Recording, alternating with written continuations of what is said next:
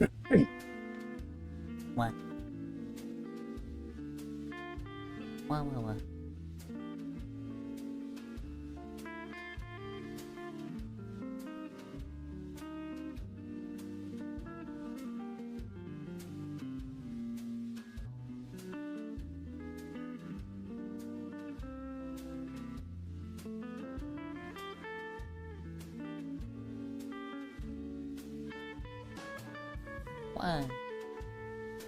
Hi. Howdy. Hi, Maddie. Welcome to the stream. I'm a little sick. I have been for about a week now. Kind of sucks. But, you know, is what it is. Oh, hi, kitty. This is my salt water. You're not allowed to drink it, kitty. Meow, meow. He's very insistent, this one. Oh, here's my salt water. I need this. This is my salt water. It's so I can gargle it when my throat starts to hurt. Because it's going to by the end of this. Yeah. I didn't want to miss today. Because it is, you know, it's a significant number. Excuse me. I've missed my stream anniversaries a number of times. In fact, I don't think I've ever actually streamed on my stream anniversary that I can remember off the top of my head. If I have, I'll probably be correcting myself here later on. Because I'm going to be looking back at past streams. Or at least what I have left of them. But, I don't know, you know, 5 years, that's a significant number. You know, a nice round 5. That's pretty significant. And so I didn't want to miss it, even by a day. So even if I'm sick, damn it, I'm gonna do this. If it gets really bad and I cannot continue, then sure, we'll call it off and I'll do it another day. But I'm gonna try to do as much as I can. Which does kind of suck, because a lot of what I had planned is me yapping. And a sore throat is like the biggest thing that I've got going on right now. But I'm taking some Benadryl and stuff, and my throat's feeling fine right now, for the most part. Hey, babe. Like,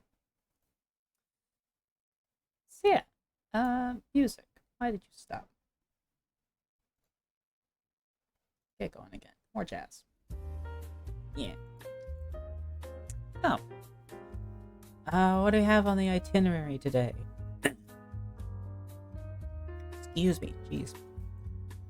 Well, first thing I'm gonna do is just go over my debut slides.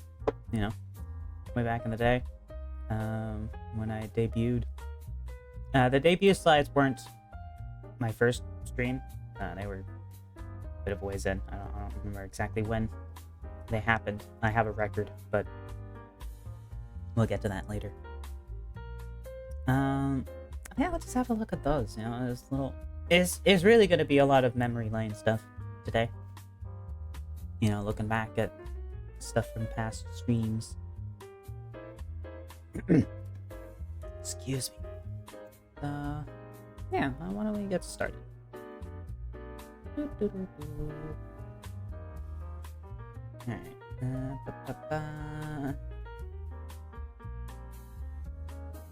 Just gonna boom. Yeah, hold on a moment. Let me get this ready.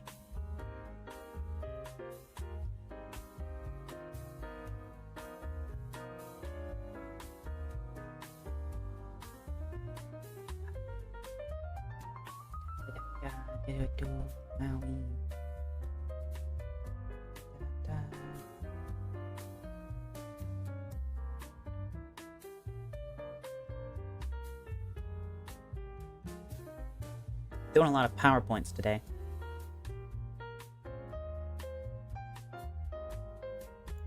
Alright.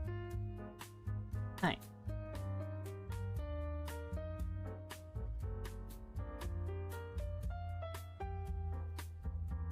Okay. Excuse me, Jesus Christ. I apologize in advance. That's gonna keep happening. Hi, Pharaoh. Welcome into the stream. Hope you're having a good one. Alright, but yeah, my debut slides. Wowee. What an old thing. Eh.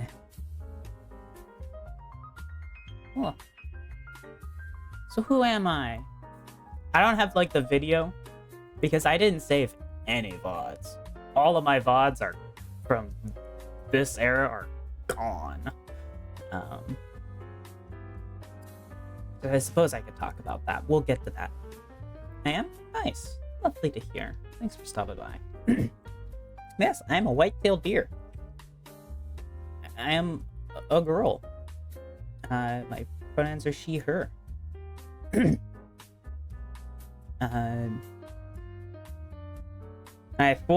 That's... Yeah. I was 19 at the time. Born May 30th. I am 5'7", not including the antlers. Sand antlers. Soft, fuzzy velvet. Because I'm a stag. I am... If you don't know, deer, if they're in a male deer, if there is hormone imbalance, such as there is not enough testosterone, being the big one, their antlers stay in the velvet stage for their whole life, if that happens. They don't lose their antlers in the winter, like they normally would. They stay permanently in that velvet phase. So I have that going on. Yeah. And the fanny pack is canonically a holster. There's a gun in there. The ponytail does go past the butt. Yeah. I have a note here to specifically mention how becoming a VTuber was a great thing for my euphoria as a trans girl, and it really was. Really helped with being viewed as a woman on the internet. Helped with my self-image quite a bit. I was very happy when I started streaming. It gave me an avenue to portray myself in a way that I wanted others to see me. That was different from how I actually looked. That's one. Also, rest in peace, Alexander Moo, for inspiring me to become a VTuber. He was a wonderful VTuber. He retired. He's not dead. Many years ago, he retired from streaming. But he was a great guy, lovely community, small knit, like tight knit community. And he was very supportive of other people getting into streaming and stuff. He was really cool dude. Yeah. My favorite games. Stalker's a great one. Yeah. Half-Life, Op 4. I'm gonna be real. Original Half-Life is kind of better than Op 4. But at the time, I hadn't played either game in a few years, and my memory had me thinking Op 4 was better. It's not.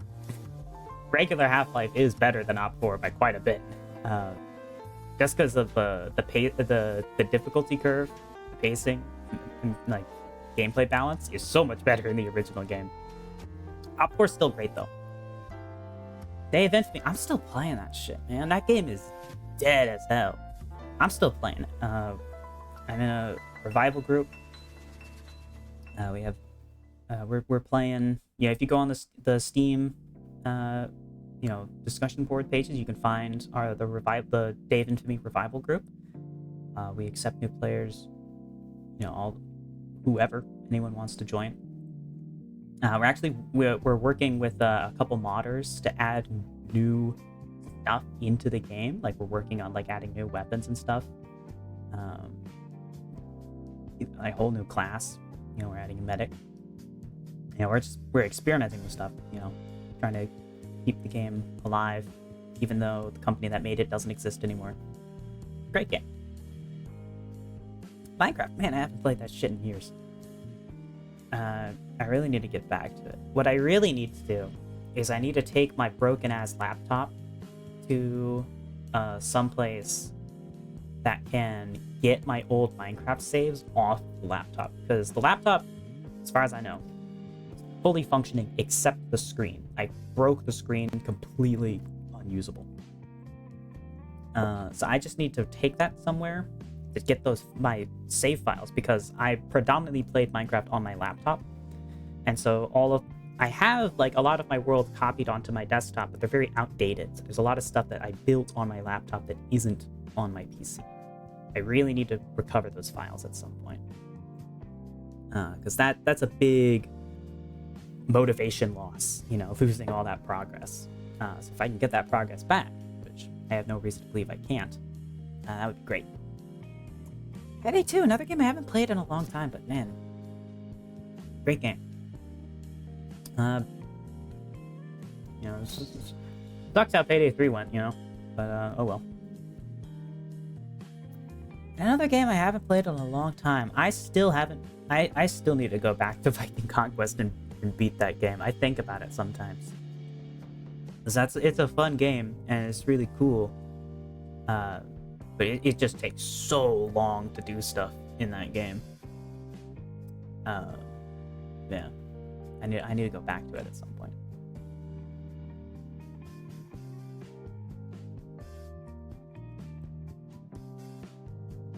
Other hobbies. Airsoft. Yeah. That's a picture of an airsoft gun that I had at the time. I sold it. It was one of the things that I regret the most is selling my Classic Army M16A1 for $30 fucking because the hop up was broken and I couldn't be bothered to fix it, and I should not have let it go for that price. I should have asked for more money, just held onto it. My god. That is so much money lost on that thing. It would have cost me less than $30 to get a replacement hop up and fix it. One of the dumbest decisions I've ever made. That's a $300+ gun, and I sold it for $30. Was a fool to do that. But I also didn't have a whole lot of space when I moved, and that's why I sold stuff, is because I was moving. Things happen. Oh well. I have a real AR-15 now, so that kind of makes up for it. Speaking of which, gun design history. Still love that stuff. Still doing more stuff with gun design. Now more than ever, really. With all the gun buckets drawing stuff that I do. Or I've been doing. Shooting! Something I haven't done in quite a while. I really, really need to.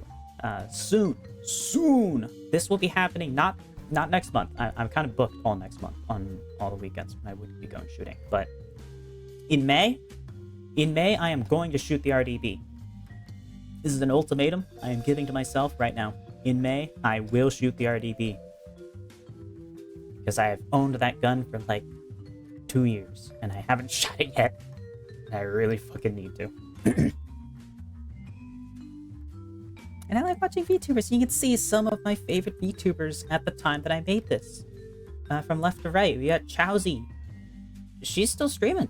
Chowsy VT. She's a little doggo. Great girl. Next to her, we got Alexander Moo. Bless his soul. He's not streaming anymore. He was a great guy. Again. And then Chaos. Next to him. He's rebranded. He's a bit, but he's still cool dude, still doing streams. And Lilium, he is also no longer streaming, or he's on a indefinite hiatus. Unfortunate, but really chill, cool dude. All great influences. Goals, being a collab, I did that, yay! Get a tracked model, I did that, yay! Get my first Twitch payout, I did that, yay! Reach partner, that's a long fucking way away. That's never happening. Have fun, I've done that, yay! Yeah, 4 out of 5. That's pretty good. That's it. That's all I have. So, yeah.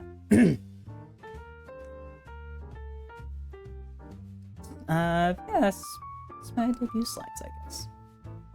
I don't really have like a way to smoothly transition between stuff. Sensor wall is gonna come back up again. Blah. As I transition, funny word, over to our next presentation. And it is all presentations today. All presentations all the way down. Ooh. Hey! So now we're going to be looking at thumbnails. So this is something I used to do. I've talked about it numerous times on stream. When I first started streaming, I had a lot of fun making custom thumbnails.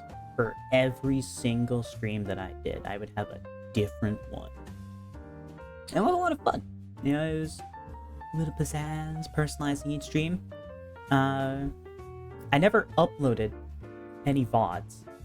All of my streams were VOD. They had VODs. They only lasted 90 days. I had Twitch Prime at the time, so I got 90 days of the VOD staying up, and at the time I figured 90 days is time. No one's going to be going back and watching this stuff longer than 90 days in the future.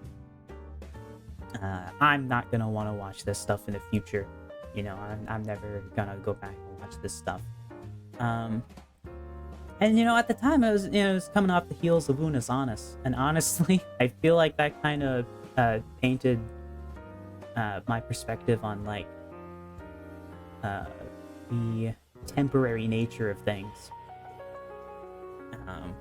Kind of planted it in my head that, like, you know, just live in the moment. I don't need to preserve this stuff. And honestly, I kind of fucking wish I preserved some of this stuff. You know, it'd be cool to look back at least some of these streams. Like, I'm never gonna watch all of them, but it would have been cool to like have like, you know, bits of like some of the highlights to look back on, because they don't exist anymore. Because I didn't upload anything, and I feel like, you know, if you're gonna do something, you know, I feel like when it comes to like something as impactful as Una's Honest, you can get away with, you know, having no permanence. You know, deleting it and then having just the memories to live by, and that's something special and cool. What I was doing was weren't the same philosophy. I'm not that cool, right? I want to look back and see where I started. But all I have are these thumbnails now. So, oh well. It is how it is. I did make a lot of these thumbnails. There's 204 of them, which is quite a lot. And when I first started out, there were no repeats. I streamed almost every day, like 6 to 8 hours, sometimes even 10-hour streams every day when I first started. And that was the golden era. I just dropped out of college. Well, actually, no, I didn't just drop out of college. I started streaming before I dropped out of college, but I had just quit my job to focus on college. And by focus on college, I meant stream in my free time instead of working. And then eventually I did drop out of college. I don't remember exactly when I dropped out, but I did. And then I just streamed for like a year, like almost every day. That was my life. And it was a lot of fun.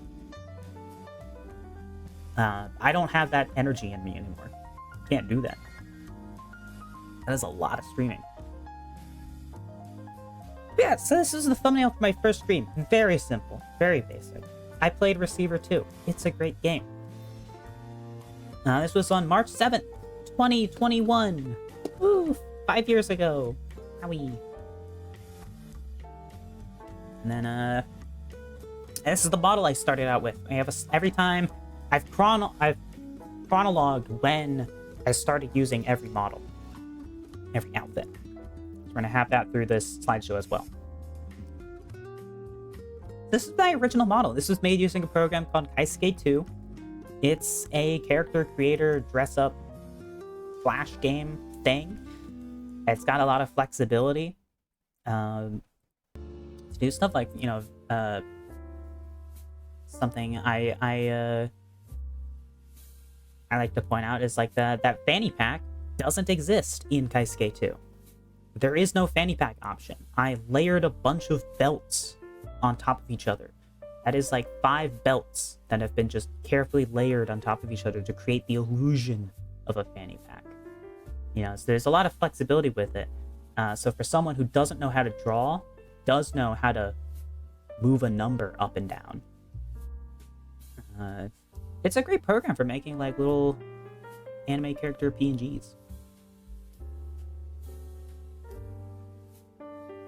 Man, a second stream, I played Fallout Frost with the Fallout 4 with the Frost mod. It didn't last long. I did not. I had just done like 2.5 full playthroughs of Fallout 4 back to back before I started streaming.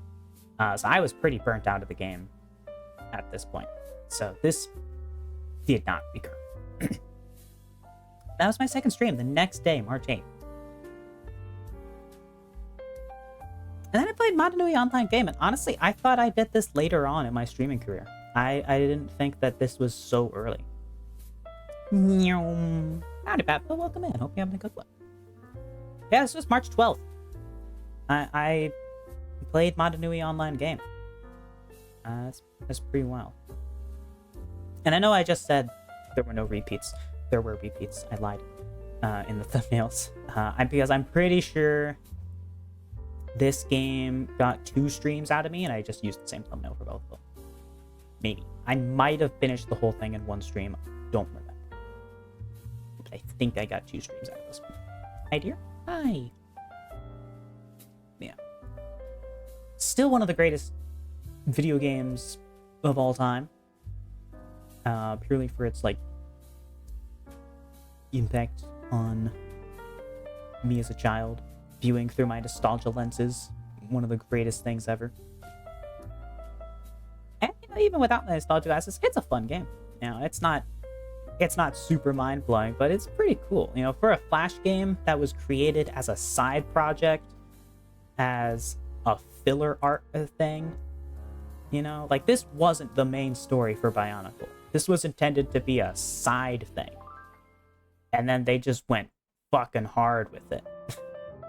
In the developers. Great game. Then I started playing Stalker. So I played the original Shadow of Chernobyl. So I played the games in release order. So this is March 13th, next day. So I guess I did beat Bionicle and Motonui Online Game in one day. Huh. Yeah. That or I alternated and came back to it because the next Stalker stream was March 16th. And you see, it changed. I changed the thumbnail because I didn't want to do repeats. As often as I could avoid them. And then the next day, March 17th. More Shadow of Chernobyl. Or was I playing Anomaly at this point? No, I don't think I was playing Anomaly. I think this was Shadow Chernobyl. Yeah. March 22nd. More of them.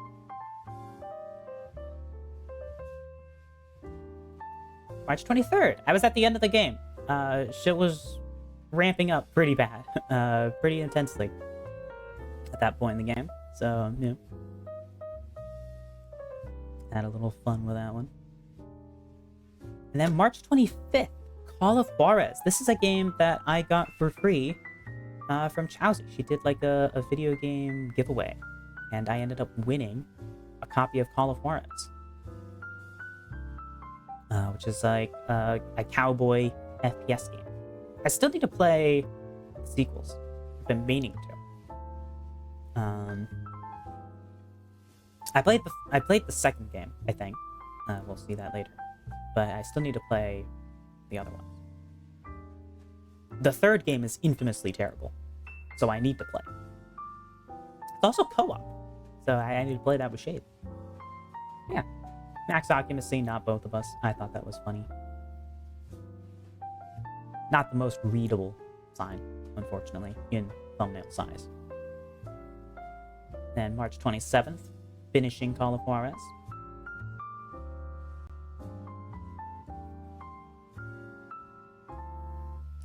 Then March 28th, I started Stalker Clear Sky. So, you know, I try to, whenever there's a game with guns, I try to include, like, the guns that are in the game, like pictures of the real gun. Like, from this point forward, I would try to get real photos of the actual gun. I just put it in my PNG's hands for the thumbnail. I just thought it was fun. So, you know, I got a TOS 34 right there. Which is a pretty iconic early game weapon for Clear Sky. March 29th. Still Clear Sky. Now in the garbage.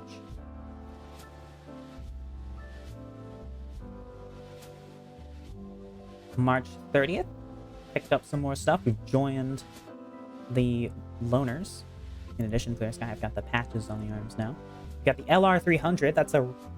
That's a picture of the gun from Stalker, because I don't think I had quite settled on it has to be a real picture of the gun as like a rule at that point. Yeah, and of course, you know, AKS-74U. I was carrying a bunch of guns on my person, so I'd have one of every ammo type.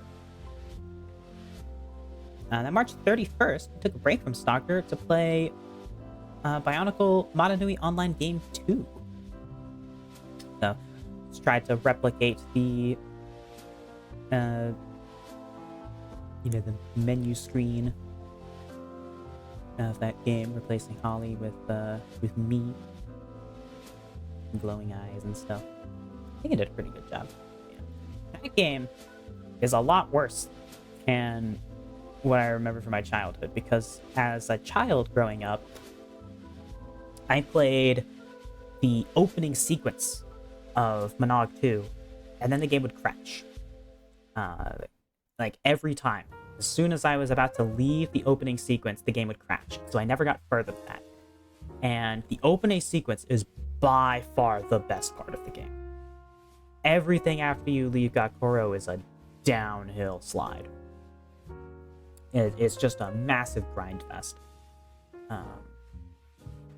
Like all the puzzle solving and, you know, point and click adventure stuff in the opening sequence does not carry over. Everything after that opening is just a slog. It's really unfortunate. You know, didn't live up to the first game's hype.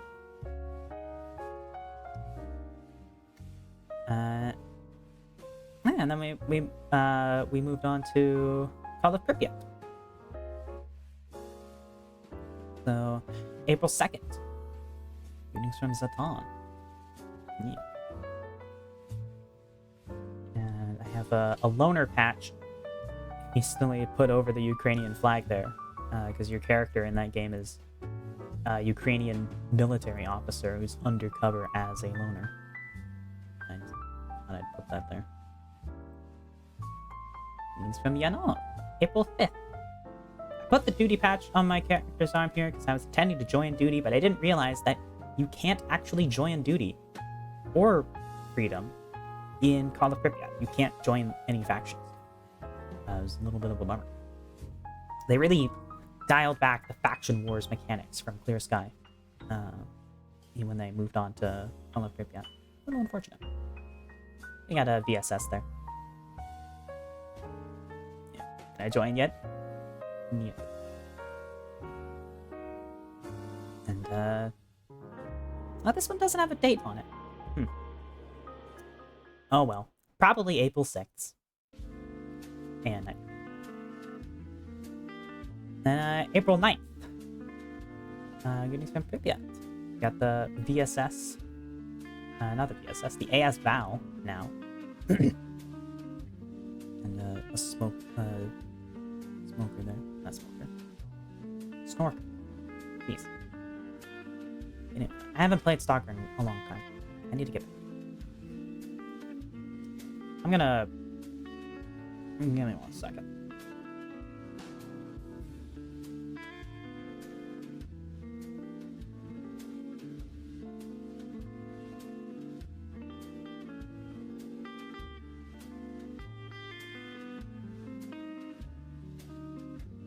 Okay.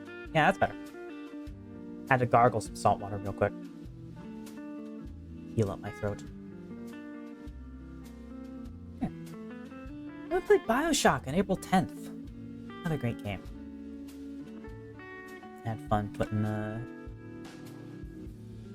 this one together in a little cigarette in hand. April 11th, continuing Bioshock. I did a lot of postcard style thumbs. April 12th, this was not a stream, this was just an image that I put out on my Twitter celebrating 50 followers. Wowee. We're a bit more than that now. It is cool. Yeah. I like including that. And then April 13th, I started playing Anomaly, which I have not gotten back to in quite a while. We got Hip there in the background and little Makarov PM holster on my hip. April 15th, did Bioshock 2. Or started it. Quite happy with how that one came out. April 16th, Bioshock 2 again. There's a little English woman.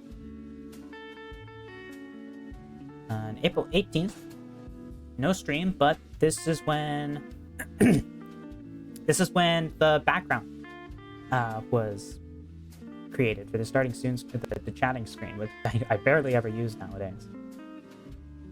But you know, the chat in the shooting range target. I'm still quite proud, like happy with like this, like as a concept, how the chatting screen looks. I just don't use it because I don't do chatting stuff. Just gaming. April 18th, started Bioshock Infinite. We have the C96 holstered on the hip.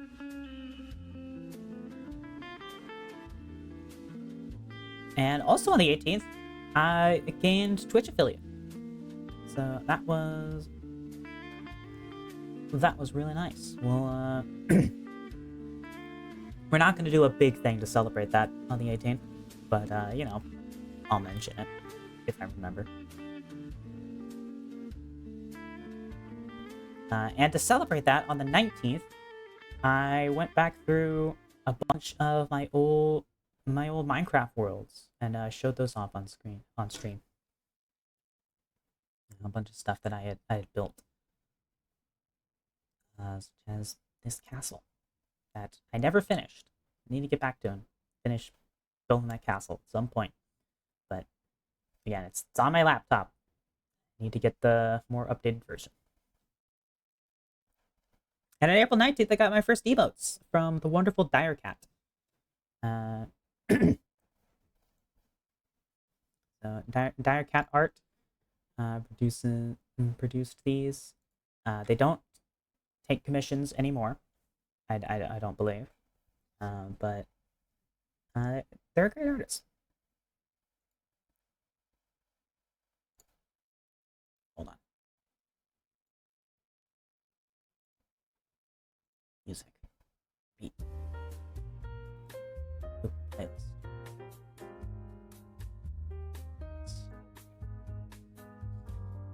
For some reason it kept switching off of loop.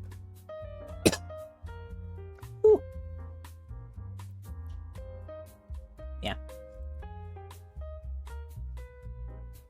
And that's a Ruger revolver of some sort for the gun emote. I don't remember the exact model. I know it's a Ruger. One of their higher end ones too.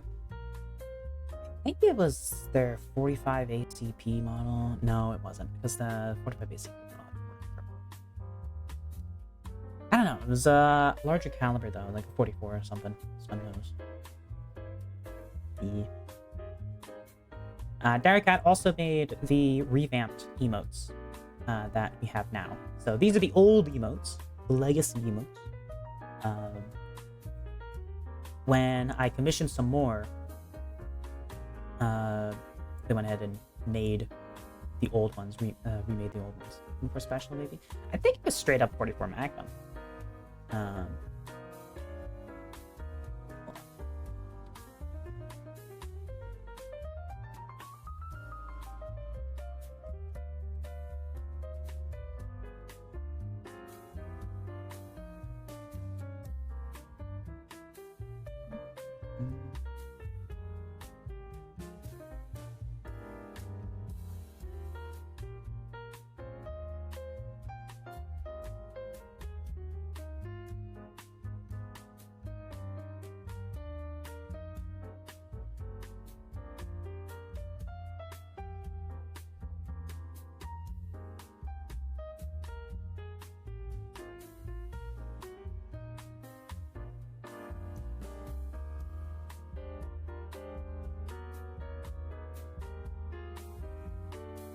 Yeah, so Ruger Super Red Hawk Alaskan, 44 Magnum.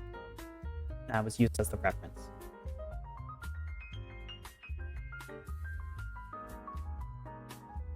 Yeah.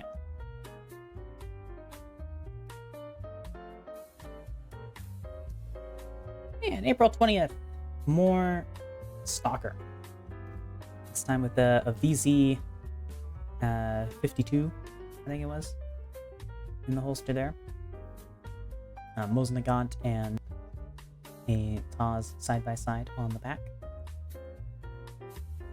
And this was also the introduction of the first costume. Wow! First costume swap, which was a Stalker Sunrise suit. Featuring my colors on it. This one doesn't get a whole lot of use, this outfit. But yeah, I had a lot of fun putting it together. You know, overlaying different shapes and stuff on it. It's also the first outfit to feature bulge. So, always nice. Yeah, so I just used this every time I was playing Stalker from then on. And I'll use it again whenever I eventually get around to playing Stalker 2. April 20th, celebrated 69 followers on Twitch. Wonderful time. And April 21st, played Barrel at Sea. Bioshock Infinite. Got the 1928 there. Or it might be a 1927, I don't remember. It's hard to tell when you can't see the stock. The biggest difference between the 1928 and the 1927 Thompson is the stocks. The 27 has a quick detach stock, the 28 does not. It's the biggest difference. There are other, like, tiny tweaks, but they're hard to spot. April 22nd, some more Stalker. We've got an AKM and an APS Stechkin. April 23, I started playing Dishonored, which is another great game that I need to play the sequel eventually, at some point. Really gotta get around to that. I've been meaning to play Dishonored 2 since 2021, the whole time. Alright, Potato, welcome in. Hope you're having a good one. Really need to go back at some point and play the second. First one's great. And April 22nd, saw the introduction of the hot tub redeem. The swimsuit did not exist at the time, though. Didn't have that as a part of it. This was just me in my regular outfit in a hot tub as a fun redeem. And this was because at the time, hot tub streaming was like the meta thing on Twitch, and so I thought this would just be like a fun little joke redeem.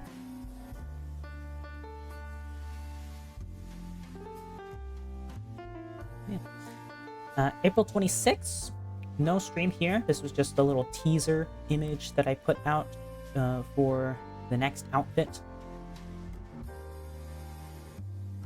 which was unveiled on April 27th. When we went back and played the original Call of Duty 1. The emblem carving on my back there. And that's all the introduction of this World War II pinup outfit, which is another favorite of mine. Yeah. Good sexy. Mm-hmm.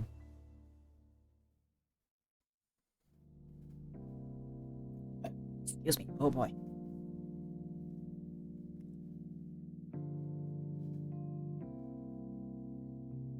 Then on May 1st, played the United Offensive Expansion Pack, and the United Offensive Expansion Pack fucking sucks.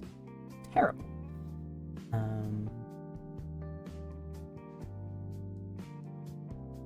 It is horribly unfair. The game balance, the difficulty curve is absolutely atrocious in United Offensive. It's absolute bullshit. It is not fair in the slightest. Enemies will just like spawn directly behind you and shit like that. It is horrible. We have an SVT with scope. Okay. Excuse me. Jeez.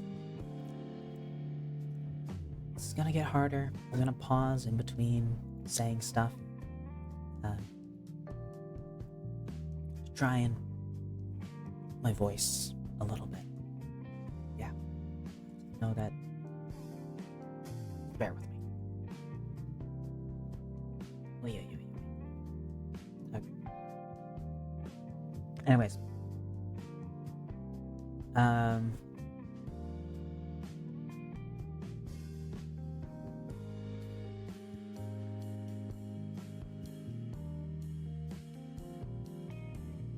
Where was COD 2? Like I said, yeah, sure.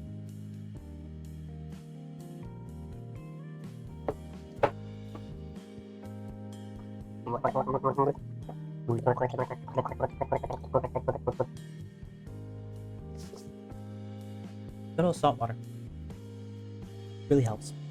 And gargle it. Yeah, where's COD 2? Went COD 1, COD 1's expansion pack, and straight into World of War. That doesn't seem right. Surely I would have played COD 2 first. Huh. Did I not make thumbnails for COD 2? Maybe I didn't make thumbnails for COD 2. Maybe I just reused COD 1 thumbnail. I don't know. I put this, where COD 3? COD 3 was console exclusive, so I've never played it. Because I've never owned an original Xbox. I think there's you can play an emulated version of it nowadays. I might have to at some point play it, just for the hell of it, but yeah. It's not as good as COD 2 and COD 1 from what I've seen. But it's not terrible. But yeah, May 2nd, I played Call of Duty World at War, apparently. I don't know when COD 2 was. I don't know. Maybe either I didn't make thumbnails for it or I didn't play it in that order. I know I played it. So either it's coming up later or I didn't make thumbnails for it. I don't know. May 3rd, we finished World at War. And on May 6th, this wasn't a stream, this was just to celebrate 100 followers on Twitch. How neat. And on May 7th, I made the subscription badges. So, I thought these were a cute idea for a subscription badge, you know, a little revolver cylinder that you fill up over time with more cartridges. With different, you know, coatings on the revolver for the different tier subscription. I think it's cute.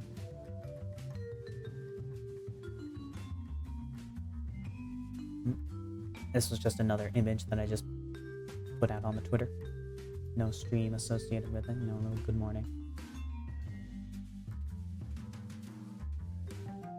Again, just another little joke image put out on the Twitter. Gamer Deer Lake Water. Which is the picture of what was at the time. That was the mouse I was using. I have a Corsair now. And May 9th, did some more Stalker Anomaly. And May 10th, we did COD 2. Yeah, I guess for some reason I played World at War before I played COD 2. I don't know why I did that. I did it, yeah. Number 4 Enfield on my back there. May 11th, we finished COD 2. This was a fun thumbnail to make. And May 12th, we played Counter-Strike Conditions Zero Deleted Scenes. It was a fun game. It's a really weird, interesting game because it is like it was made on the very tail end of the Gold Source engine. So like, it is pushing the Gold Source engine to its absolute most that it could possibly be, which was really cool. I have a soft spot for the Gold Source engine. I think it's just a cool engine. And it's also interesting because this came out before Call of Duty 4, Modern Warfare, and it was doing globe-trotting, modern, almost warfare stuff. It was really interesting. It's a really interesting game. Yeah. And, May 13th, finished up Condition Zero. May 14th, more Stalker Anomaly is now with AKMS, replacing the AKM. May 15th, I started Portal, or beat Portal. Portal's short of Mortal 2. Which I played on the second day. May 16th, we played through Portal 2.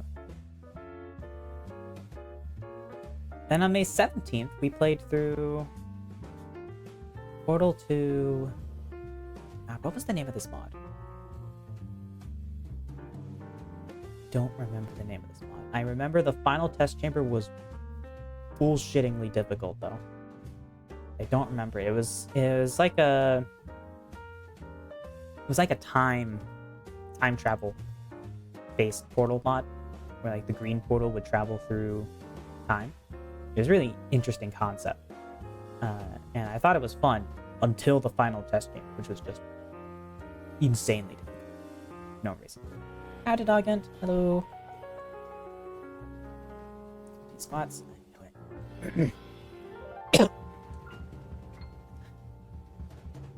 Yeah, you know what? Fuck it. No, I'm not doing it.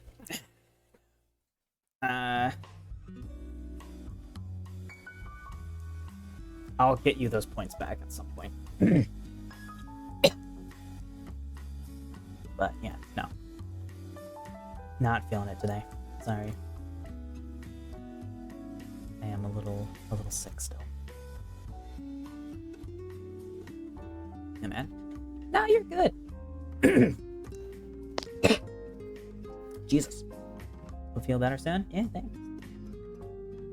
Been under the weather for about a week now, so it should be wrapping up pretty soon, hopefully. If me doing all this yapping doesn't exasperate things. May 19th, more Anomaly, and this was the introduction of the UWU model, which I don't have pictures of. The UWU model has been lost. It is lost media. I only ever saved it on my laptop. Again, my laptop borked right now. Can't access those files. So I don't have this image. I don't have the full image of the UWU model. But yeah. This was the stream that debuted on. And then May 20th was just a continuation of doing the same thing. And May 21st, we started Fallout New Vegas. That was like great playthrough. Lovely stuff. If anything, I wish that these VODs, that I saved these VODs, the Fallout New Vegas VODs. I wish I had saved these. Because Fallout New Vegas is such a good game. And there's so much great stuff. And I had such a good time playing, and I would love to have those VODs uploaded somewhere. Even if I wasn't going to watch them all because I just have them. Like, skim through it. The blue model, the Volt suit? Yep. Wah-wah. The Volt suit was debuted on this stream. So, yeah, I modeled it after how the character appears in Fallout 3 and Fallout New Vegas, with the gloved hand with the dial on it and stuff.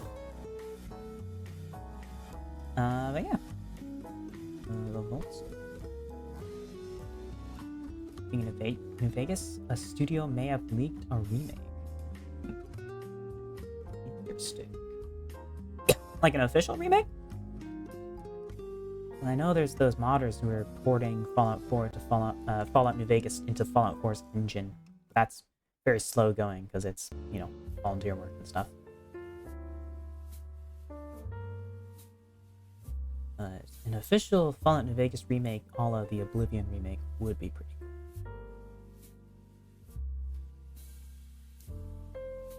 Yeah. May 22nd, more Fallout New Vegas. Like Oblivion Remastered? Nice. That's cool. I hope that comes through.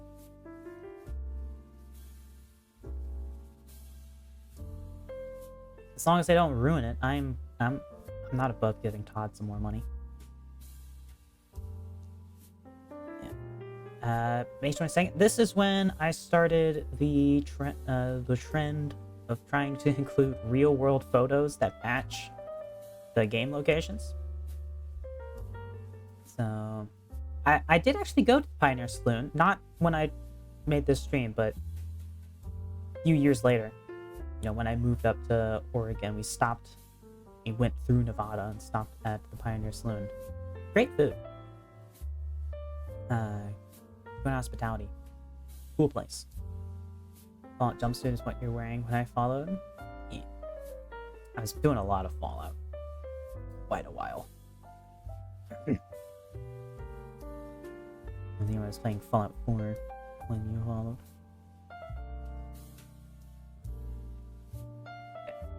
May 22nd is also when my laptop went kaput. Rest in peace. Yeah.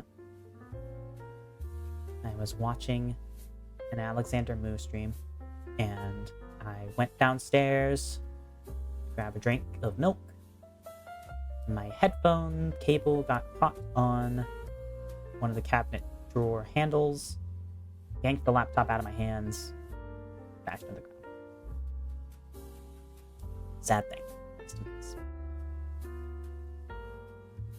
May 22nd, more Fallout New Vegas. You know, it's representing the Lucky 38 there. Forget the name of this actual hotel. It's one of the two things, landmarks, that inspired the Lucky 38. Oh, yeah. There's a fucking sign right over my shoulder. It's the Landmark Hotel. Yeah.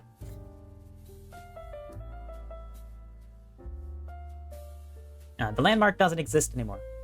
It was torn down, which is why I chose it to represent instead of the Spire or whatever it's called, which is still intact. Yeah. May 25th, Portal 2 with Chaos, Phantasm, MVT. We played the Portal 2 co-op. That was a fun stream. That was my first collab. Good times. Oh, excuse me. And, I'm gonna go ahead and just gonna... Yeah. Whenever I have a collab stream up here, I'm just gonna copy and paste their username into the chat so you can go check them out. He's a cool dude. Still streaming.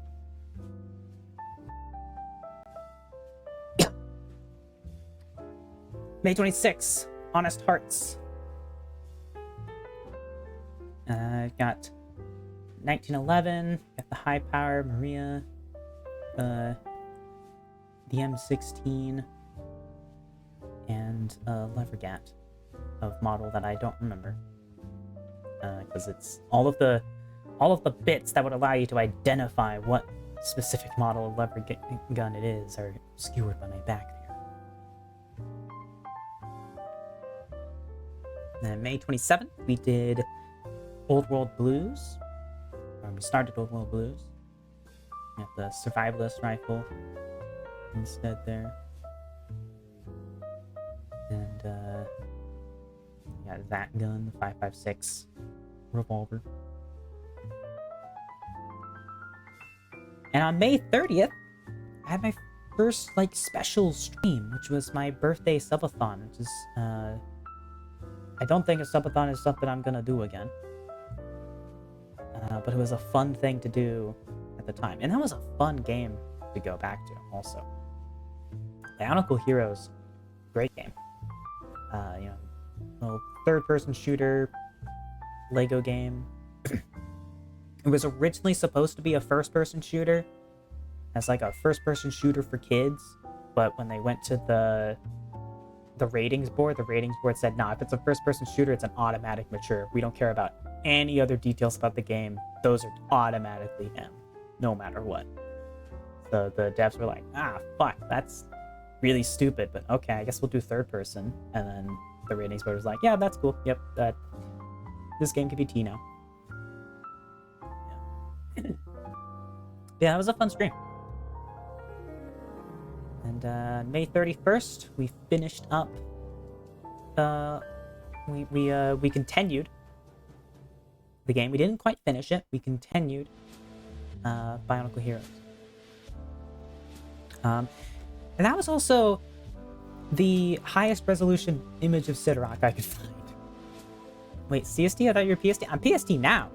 I was living in Texas back in the day. We're still in 2021. Alright, we're on slide 68. We're still in 2021. I didn't move into Oregon until 22, I think. Yeah.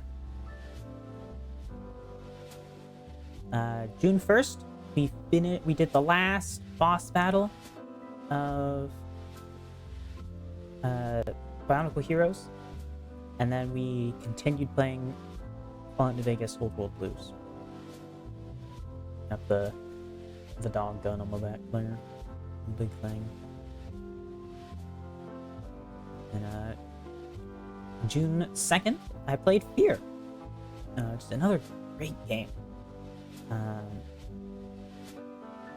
forget if that was my first time playing Fear, or if I had played it. No, I think this was my first time playing Fear. I remember I had just heard about it. Yeah, great game.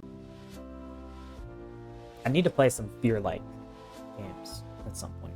Like Trepang 2 and stuff like that. June 3rd, more Fear. Then June 4th, Extraction Point, the DLC for the original Fear. That's when we played that. And then on June 5th, we started Dead Money for Fallout New Vegas. And I think the hotel in the background, I forget the name of it, but I think that is the actual hotel the one in game is based off of. If not, then it's just one that I found that looks very similar, but I'm pretty sure it was the hotel. And then on June 6th, as part of the subathon rewards, I did a firearms education stream. We played World of Guns Disassembly, looked up how a bunch of guns worked. We analyzed a bunch of ArtStation fictional gun designs, and we made a bunch of cursed Photoshop guns. I also showed off my high school presentation on the M1 carbine that I did, which was a fun little presentation. And I judged a bunch of cursed gun images submitted by chat. It's a fun stream. And I don't have it in here, but in our next presentation, we will be looking at all those cursed Photoshops that we made.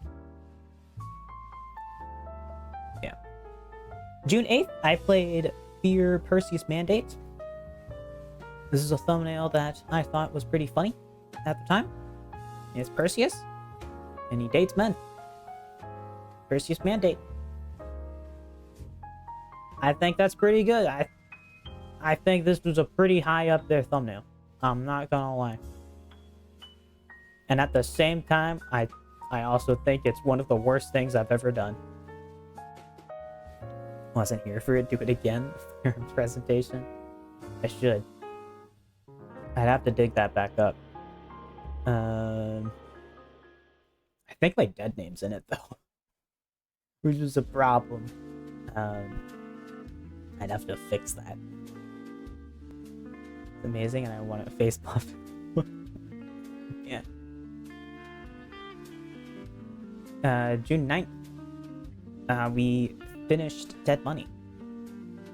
I changed the hue in the background a little bit because I realized that the color of the dust was a little bit more purple in game. We did Fear 2 on June 11th. Again, this is one of those games where it's just like box art images are really low res on the internet for some reason. June 12th, played some Payday 2. Fun time, always, whenever I play that game. And beat Fear 2 on June 14th. I don't remember if I didn't notice that watermark or if I just didn't care. Either way. Another game that's a little difficult to find good screenshots for this. Then on June 16th, we did Fear 3, which was another collab stream because Fear 3 is a co-op game because it came out at a time where all of the game industry executives were demanding that every series be turned into a co-op game. We played that with Mitnya. She is a lovely cow tuber. She's still streaming in these days. And she's a nice girl. I haven't talked to her in quite a while. We kind of just went our separate paths. She's a cool person. Also, the prop used for the AK in this promotional image is absolutely cursed. I hate whatever they're doing with that shoulder style.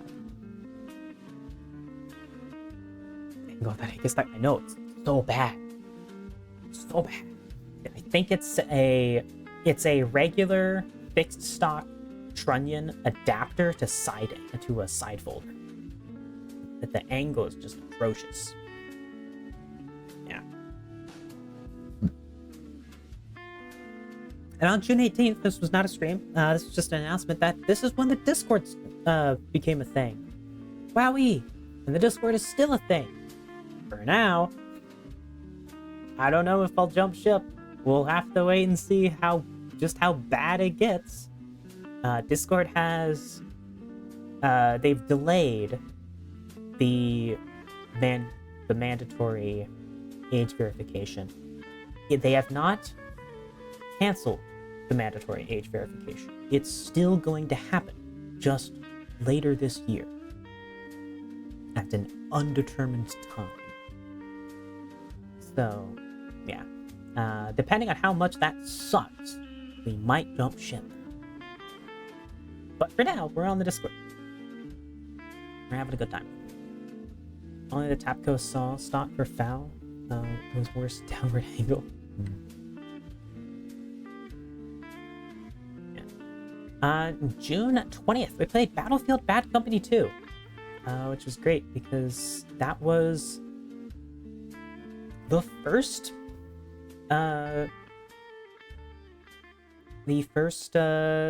first-person shooter that I ever played, I do believe, was Bad Company 2. Great game. A lot of fun. Still need to play Bad Company 1 at some point. That was a console exclusive, so I need to emulate it or something. Or, I don't know, buy a PlayStation. Yeah. Forgot about that? Yeah. Yeah, Discord, try not to be fucking stupid challenge. Dishonored, Knife of Dunwall was done on June 26th. then on June 27th, we did the Bring More Witches. And I'm pretty sure that my stream title was something like The Bring More Bitches. It wasn't. I'm sure I thought of it. But yeah. I still need to play Dishonored 2. Been meaning to ever since this. And on June 29th, we played Doom 3. This is, this thumbnail is referencing the infamous, bathroom jump scare. Redfall when? Never! I'm never playing that game. Trash.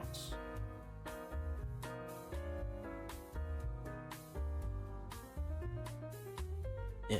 It's a damn shame what happened to the studio. How they were basically forced to make a shitty game that none of the developers actually wanted to make. Yeah, that's how AAA goes these days. Yeah. On June 30th, we finished Doom 3. For Doom 3 when? Doom 3 is a great game. I had a lot of salt when I finished the game, though. You see, it's a weird thing. A lot of people who are like big time Doom fans will say that Doom 3 is bad until the last act. In the last act, Doom 3 gets really good. That's the best part of Doom 3. And I'm the opposite. I think that Doom 3 is an amazing game until the last act, and then it's shit. The last act of Doom 3 is terrible. It's abysmal dog water. This is the opposite of what hardcore Doom fans like. And my reason for that is because Doom 3 is not a Doom game. It's very disconnected from the earlier Doom games. So the problem with Doom 3 is that it was not built to be a game that plays like Doom. It's much slower paced. The combat is a lot less forgiving. It's a much slower paced game. You're meant to take things, kind of slow. It's a survival horror kind of game. Yeah. It's not quite survival horror, but it's leaning more towards survival horror. It's a Half-Life game. It's meant to play, and so it's very heavily inspired by Half-Life and survival horror. And and so I really like that because I like Half-Life. And so when it plays a game that plays kind of like Half-Life, I really like that. And then in the final act, they're like, okay, we have to placate the Doom fans. We got to make the game play like Doom. And so they up the intensity, they up the speed, they up the enemy encounters. And it's a fucking horrible mess because the game is not built for that. The game is built around the pacing and combat encounters that the rest of the game has. It's not built around the high-speed Doom gameplay. And so people who like Doom and are accustomed to it and are really good at playing Doom love the last act. But me, my little pleb gamer, I'm a little basic bitch, I can't handle that. And I found the end of the game to be incredibly hard. And it's really difficult to play. I got really mad at it. It really soured my opinion of the entire game for quite a long time. But in hindsight, I can definitely say that the first 3/4 of Doom 3 are amazing. The last act is not for me. Since we're airing unpopular opinions, the Doom music is good. No, everyone loves the Doom music. The Doom music is unarguably amazing.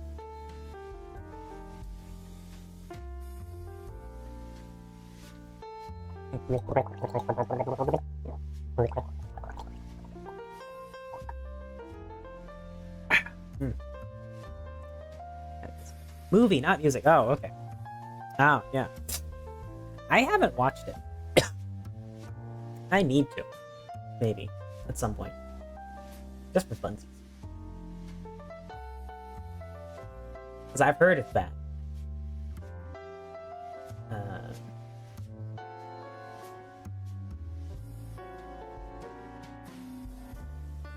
I have seen YouTube videos explaining why it's bad. That was years ago.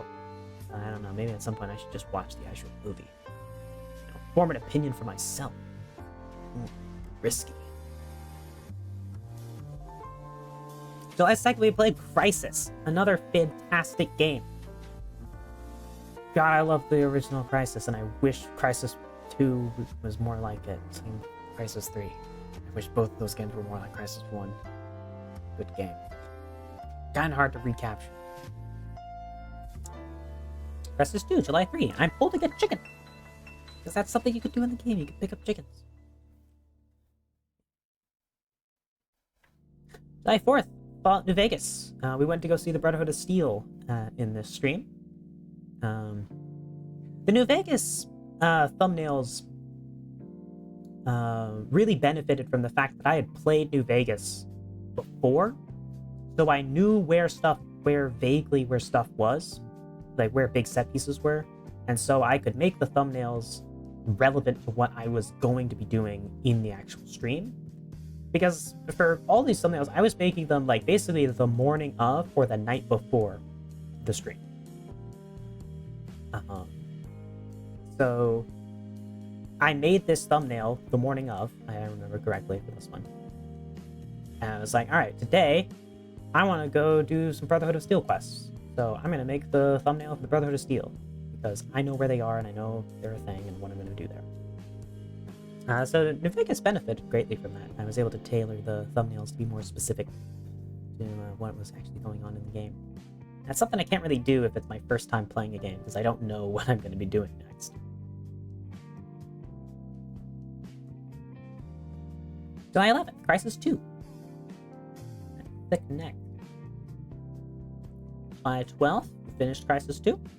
The game's not as bad as a lot of people made it out to be. It's not as good as the first game, by far. But it's still pretty fun. I still enjoyed it. July 15th, Lonesome Road. Baron Bull.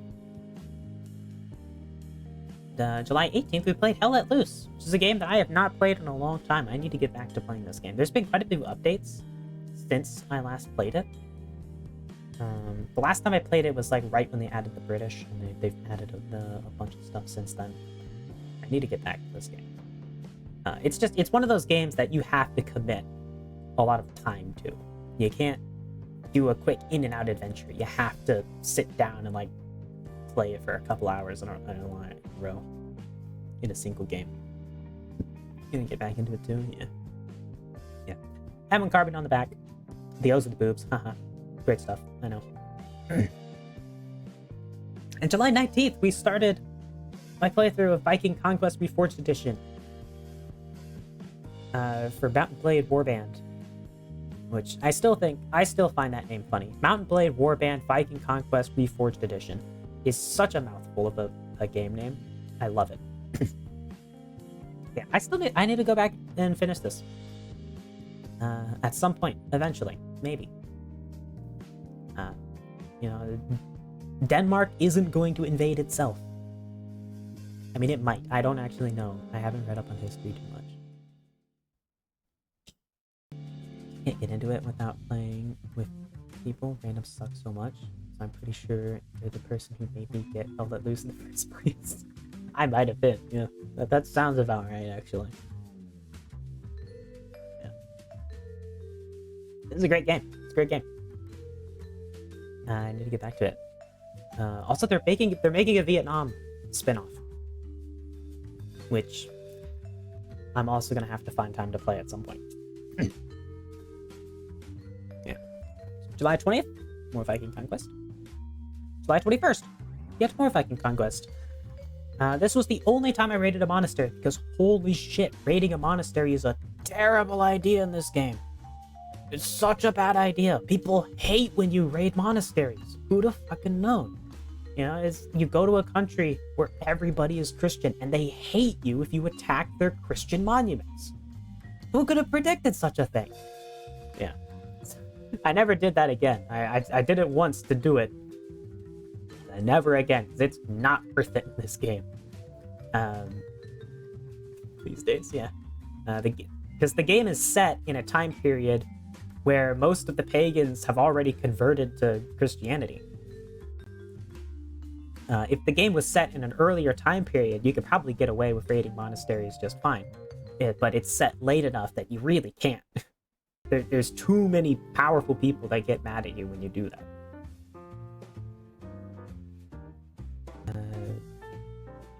If you do go back to it, you should update thumbnail and add helmets to each nub of your antlers. That's a good idea. I should do that at some point. I want to get back to doing thumbnails. At least, like, maybe not like a different thumbnail for every stream, but like different thumbnail for every game. I've already started, like the Baldur's Gate thumbnail. We'll see that later on today. Yeah, every time I start a new game, I'm gonna create a new thumbnail. I need to make one for the story. I've been thinking about Kerbal Space Program 2 a whole lot lately, and I think I might start playing that, even though I really shouldn't. I need to finish Fallout London first. That's kind of top priority, but I'm still a bit burnt out on that. I don't know. Anyways. Crisis 3 started on July 26th. Wowie. And July 28th, I ran out of ideas for the thumbnail, and I was also pretty tired. But I wanted to play the game. Because it's a good game. And also at this point, I should probably mention all of these thumbnails were made using Google Drawings. Because I didn't have GIMP at the time that I started making these. And then by the time I did get GIMP and I learned how to use it, I had just been using Google Drawings for so long that it just became tradition for me to continue using Google Drawings. Yeah, it's a very primitive software. Like, there's no real image editing. It's just like image stacking.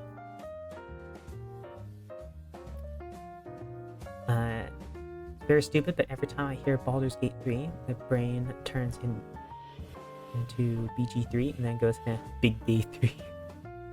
Nice. Now all thumbnails are made in Shipbucket. Eh. Might as well be. July 29th. Half-Life. I started playing Half-Life there, which was the introduction of the HEV suit avatar. This was one that took quite a bit of effort to get the shaping right and stuff. Because again, this was made almost entirely in Kaisuke 2.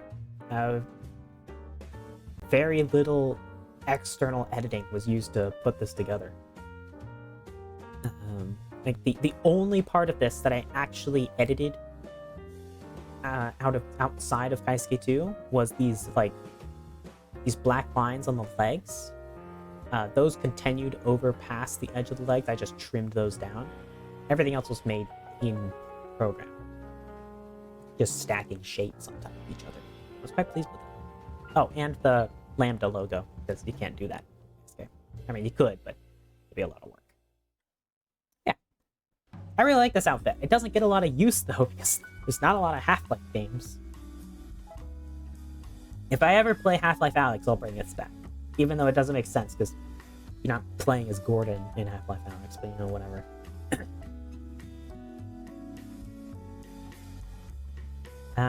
July 30th, we beat Half-Life 1.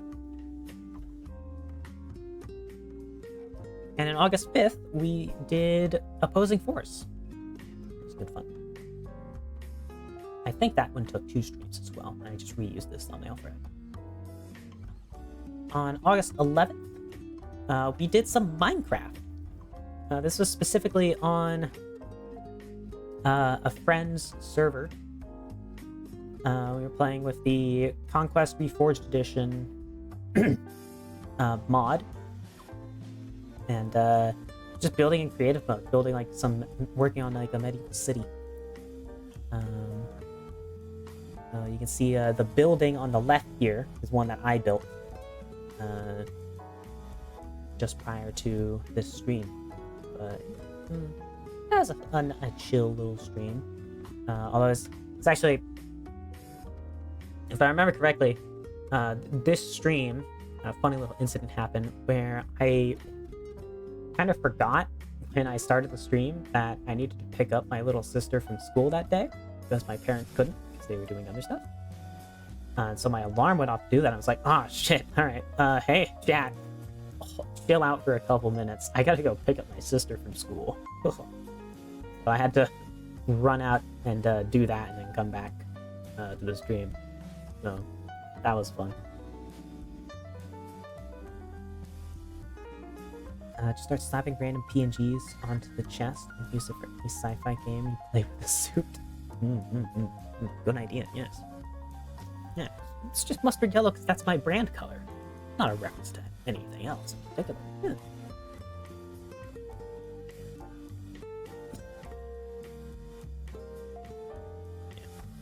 Yeah. August 15th, to celebrate my first Twitch payout, I was gonna do some Pimp My Gun.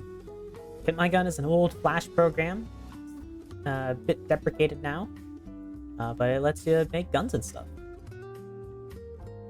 And this is the gun that we made in Pimp My Gun. So, Pimp My Gun just gives you a bunch of like the parts of guns or like chunks of guns, and you can just like overlay them on top of each other to create stuff. And this was my predominant method of creating gun art before I discovered ShipBucket.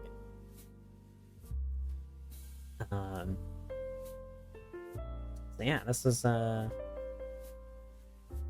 so this was not finished until October 23rd, and I did a lot of editing in GIMP to make like shapes that weren't possible in just the Flash game.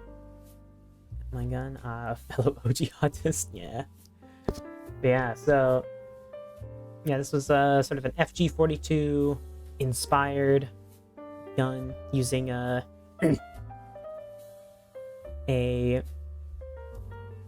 SETME style cartridge with the long aluminum bullet, the copper band on it. You know. But yeah, I need to redraw this gun in ShipBucket, gun bucket scale at some point, because it is rather disproportionate in this image. Just because scale is a much harder thing to do when there is no consistent scale to the parts you're using and stuff. And also there's no scale bar. Yeah. Pimp My Gun, PMG.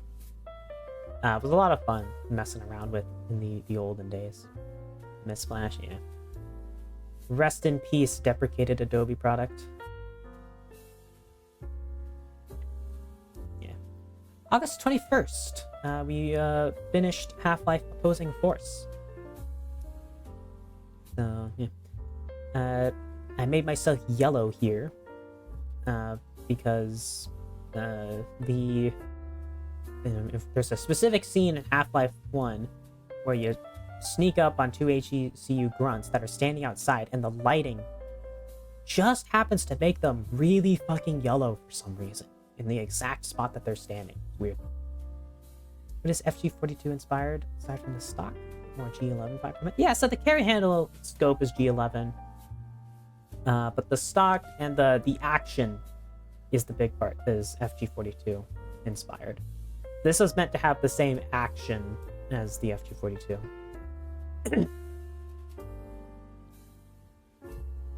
Yeah.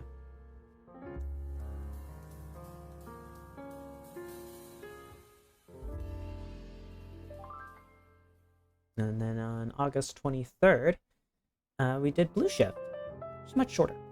So we only got one stream out of that one. August 29th, did more Hell Let Loose, playing around with the PTRS 41. I don't think I actually did play around with PTRS 41 very much in that stream, because it's not a very usable weapon.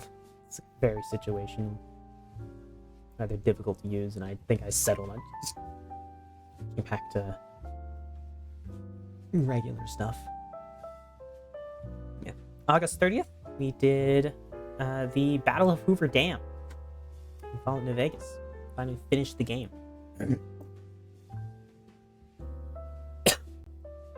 Which then led us into starting Fallout 3 on September 2nd with Liam Neeson as my dad, and he is a baby. Good stuff. September 3rd, more Fallout 3. Fire ants there. The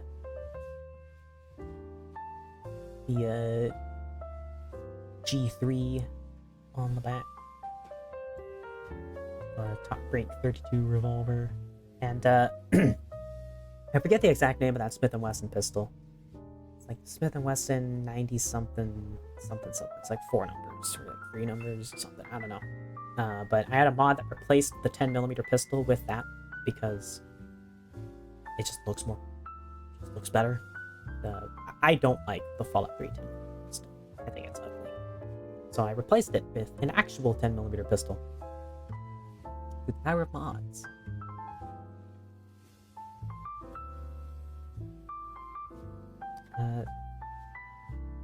September 4th. More Fallout 3. I'm looking for Dad. Then on September 5th, we did the Operation Anchorage DLC. That was fun. Then we took a little break from Fallout on September 8th. We played Space Engineers with Shade, which you all know Shade. Dating the man. Yeah. So, I don't think this was this the first time we... This might have been the first time we streamed together. But I feel like we did something else before this. There was some collab that happened before this happened. And I remember, so that there was, I forget exactly what it was, but there were collabs that we did before this stream, but I didn't stream them on my channel, so I don't have thumbnails for them because I wasn't streaming. Right.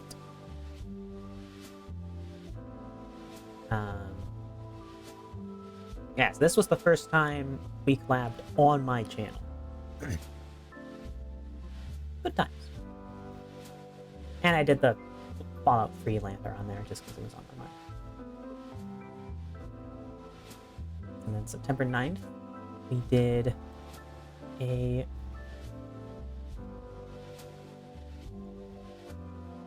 collab with Chowsy. Playing The Forest. And, you know, I don't know. I might as fucking well.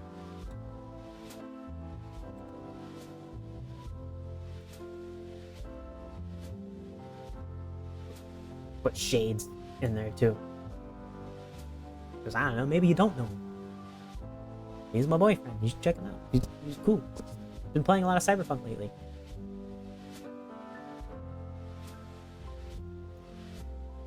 Yeah. So that was a fun stream. Then September 15th, went back to Fallout 3 and did Mothership Zeta. Last some aliens. Then on September 17th, we played Space Engineers again, and I spent a long time building a flying World War I tank. Where instead of treads, it was just a bunch of thrusters going all the way around.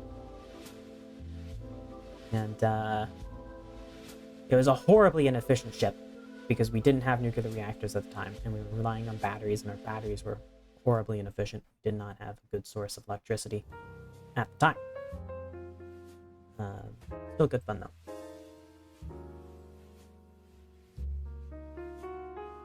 And on September 18th, we played Deltarune, Chapter 1, because that was the only chapter that existed at the time. Actually, I lied. Chapter 2 was on September 19th, and we played Chapter 2. I kind of forgot about that. It was Chapters 1 and 2 that we played. Yeah. at that time. Then on September 22nd, we played A Way Out with Shade. Another fun stream. I already knew the ending of the game. He didn't. And that was fun. And this is also when I debuted the swimsuit. I don't think I used it during the A Way Out stream.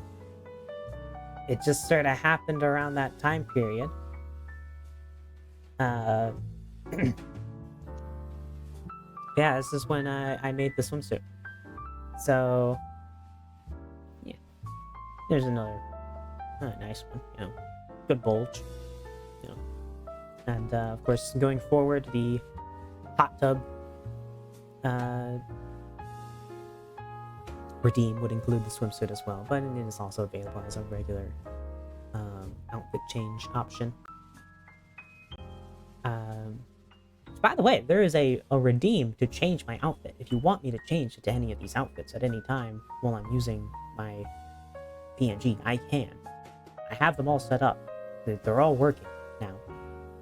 There was a long period where they were broken, and I didn't have the hot swap capability working, but it's working now, so I can do it again. If anyone wants to. But yeah. And then on September 23rd, we spent a long time playing Connect 4 in A Way Out as we finished the game.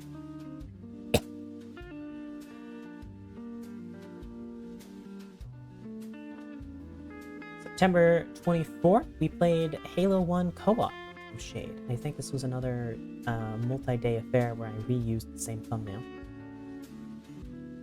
So, sorry, I sinned a little bit there doing that.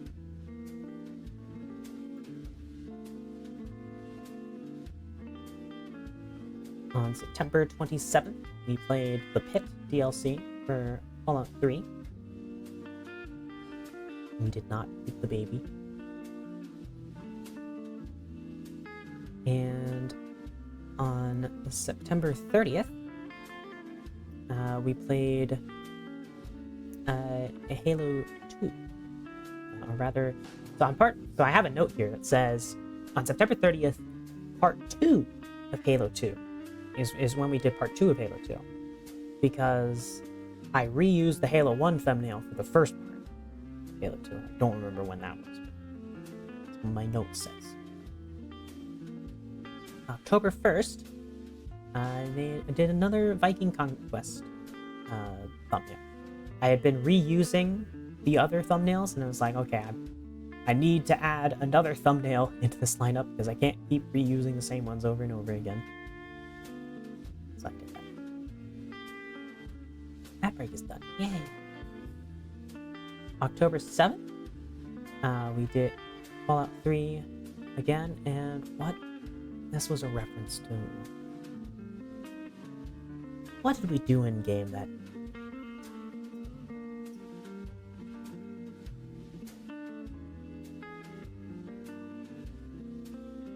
I mean, there is literally the...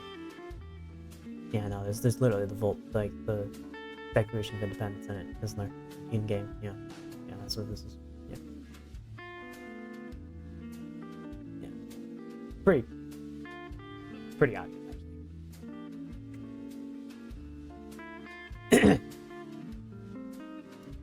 Then October 8th and October 10th, we played Payday 2. I reused the thumbnail for both of those, and we hit 69 followers on Twitter.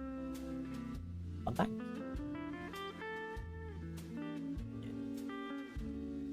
I did always find it funny how you can be walking around in Payday 2 in full body armor and no one bats an eye until you put your mask on.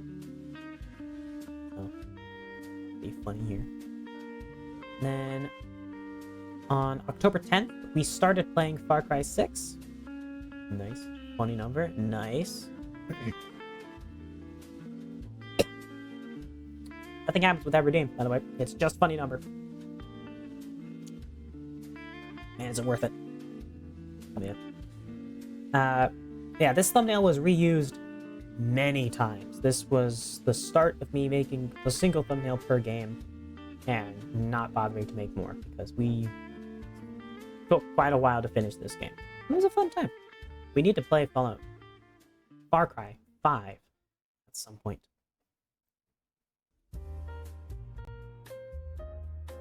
And then October 18, we hit 250 Twitch followers, and I unveiled the nurse outfit. To celebrate Halloween, you know, I had like a costume that I would wear for the rest of October. This was another alternate thumbnail for Far Cry 6 in recognition of the fact that there were so many Far Cry 6 streams. So I used this for one or two of those streams. Specifically on October 18th is when this thumbnail was made. And October 21st, more Space Engineers from Shade. Same with October 22nd. And then on October 23rd, we did a celebration stream to celebrate 250 followers. So we played Adventure 1980 for the Atari on stream, which was the very first video game I ever played in my life. I had an Atari Flashback console as a kid, which is like a miniaturized Atari with a bunch of like popular Atari games like pre-packaged on it. You would just plug that into a CRT and game on that. As a kid, it was a fun time. We finished that gun that we made a Pip My Gun later, I saw. We analyzed some Pip My Gun things that people had made on Reddit. We made more Curse Gun images with chat. We played Goose Goose Duck chat. And I read a bit of Chassepot to Famas by Ian McCullum, which is something that legally, I have to say, I did not actually do. Because legally, I didn't have the rights to do that. So, the VODs don't exist for it. You can't prove that I ever did it. I may have said that I did it. Those were all jokes. Wink. This was the first time my hands appeared on screen. Because I was reading the book, physically showing it on screen, which again, I would never do because I don't have like the rights to do that legally. So, yeah, didn't happen. But if I would have done it, I would have done it by shining a camera directly at the book physically in my hands so I could show off all the cool images that are in the book. It's got some really cool images in the book. It's worth buying. Buy the book. Just Split Up the Moss by Ian McCullum. Good read. All the Headstick Publishing books are great. I kind of regret buying the James Bond book instead of the Cold War Battle Rifles book because they're really expensive and you can't buy all of them, or at least I can't afford to buy all of them. And I really should have spent that money on buying the Cold War Battle James Bond book. I'm just saying, like, James Bond is cool and all, but Cold War Battle Rifles, it's cool. Ah, well. The book still hasn't arrived yet. It's, been delayed a little bit. But, everything Kickstarter takes time. And these are the guns that we made on that stream. We'll do some close-up shots looking at these guns a little bit later on in this stream. So for now, we're just gonna gloss over these. We're gonna come back to them. Don't worry about it. October 25th, don't worry about this. This totally didn't happen. Legally, I couldn't do this. It didn't happen. I definitely didn't read this book on stream. Definitely didn't read the entire thing front to cover. Definitely not. October 26th, we played SCP Containment Breach Co-op with Shade. As that came out around that time. 2021. This is still 2021. We are more than halfway through this presentation. We are still in the first year of streaming because that's how many thumbnails I made in that first year. They Hunger, October 27th. Great mod. This was like one of the first like big mods for Half-Life. And it's great. It is it's good fun. The final boss battle at the end of chapter 3 is kind of sucks, because you get soft locked really easily in it. But everything else in Day Hunger is pretty good. October 28th, more Day Hunger. October 29, I corrected a spelling mistake in this. Pretty sure. Oh no, I just added the pimp my gun. Yeah, so I did that also. We need some more pimp stuff. Played more Far Cry 6 between all these streams, by the way. And on November 9th, we messed around in VOD, got started on my model. We didn't finish it then, because I couldn't figure out how to get the antlers. November 17th, no stream for this one. It's just a funny image that I made. I was asked what the ideal semi-automatic 308 deer rifle was, and I concluded that the AR-10 or BRN-10 with the top charging handle was the ideal choice, as it has no reciprocating parts on the left. There's no controls on the left that need to be accessed other than the safety. And so it can be saddled on the side of a deer quite easily and used from deer back.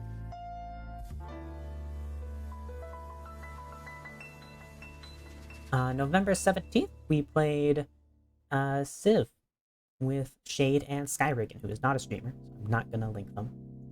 They don't stream. They're just a friend.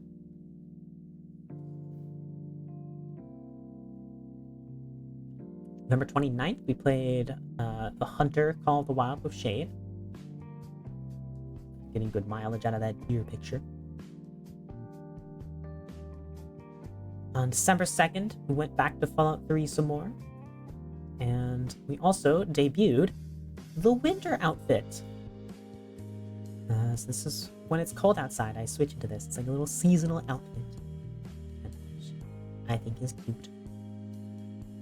And this also, this outfit harkens back to an earlier concept design for my character. Originally, I was going to be a reindeer instead of a white-tailed deer, and I was going to be from the north. I decided that I didn't want to pretend that I was from the north, or pretend anything as like I didn't want to have a character that I put on. I wanted to just be myself. So I decided to tailor my PNG to be a bit more local to Texas. And so I became a white-tailed deer, because those are everywhere in the humans. But in my earlier stages, this is the outfit that I wore, that I was going to wear. And so I just recycled that as a winter outfit.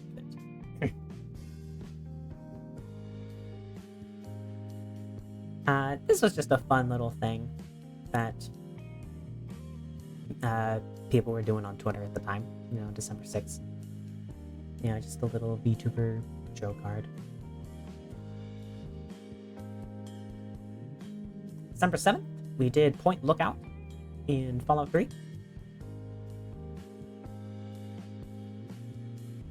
And on December 16th, I got my Twitch recap, and this is what it was. Wowee.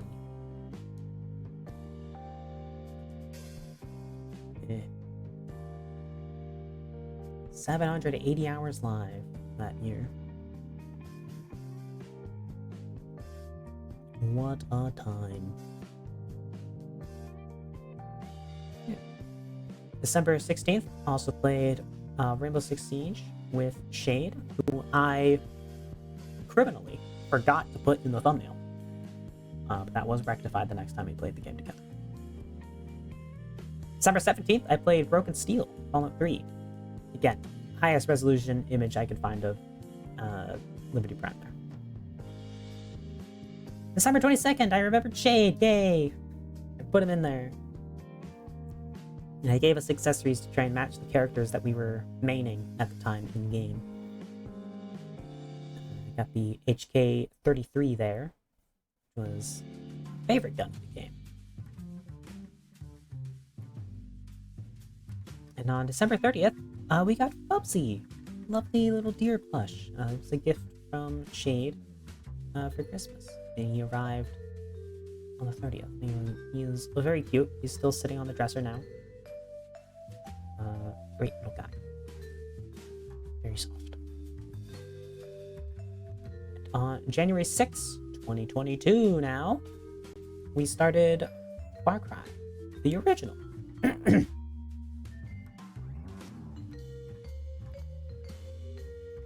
On January 19th, we played SWAT 3. I reused that Far Cry thumbnail a couple times. We played that a few streams. January 20th, 24th, and 30th I have written here. I don't know why. For some of these, I wrote down specific dates that I reused the thumbnail, and on others, I didn't bother. I don't know why. This one, I specifically wrote down the 3 days that I streamed this game. SWAT 4. Great game. Phenomenal. January 27th. Reading Thornycroft Essay 80 because I hadn't learned my lesson yet. I never learned any lesson. Because I never got punished. Because I never did anything bad.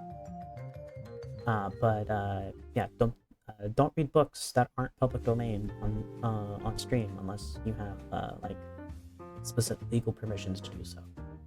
I totally wouldn't do it. Yeah. February 3rd, we changed up our characters in game, so I changed up the thumbnail to reflect. February 6th and 16th, we played the Stechkov Syndicate DLC for SWAT 4. February 10th, I removed the armrest on my old gaming chair because they kept yanking my headphones out of my head when I would turn around and stuff. So, yeah. February 10th, played some SWAT 4 co-op with Shade. Fun stream. Then February 17th, we started our co-op playthrough of Dying Light 2, which we never finished. We kind of just petered out on that one. We did a couple of streams on that, like 4 or 5 streams in that game. We kind of just petered out. We never finished it. February 26th, Boundary. Such a cool game aesthetic. The art design in this game was phenomenal, and the gameplay was great too. So I played in the open beta of the game, and it was a lot of fun. I would have played the game when it actually came out if I had heard about it coming out. They spent no money on marketing after that beta. And the game also is very dead. The servers are gone. You can't play the game anymore these days. It really sucks. Because it was a cool game. It was like it was a first-person shooter in space with full 3D maneuvering on like little astronaut jetpacks and stuff. No gravity, great stuff. A lot of fun. Then on March 5th, celebrated the anniversary, my 1-year anniversary. Did it a few days early because of work. We played some more Receiver 2. We played Stalker Anomaly. We played Five Nights at Freddy's. It's the only time I've played a horror game on stream. We made some more Cursed Gun Image. And the 3D model was finally revealed. And here she is. I would have used it today. But I'm sick and I didn't feel like setting it up. But thank you to Azakesh, another VTuber, who helped me with finishing the VTuber model. It was Azakesh who made the antlers. So the antlers are a couple pieces of intricately shaped hair that have been specifically posed to create the antlers. And I exported the model wrong, and there's actually supposed to be 4 vertical bits on each antler, but I exported the model wrong and ended up accidentally deleting 2 of those, and I've never fixed it since. Great model and very great streamer. Very helpful.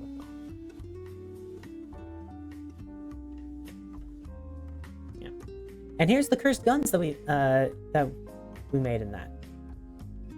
That top left one isn't actually one that we made. That's just a reference image. So we didn't make that. The one on the right we did make. Is a... let me do the math again. So it's a 5, 10, 20, 25, 30, 60.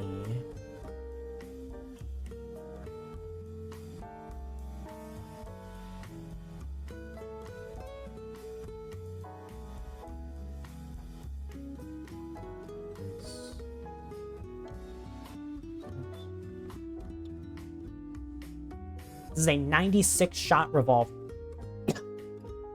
Yeah. So the idea is this is a combination of two guns. So the one on the left here and the one on the right here. You have a multi-cylinder cylinder, but then you stack them up, and one chamber out of 6 in each of these cylinders is a primer pass-through. It's like a little striker extender.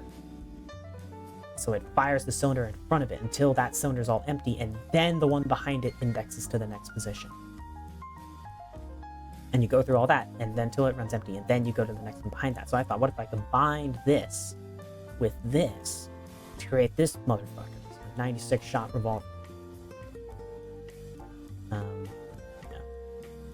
Would love to see someone build something this monstrous. Also, I chopped the grip because, yeah, why the fuck not?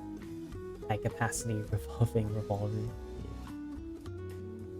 And then, this is dubbed the KSMYA22. I have in my notes here is the name of this thing. It is a KS23 combined with an RDB for the stock and the trigger mechanism. And it is a Cobra 410 revolver that is single action with it cocked by using this lever arm at the back. And then it's just firing through the empty barrel of the KS-23 that is used as just a chest. Seen the mega pistol? I need to be a little more specific then.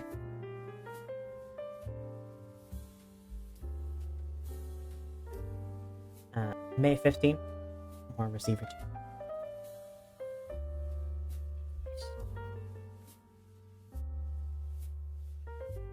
2. Oh.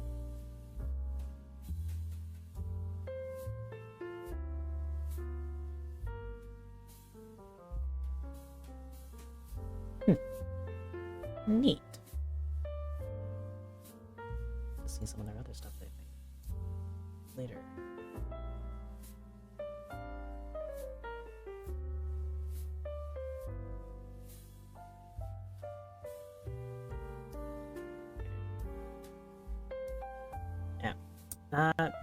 March 20th wasn't a stream thumbnail. This was just showcasing my streaming setup at the time, and it really hasn't changed much since.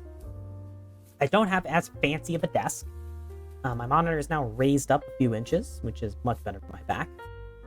My computer tower is now on the floor instead of on top of the desk. Bubsy is not sitting next to me. He sits behind me on the dresser. And I don't keep toy guns on the desk anymore. I keep them in the closet, which is right next to me. Not a cylinder, but a springless rotary magazine. Neat thing. Yeah.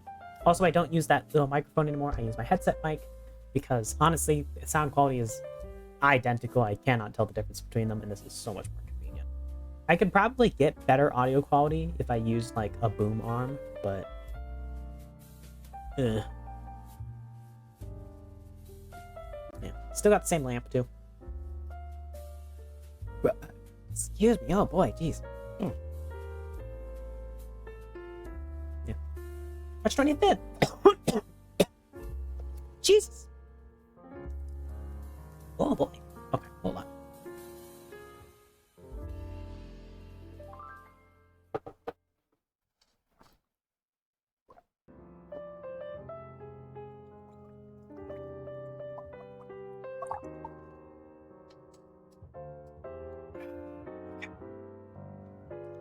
That's better. Yeah. More salt. Yeah. So March 25th, we started a new Space Engineers playthrough, starting on Earth instead of on the fucking moon, like a fool. Because starting on Earth is so much easier than starting on the moon. Yeah, so we did that a bunch for a while. And then April 19th. So I have a couple notes here. So I put this out as just like a little jokey thing. So I did have a consistent schedule in that every Friday I was doing gun art and reading books that I totally had permission to read, definitely. And then every other day was just, whatever, maybe. So I have notes here. I was playing Mountain Blade all April, about once a week. And by this point, I was streaming about 2 times a week. So one regular gaming stream and then one gun art plus reading stream. On April 21st, I bought my first gun, which was a Heritage Rough Rider carbine, 22LR. And I played some Receiver 2 that day as well. April 30th, we started Half-Life 2. And on May 7th, we finished Half-Life 2. Yippee! Done. On May 14th, we played Half-Life 2 Episode 1. And we played Half-Life 2 Episode 2 on the 21st. And then to celebrate my birthday on the 30th, we played Kirby Superstar Ultra for the Nintendo DS, which is a game that I own. I own a physical Nintendo DS, light, pink, with Kirby Superstar Ultra. It's a great game. Yeah, it's one of the few childhood games that I got as a physical copy of that I still have somewhere. I don't know exactly where the cartridge is, but it's somewhere in my possession. Somewhere. But yeah. Great game. And I also sang a bunch of My Little Pony fan songs on stream. That was the only time I've ever done karaoke, and I don't think it's going to happen again. And it didn't go terribly. I'm just very shy with my singing. And I'm not very good at it. But yeah, it was fun, though.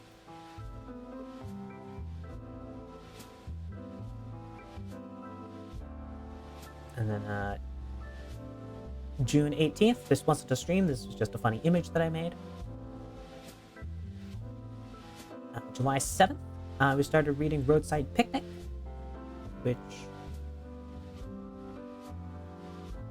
I also don't think legally I was allowed to do, so I didn't do it.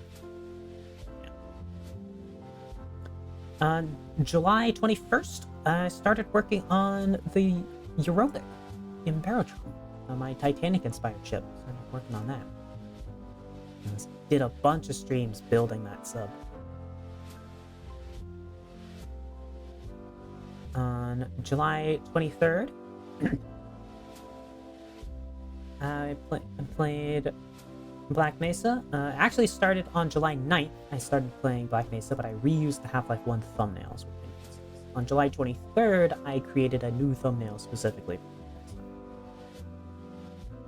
And also for part 2 of the play. July 25th, no stream on this one, just a funny image I made. August 6th, we went to Zen in Half-Life Black Mesa. Forget if I finished the game that stream or not. I think I did. Yeah. August 13th, we played Stray. The little kitty. That took 2 streams, I believe. Maybe 3. Yeah, I think 2. That was a great game. I was not prepared for how much of a tearjerker it would be. That ending, it'd be hard. Very sad. Very cute game. And on August 21st, we did a stream testing the RMS Europic in Barotrauma, and then on August 24th, we published her to the Steam Workshop, which I will share here because there's too many. It's too big for me to show off in this presentation. There's too many images. So I want to just open that up on the tab and look at it later. Can't. But it is a giant Titanic-inspired submarine Barotrauma that I made using the sub-editor for the game. And I'm still quite proud of it. I need to go back and revamp it at some point because being the first sub that I ever built for the game, it's not very good. There's a lot of stuff in it that's really bad. Like the wiring is terrible. Really wiring. And the entire layout of like the bottom deck is also god awful. I really need to go back and fix this up at some point. But I'm really happy with all of the like decorative stuff, you know, like the crew quarters and the passenger compartments, the suites and all that. That stuff is really cool. I'm really happy with how that all came out. The working swimming pool, definite highlight. But yeah, I need to go back and make a V2 of this thing at some point. But at the very least, I had to fulfill the prophecy of any video game where you can sink a ship must have a Titanic in it, and Barotrauma did not until I made this. I had to. I served my civic duty.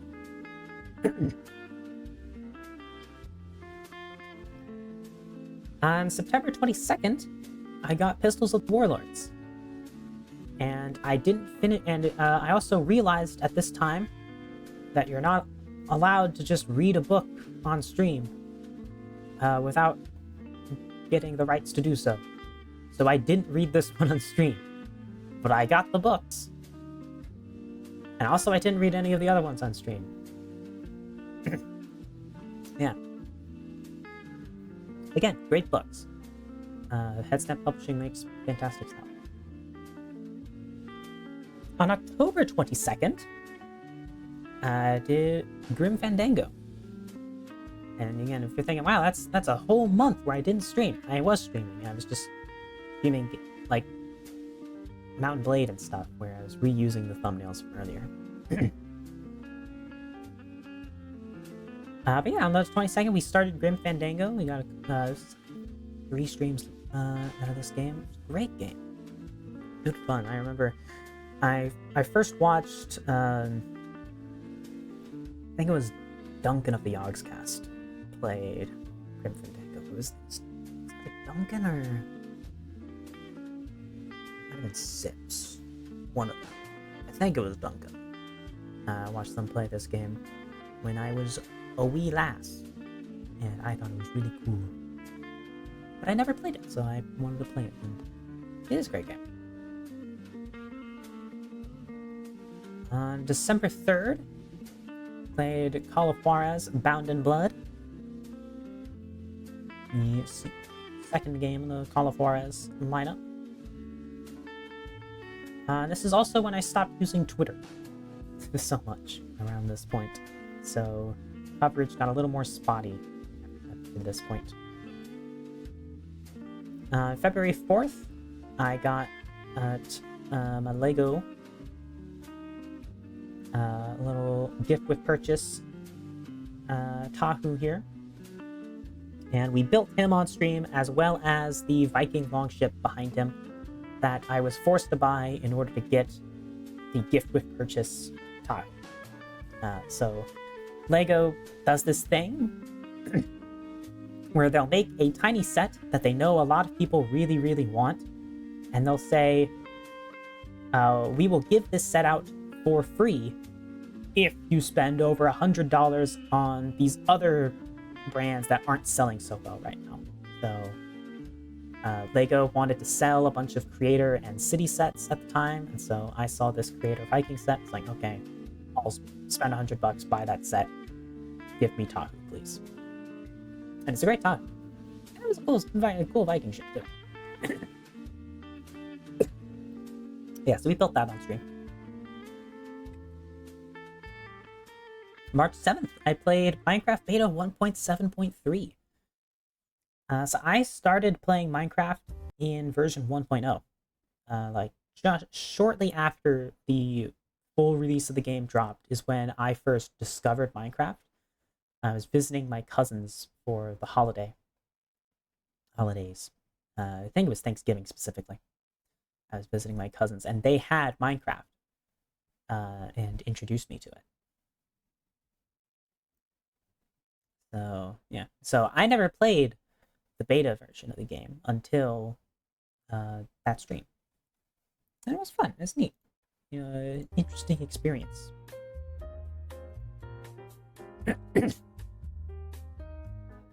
On May 23rd, I started playing Far Cry 2.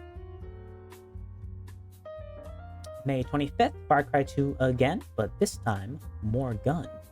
Added an RPG in addition to the HK33 in there. On May 30th, celebrated my birthday again, this time by playing Voyanui online game. Another Bionicle game. Very different from the other two games in that it is not a point-and-click adventure. It's an isometric, turn-based, not turn-based, combat's turn-based. Oh, it's not. It was a light RPG game. Interesting. June 6th, Far Cry 2 again, now Dragonon. On September 4th, we got more emotes. We got the new emotes from Direcat, including all of the new artwork. And I realized I didn't actually put her handle in the chat. Or, sorry, his handle in the chat.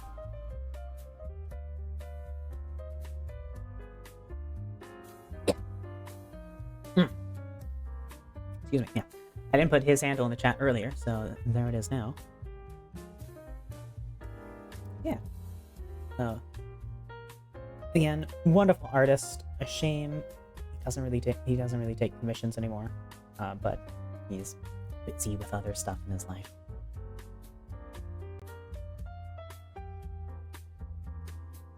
September 21st, we played Payday 3 with Gamepedia. Another person still streaming. I barely ever catch his streams nowadays. Our schedules just don't line up.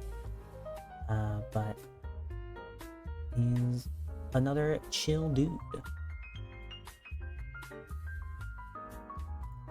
And on October 7th, we built my first AR-15 live on stream. That was a fun one, and the VOD for this stream is still up. It is muted in a couple of spots. Most of it's unmuted, though. There's a few spots where the music ended up being copyright.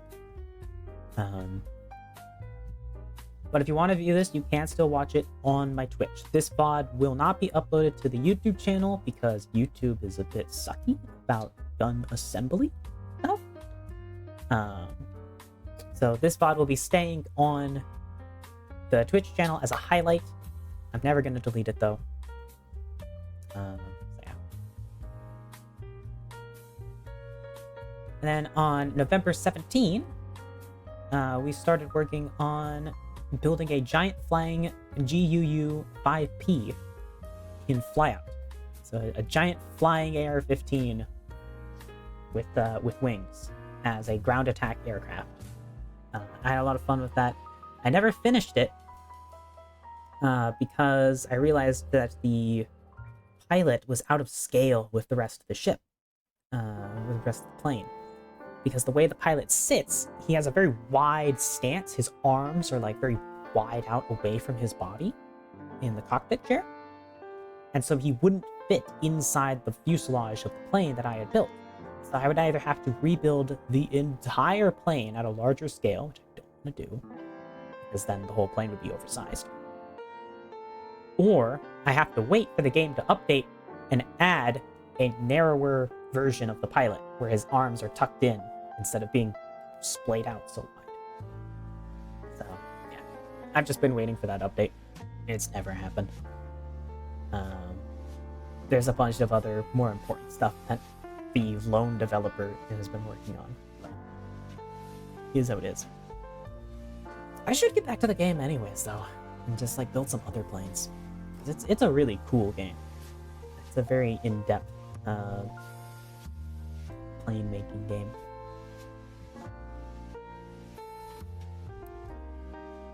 And here's my 2023 Twitch recap. Wowie. Yeah, I did stream Deep Galactic quite a few times in this stream, which were collabs with other people. I just didn't make any thumbnails for those streams. I really probably should have, but yeah. I started falling out on the thumbnail game a little bit in 2023. I wasn't quite as consistent.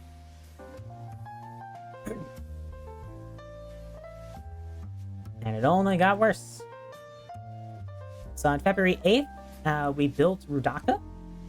So another Lego set that was assembled on stream. The baddie herself. On February 28th, we finished Far Cry 2. Only decked down all our guns here now.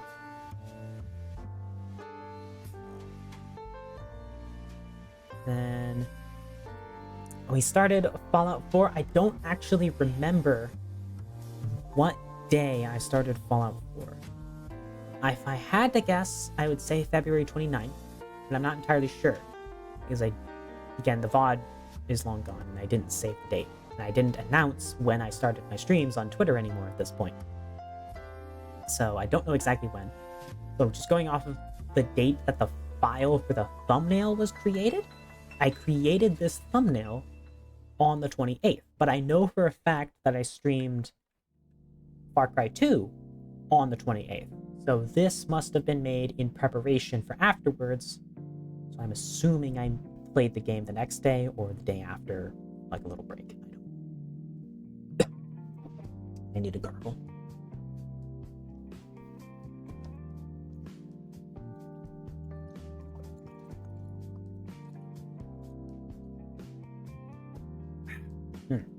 Yeah. Much better.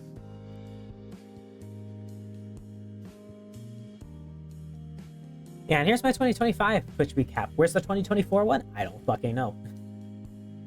I'm sure I must have saved it at some point, but I couldn't find it.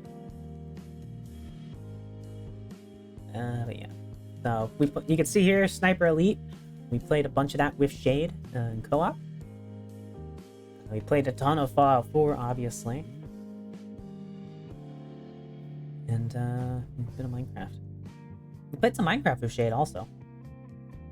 And of course we also played Delta Rune, the chapter 3 and 4 that year. And now of course we come to our most recent additions to the thumbnails.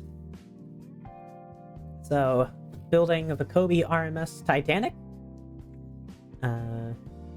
We did this just recently, and Kobe is mailing me the missing parts. Plural. Both of them. I'm getting both. So we're missing one of the black tips for the smokestacks, and I got one misprinted tile. And so they're sending me the correct print tile and that smokestack piece in the mail for free. So, good customer service. Might have even arrived already yet. I haven't checked the mail since I got sick, so I don't know. Yeah. Still looks great on the shelf. It's a fantastic set. And this was also the first VOD I uploaded to the YouTube channel.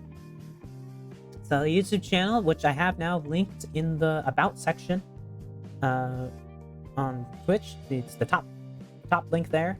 You can head over to the YouTube channel and you will see all the future VODs for new stuff. So we have the both Titanic buildings streams are on that channel, and also the Baldur's Gate playthrough, which is the last thumbnail that I've created. All of those VODs are on YouTube as well, and I will continue uploading the Baldur's Gate VODs to YouTube as we continue streaming it, which will probably continue tomorrow. It has amazing customer service, considering it was a discontinued model. It really is, yeah. I mean, so the parts that I got are not the discontinued parts. The parts that I'm missing are not the discontinued parts. I'm not sure how much they would have been able to help if, like, I was missing the big red hole piece. Because they're still selling the standard edition of the set. Because I got the executive edition, which includes the red underbelly. And all my parts are on the top side, which the standard edition also has. So they were able to get those. But they still sent it to me despite the fact that I got the set secondhand, which is pretty cool. They didn't ask where I got the set. They just asked for a picture of the instruction booklet, and that's all they needed as proof. And they sent me the set, which is great. Or the parts. I was like, howdy, waifu. So many friends online today? Welcome in. Yeah, so that is all of my thumbnails from throughout the history of this channel. Wowee. Clap, clap. Alright, censor box gonna come up again. Wah!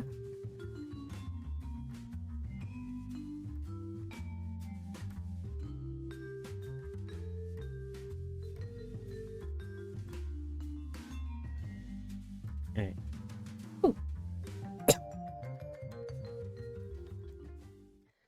And now, we're gonna look at all the gun art edit bullshit shitpost things that I've made over the years. So this is another thing that I'm known for, is just making gun bullshit. So yeah, so this will be all of the non-gun bucket stuff. The gun bucket stuff will be kept separate. This will just be all of the other photoshops and stuff. The gun art, yes, the dart. Starting with the first cursed gun image that I ever made. This little subcompact Desert Eagle, which is of notable fame because it was featured in the thumbnail of a Brandon Herrera Cursed Gun Images YouTube video. So, real highlight of my career there. It's actually kind of terrifying how good and fast you are with Photoshop, whatever tool you use. Yeah, so I made this image in... I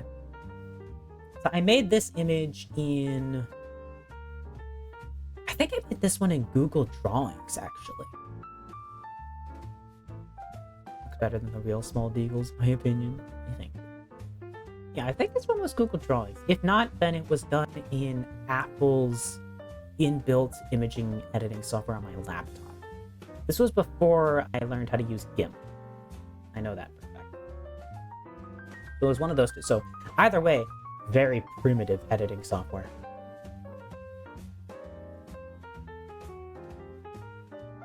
GIMP, yeah. That's what I use now. But this was before that times. Oh yeah. April 11th is when I made this. And on June 9th is when it was featured in Brandon Herrera's YouTube video. 2020. So this is before I started streaming. I used to use it for painting before I discovered Krita. Yeah, I'm afraid to switch. I've learned GIMP and GIMP can do everything I need it to do. So I'm not gonna bother. Yeah, so I also made a couple alternatives. So this has a longer grip, so it's a little more usable, but still snub-nosed. And this has a normal sized barrel, but a stubby grip. So a little more potent, but still very concealable. Yes. Also on the same day, I made a Pocket Ruger Mark IV, which I think is quite cute. It is better for painting, in my humble opinion.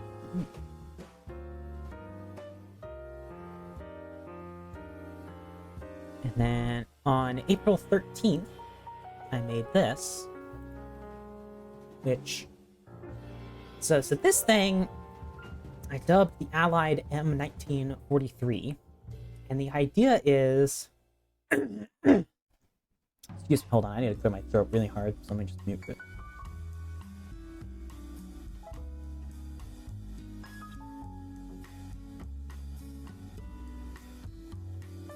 Much better, okay. So, the idea behind this is basically so this was I created this because I stumbled upon an alternatehistory.com thread post asking what the best possible SMG with 1943 technology was, and I decided this was that. So I unintentionally only used Allied designs. I have notes here, so it is full auto only, fires from an open bolt at about 700 RPM, magazine holds 35 rounds of 7.62 by 25 total rev, and is double stack, double feed design, so basically just PPS 40 magazines.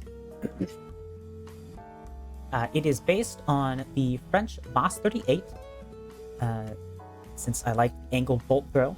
Now it reciprocates into the stock, make for a handy compact profile. It's scaled up slightly to accommodate heavier bolts, and the ring-shaped forward sling loop has been deleted. The barrel shroud, muzzle brake, front sight, magazine, magwell, and bolt face, not pictured, and forward sling loop are all taken from the Soviet PPS-43. The stamped components are riveted to the build receiver. The foregrip is based on the Sten Mark V in shape and is attached by a long screw through the middle, threaded into a block fixed to the barrel shroud. Lastly, the rear sight is taken from the M1A1 Thompson, as I prefer fixed sights and thought Thompson's wings would best prevent snagging. Yeah, that's my hypothetical best 1943 submachine. Then on April 13th, I made this thing. So this is the straight MAS 36. So, again, for reference, the MAS 36 is not this, but you can see how the gun is angled. It's at an angle, and this is not. Basically, I took the MAS 36 and I straightened it. The point of that angle on the MAS 36 was to allow the bolt to go downward instead of just straight back, and so that was thought to impart a small amount of delay in the opening of the action. In reality, it doesn't do much, but it does do a very tiny amount to delay opening, but really not enough to be significant. And it mainly just serves to get the cheek rest lower on the gun so you can use the sights more effectively. Yeah, so I straightened it for funsies. And then on July 14th, I made a bi MAS 36. So it is both straight and gay. So on the top we have the straight bolt, and on the bottom we have the angled bolt. So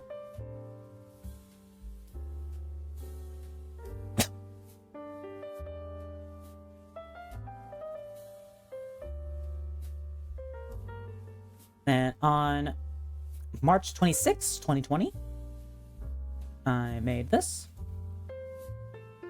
So the idea behind it was to make a hypothetical kludged together double stack P08 Luger. So the idea was that this was that hypothetically someone could do this. Some gunsmith, if they really wanted to, could convert a Luger to be double stacked using a high power frame. I overlaid cross-sectional views of both guns on top of each other and determined that the springs and the magazine placement and like where the mainspring and the hammer spring and stuff like that line up is just right enough that you could probably get it to actually work if you wiggled stuff around a little bit, do a little polishing and stuff. You could probably get this to work. The internals do line up. It probably wouldn't work well, but could theoretically make it work. And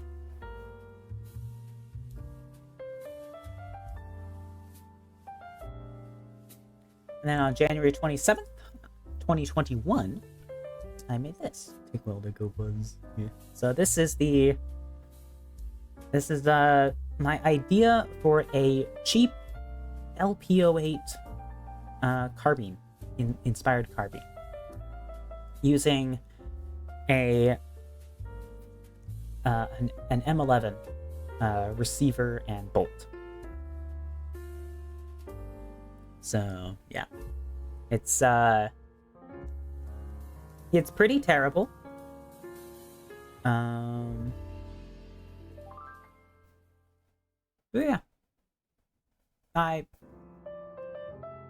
Yeah, this was made in Google Drawings as well. Yeah. So I liked the idea. I still think the LPO8 is really cool, and I like the idea of the fact that it doesn't have a reciprocating slide going back towards your face, because I know the slide's not going to hit your face. I'm not worried about the slide hitting the face. I just think it's cool that it doesn't reciprocate towards your face. And so I was trying to think of what is the cheapest, easiest way to replicate that. I just make an enclosed receiver with a bolt inside of it. And I chose 380 because it would be smaller and lighter. But yeah. February 4th, 2021. That's just a fun little spubby I did, swapping the HK and H&M logos. Odd guns or gun manufacturing? Howdy. We're just going through a bunch of my cursed gun art and gun shit posts that I've made over the years. So lots of weird little doodads that I've photoshopped together, like this thing. So I photoshopped this September 9th, 2021. This is admittedly a very poor quality Photoshop. I did not put any time and effort into this thing. This was something that I banged out in the morning at the request of a friend. But it was basically his ideal World War II era submachine gun.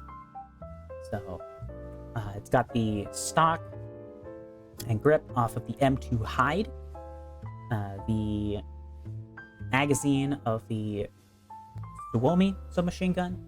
It is the bolt, barrel, receiver assembly of the PPS-43, and I forget where we took the iron sights from.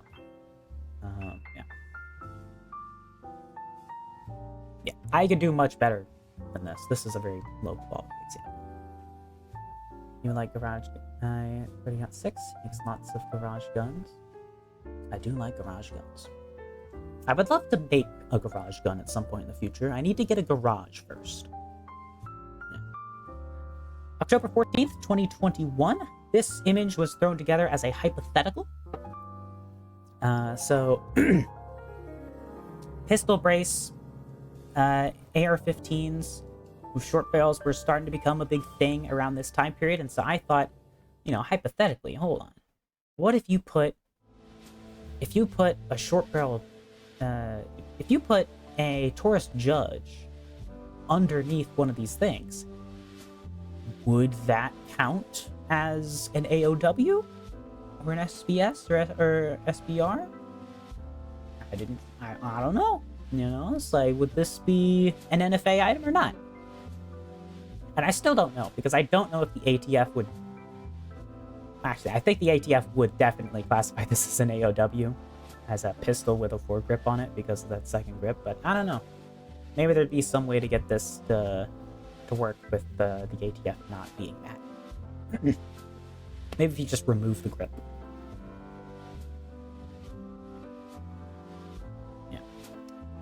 This got included in here twice. This was the Pip My Gun image that we made on stream, finished October 23. And then also from October 23, here we have the larger images of the cursed guns that we made with chat's input.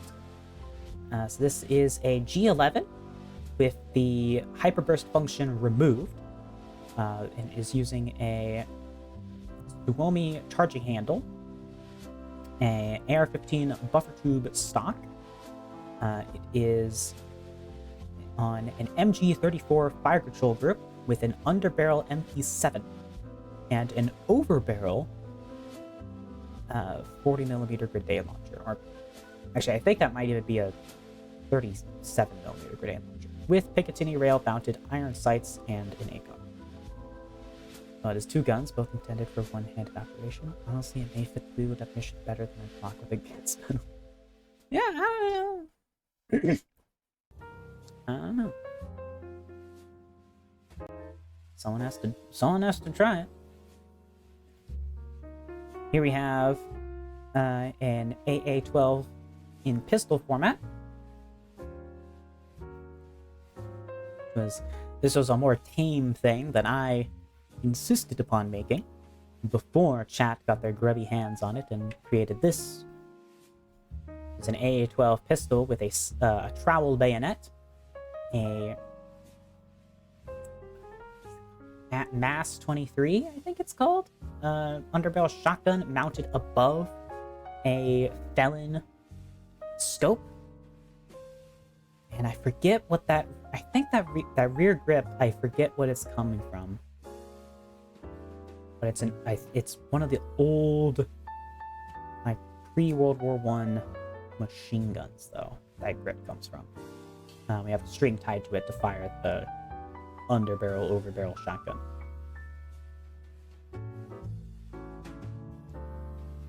Here we have an AUG with a P90 magazine in it, which would not work with the barrel being positioned where it is, but we can ignore that. An oil drum, an oil filter suppressor, an overbarrel 50 BMG bolt action single shot rifle with a barrel so short the bullet pokes out through the muzzle, and a what's it called? What are they? Pinball. Yeah, a pinball cabinet launcher for the trigger on the 50 BMG. So you pull that back and let it go to hit the primer. Have an OICW scope and an AUG scope on top of that. We have both. And then here, honestly, I don't. Oh, it's a Reichs revolver thing. Yeah. We have a Reichs revolver with a Wolverine pistol grip, a Lamat underbarrel shotgun, a Bowie bayonet, Barrett muzzle brake, and a Soviet night vision scope. And those are the chat influenced cursed gun images that we made in celebration on October 23rd, 2021. Oh, and as a honorable mention, we have the French Universal Submachine Gun. This is not an edited image, because the actual edited image of this gun was unfortunately lost. I accidentally did not save the image, and I deleted the project file. And so unfortunately, this gun, which folds up into a nice compact package, I edited it to add spot welds on all the folding and telescopic bits so that I would be permanently in the extended position. That was the cursed gun image for that. And that image was lost, unfortunately. This gun image appears twice again. This is the I need a good 303 semi-auto deer gun image. BRN 10 strapped to the side of a deer works quite well. You can access all the controls from the right-hand side, except the safety. You'll have to turn that off before you strap it to the deer. You know, sit on the saddle and pull the trigger using your little remote stick. Works great. Fits on the deer. And then December 31st is when we made the first iteration of one of my original assault rifle designs. So this is a pretty early version of the image, and the proportions are really wacky. So again, this was made using Pip My Gun as the source for the base images that were being used and layered on here, and then edited heavily in GIMP. So this is supposed to be a AR-15 style gas impingement system rifle with an HK style receiver and fire control unit setup. This was an early iteration of it that is really blocky and ugly looking, but it would be refined. These again. This is the exact same image. I won't go over it again too much, but this was made on March 5th, and another First Gun Images stream that we did. And April 1st. This is a much improved version of that same gun. So, still called MSW at this point instead of VW. I changed the nomenclature later on in the development of things. But yeah, this is much better. I've refined the shaping quite a bit on the lower receiver especially. And the upper receiver looks much better. Much more smooth. Much more proportional. It's not nearly as needlessly tall as the previous was. We also have a carbine variant here. Also made April 1st, 2022. And this silly cat image again. I don't know why. I got a lot of repeats from the previous one. The previous slideshow.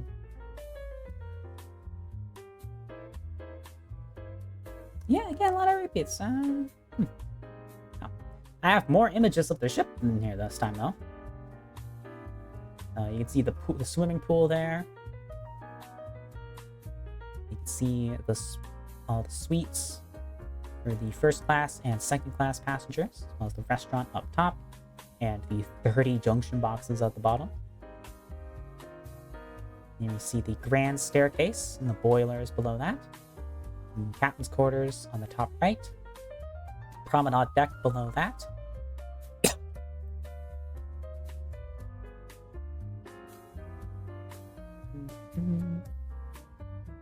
You see the wheelhouses in the top there.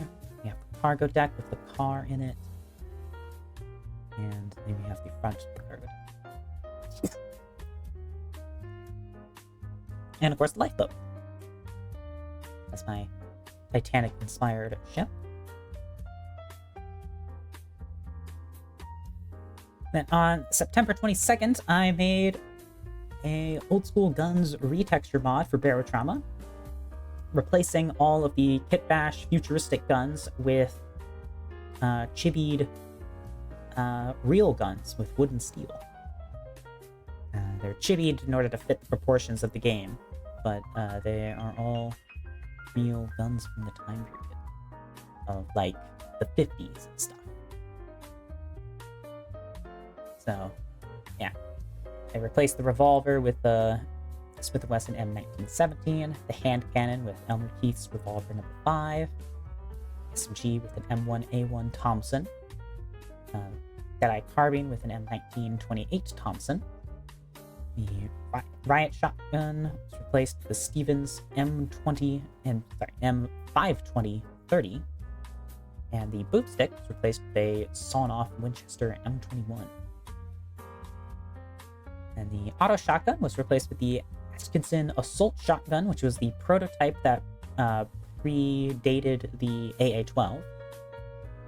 The grenade launcher was replaced with M79 Thumper, and the assault rifle was replaced with the Colt Monitor R80. Rapid Fusile Accelerator was replaced with a nuclear M1 Garand, which I think was fun. And the stun gun is a capture short range, which is a little tranquilizer dart pistol. And the harpoon gun is the greener light harpoon gun, famously used in Jaws. The prototype steam cannon is the M2 flamethrower with a improvised blowtorch igniter. And the flamer is the M2A17 flamethrower wand, which was famously used in The Thing.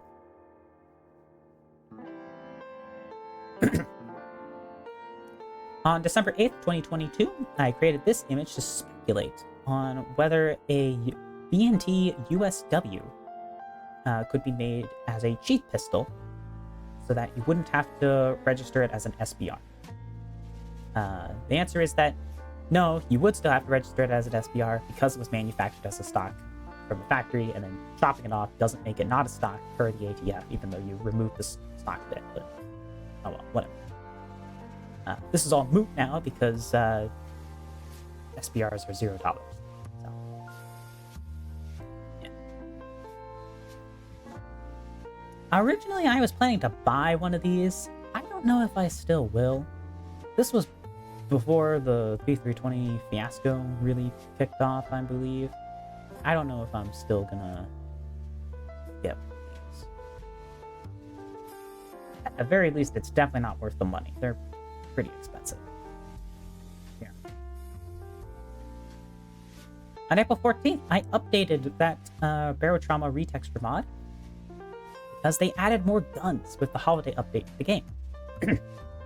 So I replaced the scrap cannon with a bronze swivel gun, a naval ship. I replaced the heavy machine gun with an MG08-15. I replaced the machine pistol with a Shaanxi Type 17 with a Thompson magazine sticking out the bottom. The harpoon coil gun was replaced with a greener whaling gun.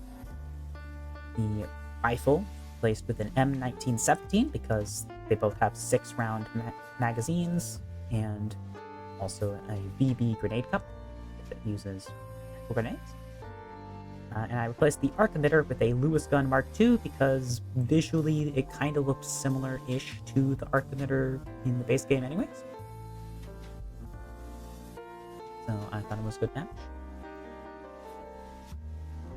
On July 18th, I got the lower for my first AR-15.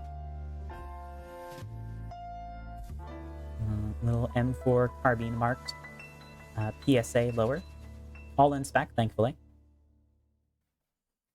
July 20th, 2023, I started making mock-ups for plans of how I was going to build my AR-15. Here I was experimenting with seeing how the Stark pistol grip would look, combined with an A2 upper and the B5 handguard. On July 21st, 2023, I created this diagram for a suppressor attachment method that I came up with. So my idea was that because a suppressor adds a set amount of length to the front of your gun, what if you didn't need to SBR your gun? So, let's say you have a gun with a 10-inch barrel, and you have a 6-inch suppressor. If you put that suppressor on the gun, you effectively have a 16-inch long barrel, but because it's only a 10-inch barrel, you legally have to register it as an SBR. But you're not getting the short length, you're not getting the benefit of a shorter length that SBR entails. So what if, instead of having a 10-inch barrel, what if you had a 10-inch barrel with a pin and welded barrel extension that was 6 inches long that you then slid the suppressor over? So say you had a 46 caliber suppressor and you could slide it over this sleeve, this ported sleeve that you added to the end of your barrel that's pinned and welded on. So the barrel is legally still 16 inches, but when you add the suppressor, you're not making the gun any longer because it's telescoping over that extension. That was my idea. And in 2024, 2025, a company at SHOT Show did this. And I forget their name, but they stole my idea. There's no way they got the idea from me, but they telepathically must have stolen it. So, yeah. I forget their name, and I don't know if the product even actually ever went on sale, or if it was just something they showed off. I don't know. Yeah. I thought that was funny when I saw that at SHOT Show. Yeah. July 2023. This is another mock-up of my AR-15. I was trying to plan it. So at the time, I was thinking more tactical, and ultimately I ended up going for more retro, less modern. So yeah, more like this. July 2023. This is pretty much the end product that I ended up building. The only difference is I don't have that scope yet. The scope is always something that I intended to buy later on. And I have replaced that Magpul angled foregrip with a BCM stubby grip, because I just find that more comfortable. Wasn't it Franklin Armory? It might have been. I don't remember.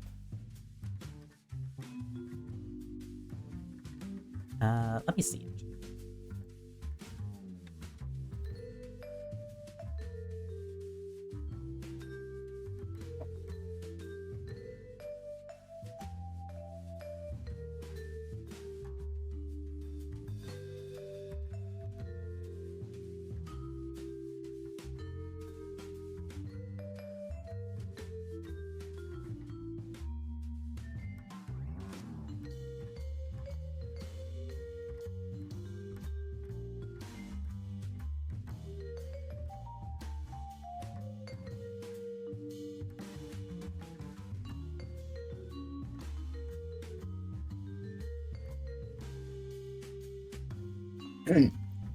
I'm not seeing anything for it. I'm not sure.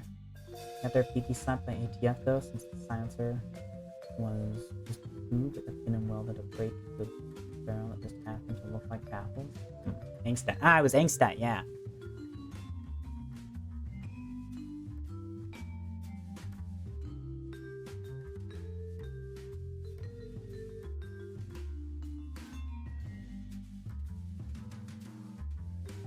Yeah. Yeah, it's just ports in the barrel.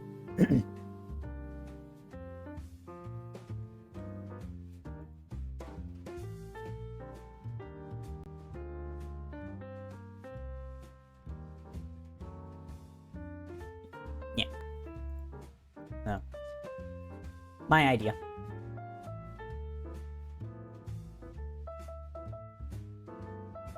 Unless I'm thinking of a different one. I think you're thinking of SIG. I think.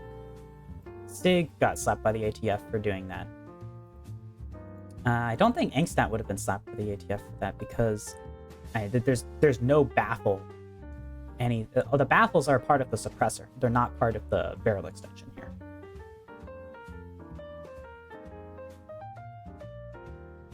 Yeah.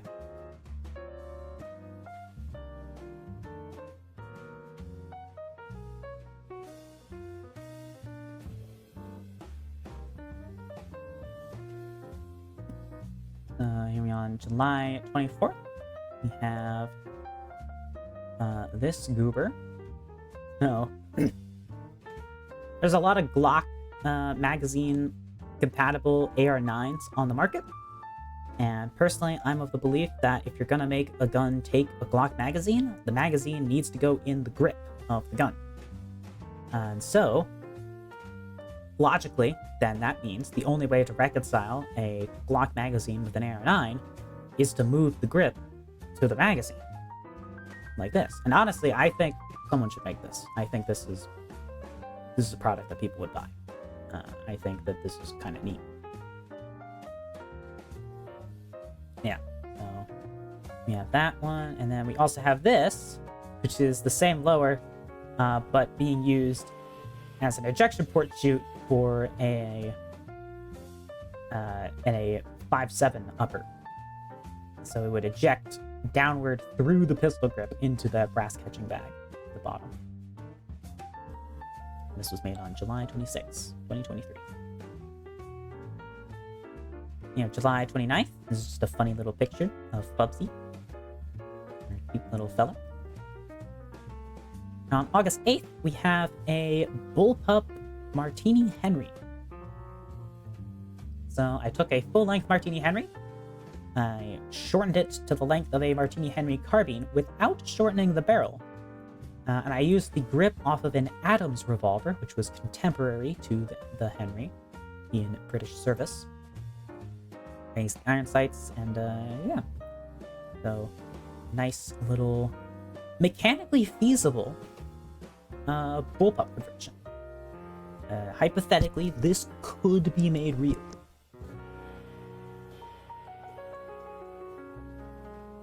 And then on August 12th, 2023, put out the JSS Chasseau,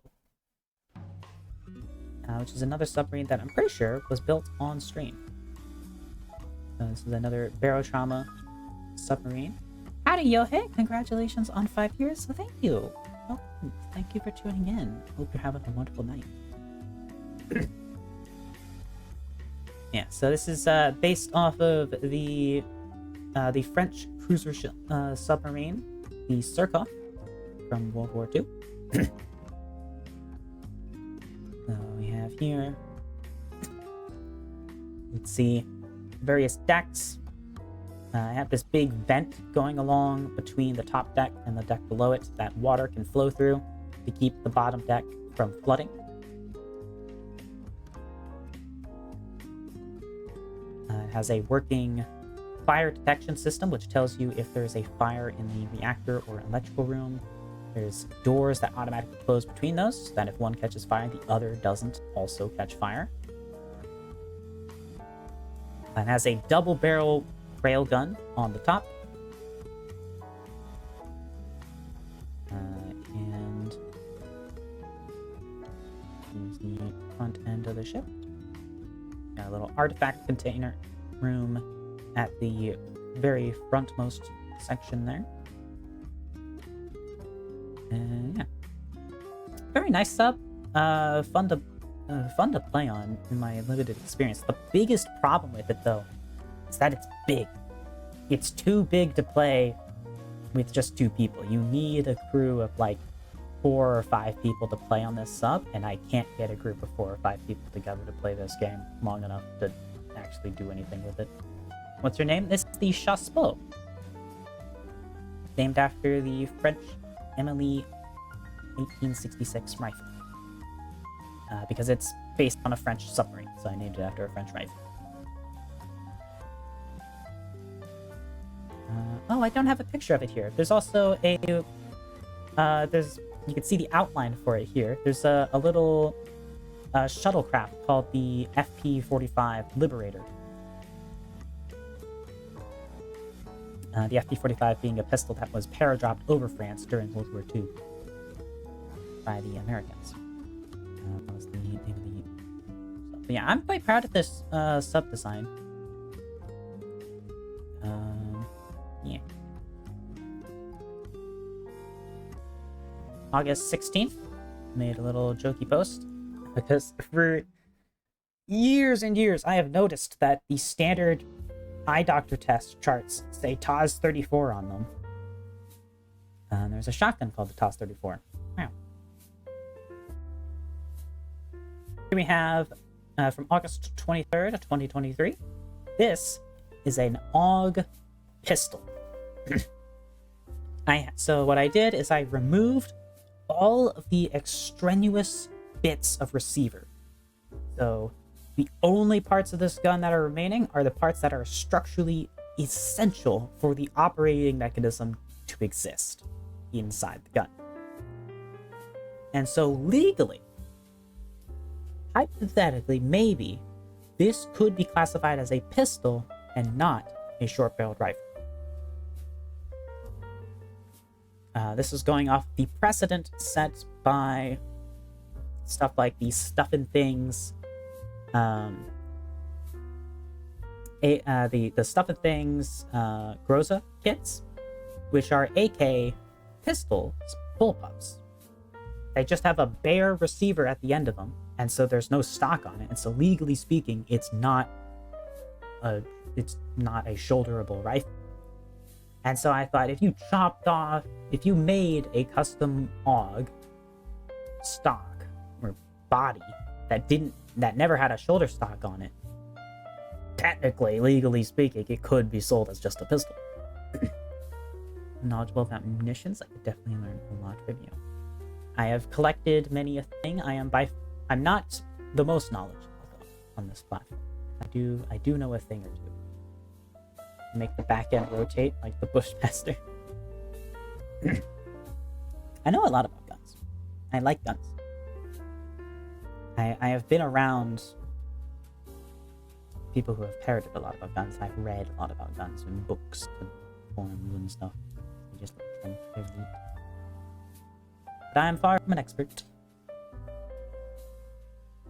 And here we have from August 46.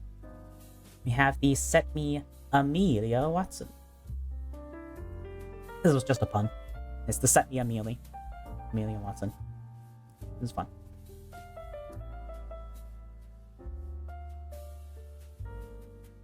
Here we have September 11th. Horrible timing. We have a flag for my fictional little country that I make a bunch of my fictional guns for. This is the flag of Pingvin. So that rifle we showed earlier, the air gas system, this is the country that made that. This is their flag.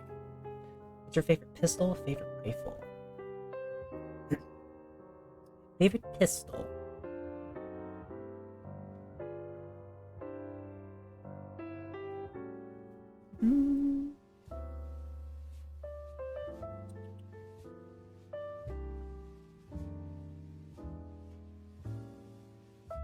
It's a Browning high power. My favorite pistol. Still need to buy one. And favorite rifle.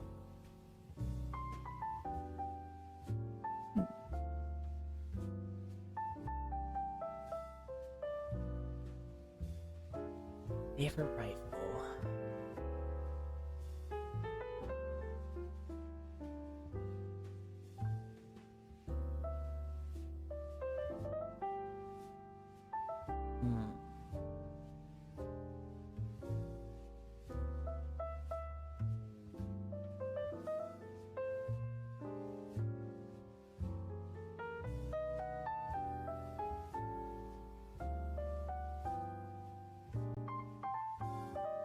L85A1. It's a funky rifle. It looks cool, and I can't help but love it. It's an utter failure, but I can't help but love it. Is your country named after your cat, a la Messier82? No, I do love Messier82. Pingvin is named after penguins. Penguin. There's a lot of penguins in the country. It's a very southern-born country. There's a lot of penguins there. It's called Pingvin. I was very creative in middle school when I created this fictional universe. Yeah. And we have Rosenlund's flag, which is I'm quite happy with. Also created September 11th.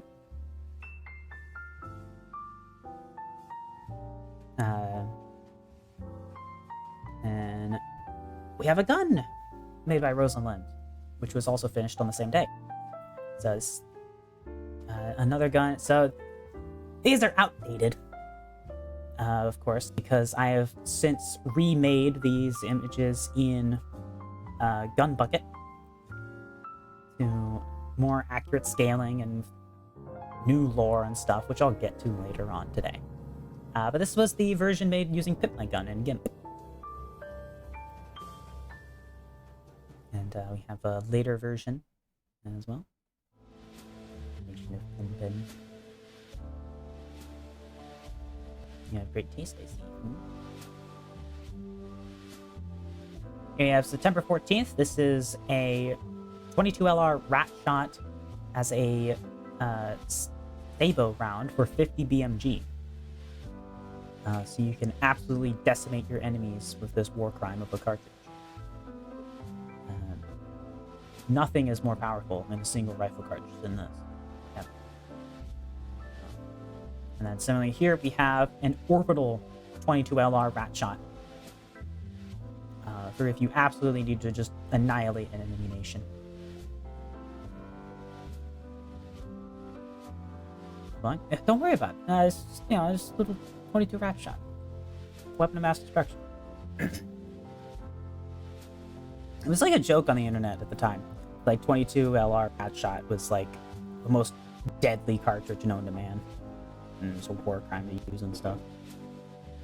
Yeah. I'm not sure if I ever shared this image on the internet. Made this in September 17th, 2023. This was just me redesigning the Yangtze. So on the top is what the Yangtze in Fallout, which is the Chinese submarine in Fallout 4.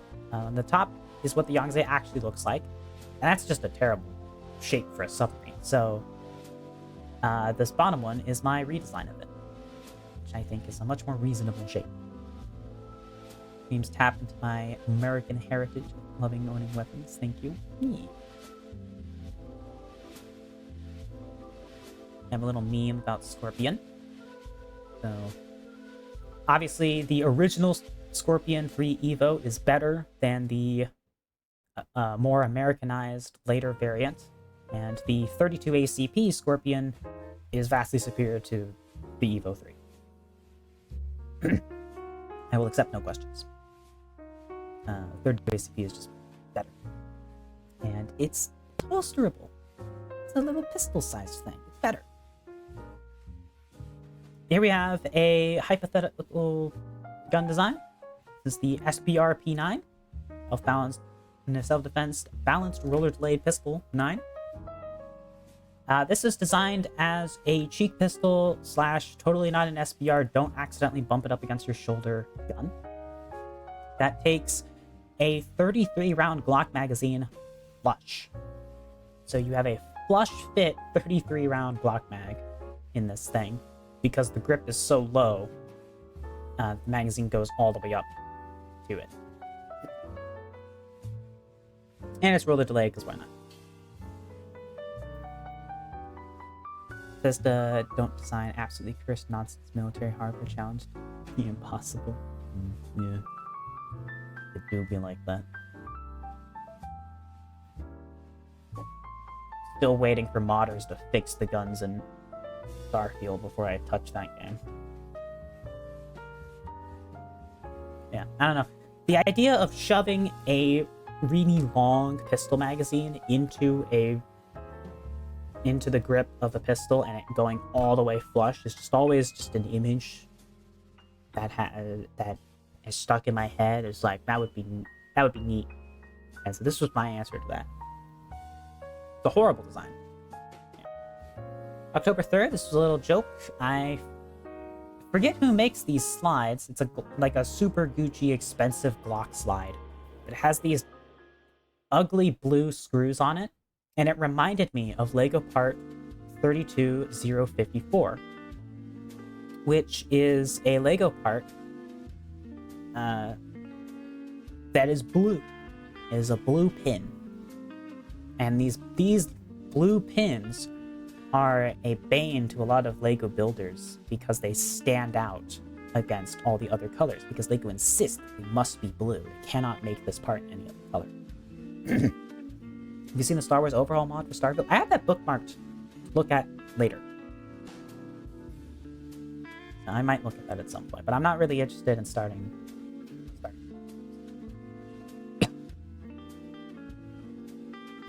Here I have an artistic representation of what it feels like for me to hold a Beretta M9 from October 3rd. It's a very wide pistol. October 6th, this is a 16-inch barrel for a Glock, and I decided to stretch the frame out to match the length of the barrel. October 7th, assembling the AR-15. Wowee. I got a little stuck because I put the attachments onto the M-Lock before I assembled the handguard, and you can't do that. You have to assemble the handguard, then put the attachments on. So, little oopsie-daisy for me. But I figured it out, and the rifle is in good condition. And yeah, she hasn't really changed since then. I've swapped out the foregrip. That's about it. I haven't changed anything on this gun yet. I'm thinking about replacing the handguard. So when I bought the handguard, my original intention was to paint the entire rifle brown. Honestly, the black is growing on me more, and so I think I'm just going to replace the handguard with a black handguard and replace the flashlight with a black one. October 13th, here we have an underbarrel Keltec PR50. Is it PR50? I think it was AP50. I don't know. Whatever the name of the thing is. But yeah, so this is mounted as an underbarrel gun on an AR-15. It is mounted using a desk drawer slider because the charging handle is at the rear. P50? Okay. So the charging handle for the P50 is at the rear. And so in order for this to work as an underbarrel gun, you need to move that charging handle, but the magwell, the AR-15, is in the way. So my solution was to have a clamshell around the magwell that holds the charging handle in place. And to cycle the P50's bolt, you would push the entire P50 forward on a sled track and then pull it rearward again. And that would cycle the action. Manually.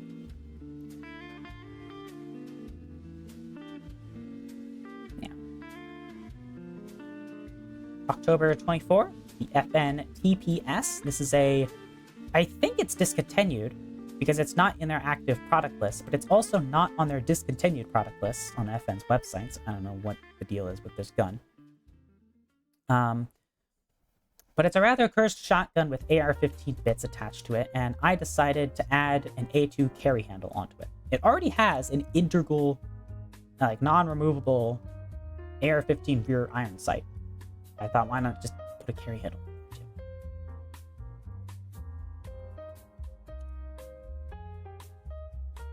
Here we have a civilian sporterized version of the that first fictional rifle that I made. I need to redraw this in gun bucket scale. It'd be a pretty easy one to do. The only real difference between it and the actual, the military one, is the selector markings and the rear sight are different. Yeah.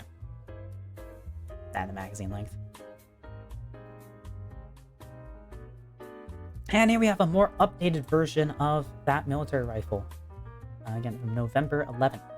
So I've changed the name now to Dienstwaffe, which linguistically makes more sense in German. Yeah, so this is pretty much unchanged from how she is in her current iteration. It's just not drawn in the ship bucket art style here. I'm pretty happy with how this came out. It took a lot of work. Working at this art style as someone who does not have a drawing tablet or real artistic ability beyond pixel art and stuff like that is really difficult to blend shapes together. Which is why I never attempted to make the thumb shelf on the pistol grip, because shading that would have been a nightmare. And then here we have a further bullpup P90. So the P90 is already a bullpup, but what if you bullpupped it again? So this is a PS90 with the pistol grip moved all the way to the front, just for funsies. This is from November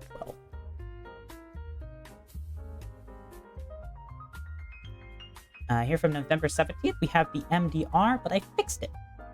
I just removed the little gas block rail piece that burns your fingers. That's all I did. The only change I made. November 24th, celebrated buying my first handgun. This is a Smith & Wesson MNP Shield Easy M2.0. Nice gun. Really easy to rack. 8 rounds, capacity. Feels good in the hand. Shoots well. Good little pistol. The Wolverine? Yeah. This was before the Wolverine. Okay, a little bit. And we have another gun here that I designed. This one is a little SMG PDW thing. This is from November 25th. And this one I have not drawn in gun bucket scale yet. I still need to get around to it. But it's based on the Polish... not Polish, no. It's based on the Austrian MP69. Nice.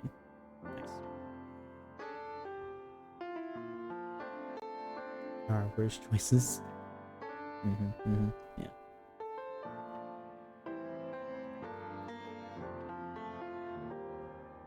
I just think it's neat, and my grip strength is for racking slides is not very good. So having that very easy to rack slide is a big plus.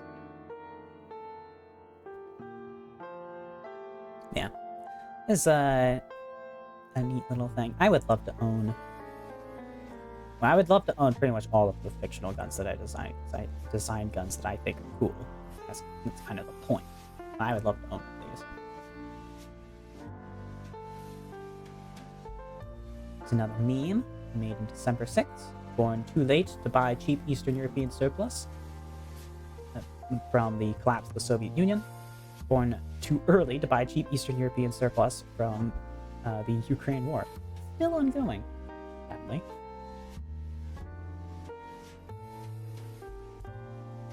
On December 15th, 2023, we have the CZ Brand 2 BREN. So this is a Brand 2 BR, and I have flipped it upside down to make a Bren gun configuration of the Bren. I love making Bren gun configs of other guns. I just think it's fun. December 16th, here we have another take at improving the MDR. This time I shortened the back of the gun, so I made it a dedicated 5.56 length gun only. This cannot accept 308 anymore. It's been shortened at the back, make the gun a little more compact, a little bit lighter.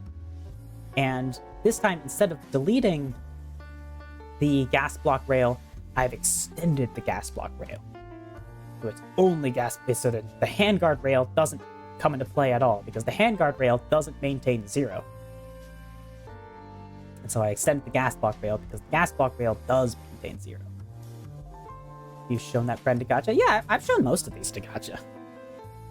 This slideshow is mostly stuff that I have tortured Gacha with.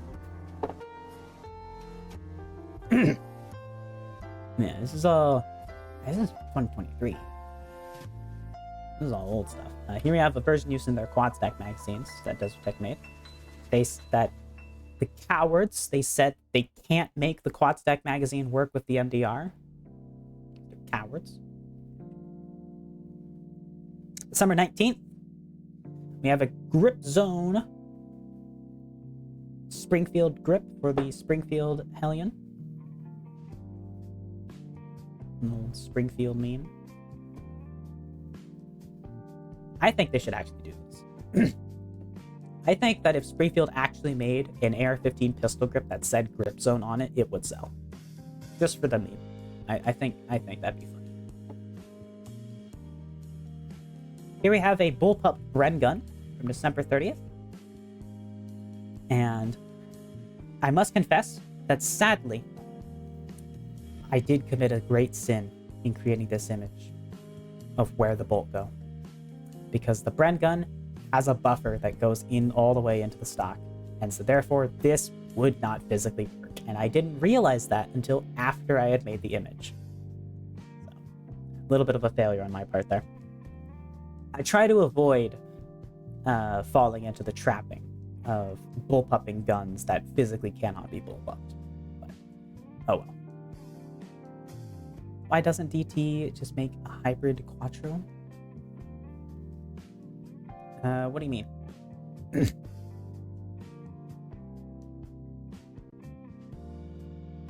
And actually, hold on. I'm gonna grab some normal water because I have this salt water to gargle, but I need normal water to drink.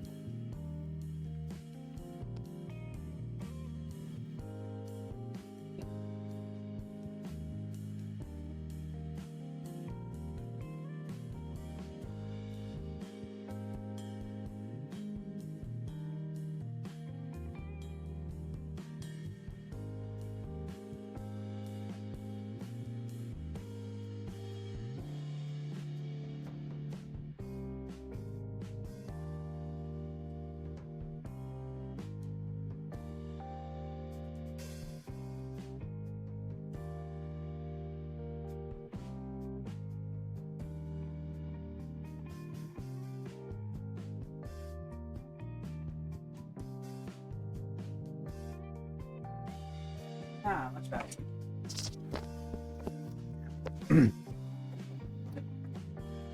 Good old water. Nice and cold. Alright. Here we have another carbine. That rifle I showed earlier. A taper from quad to double stack so that it can be accepted in normal magles. Well, the whole point of the Quattro was that it is a true quad stack all the way up to the top. That's the whole point of it.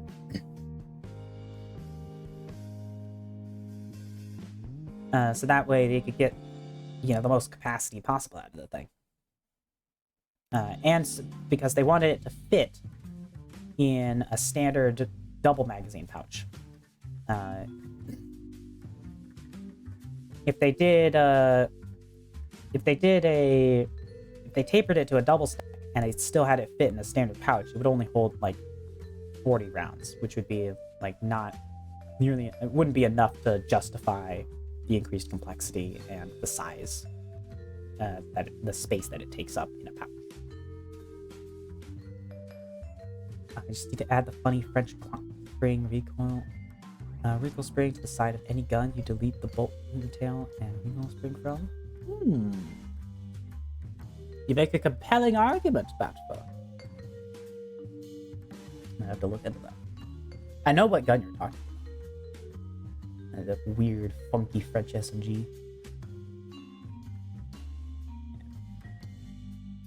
Here we have the A2 variant of that rifle.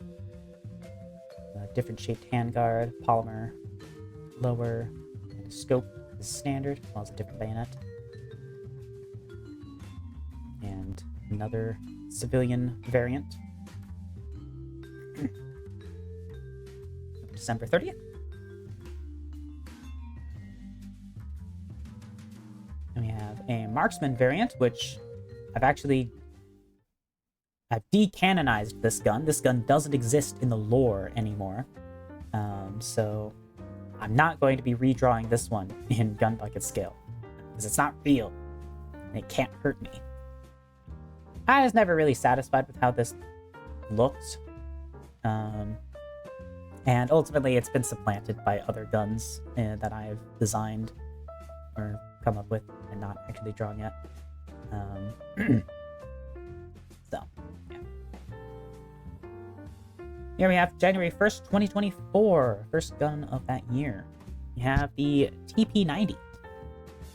So it's a TP9 and ergonomics on a P90, which I think is kind of nice.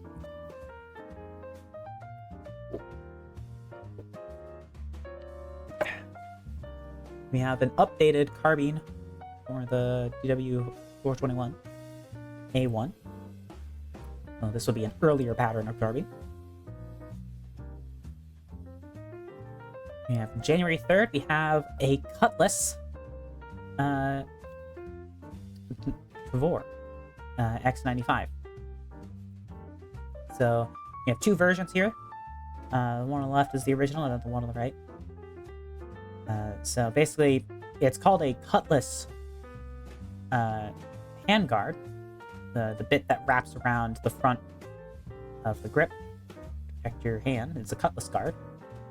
So I thought, why not put an actual cutlass blade in line with that grip so you can swing the gun around like a sword. As someone else, I forget who exactly, someone suggested that I add an adapter to put the blade on the front as a bayonet as well. So that's what this thing is.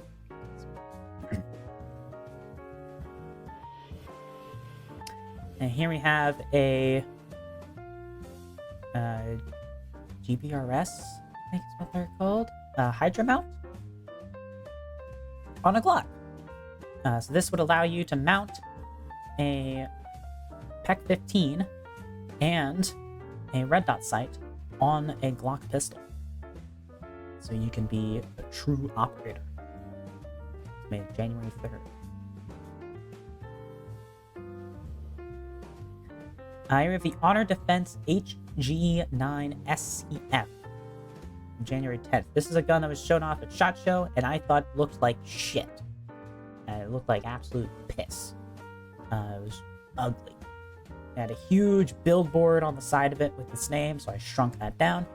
And the front here, the icebreaker there did not cover the whole front of the gun. It was only at the bottom of the frame, so there was this empty gap in front of the slide, and it looked hideous. So I fixed it.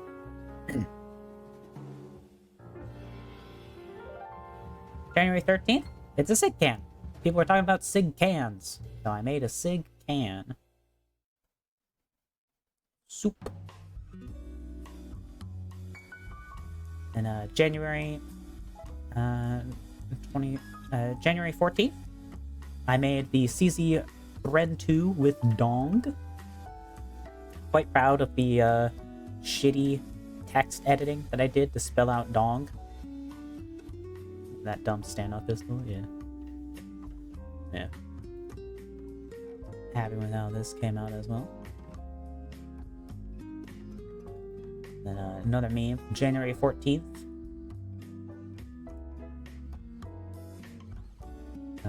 Revolver. Also, Gotcha was playing Metal Gear Solid, the first one, for the first time around this time period, and I was inspired to make this.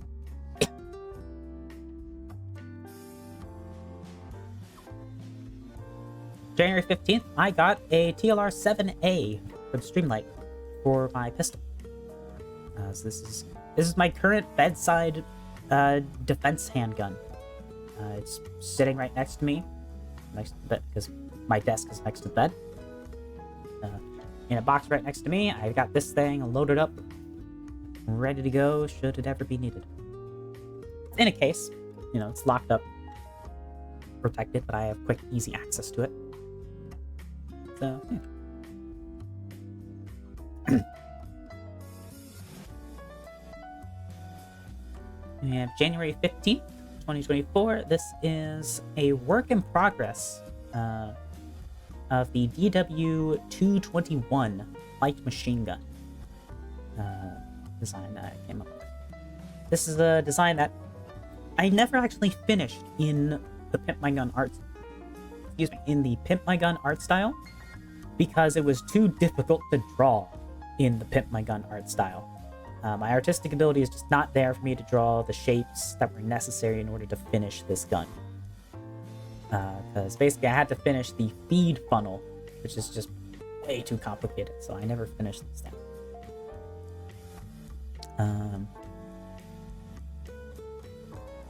Yeah, it's just it's based on the same rifle design, although it's switched to a gas piston instead of the AR-15 style gas system. And it is convertible between belt fed and magazine fed, similar to the HK-23 light machine gun. January 16th, this was a little thing, something I threw together as a hypothetical for an ideal AR-15 lure receiver. Or an interesting one, at the very least. Something I think would be quite neat would be an AR-15 lower that takes standard AR-15 magazines with a paddle release, mag release. I think that would be really cool. I think that would sell well. No one makes that. I think someone should. I would buy one. Put on my rifle. Cool. January 16th. This is a simple edit. I forget. It was Mossberg. Yeah, so Mossberg put out a shotgun that had Holosun optic mounted on it from the factory. They put the optic at the very rear of the receiver. I've been spotted. At a game. Yeah, good timing. So they put the optic at the very rear of the receiver. I thought that looked dumb. Because so the problem is that, you know, the pistol red dots are designed to be used way out in front of you. They have terrible parallax, and so the closer they get to your eye, the worse the parallax is. And so you want the sight to be as far forward as possible. So it makes sense to put it at the front of the receiver, not the rear. So I just photoshopped it. The 940, yep. Took AUG waffle mags instead. Yeah, an AR-15 lower that takes AUG mags. Terrible. But it's a shotgun. Is it really needed? I think a red dot on a shotgun's cool.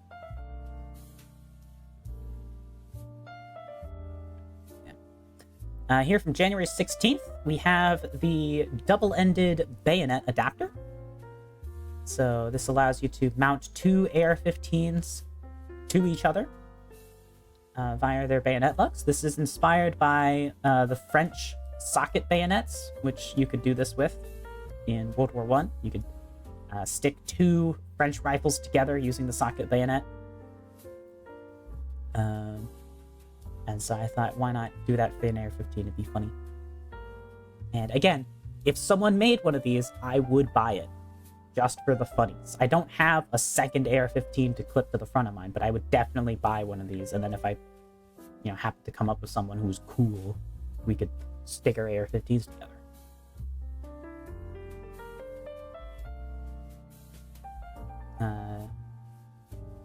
Never mind. I do like it in this position, especially if it's got a rear sight. Yeah, Mossberg was dumb because they put the rear they put the red dot at the very rear of the receiver, and it's terrible spot to put it. There's no way to attach to like the thing. Yeah. Or your Turkish shotgun falling off rails. January 17th. This is another thing that I would buy. So if someone made this, I would buy it. This is a gaming mouse, shaped like an AR-15 fire control group. So it would work like a mouse. Right click is the nub, is that little button right below the trigger. That's your right click. Your left click is the trigger itself, of course. You have a scroll wheel on the front of the trigger guard, so you can swipe your finger up and down on that.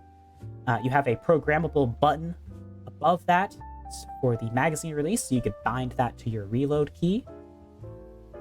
And then you have your ambidextrous safety selector lever, which you could move up and down. And you can program that to be bound to whatever buttons you want for that, too. I think this would be a really cool mouse to have for FPS games. Someone should make this. I would buy it. No one makes this. Last I checked, which was January 17th, 2024.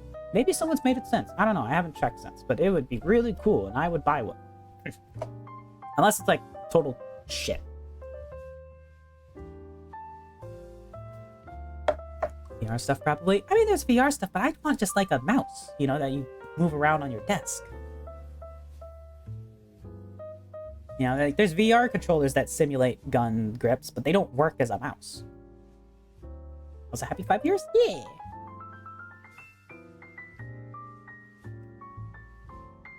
Oh, I hit the back key and was like, oh, what? This is a new place. No, I went back. January 26th, 2024. You have the Jackal M96. Yes, Again, I love Bren gunning things. So I have Bren gunned the Jackal. Total shit or 5k, no in between. And it do be like that. Gaming peripherals.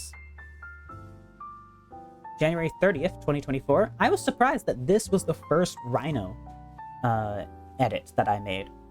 Was the Rhino A1. So we have an AR-15 carry handle and iron sights. I have an AR-15 bayonet and pistol grip as well. So yeah, this was the start of many Rhino edits to annoy Gotcha with.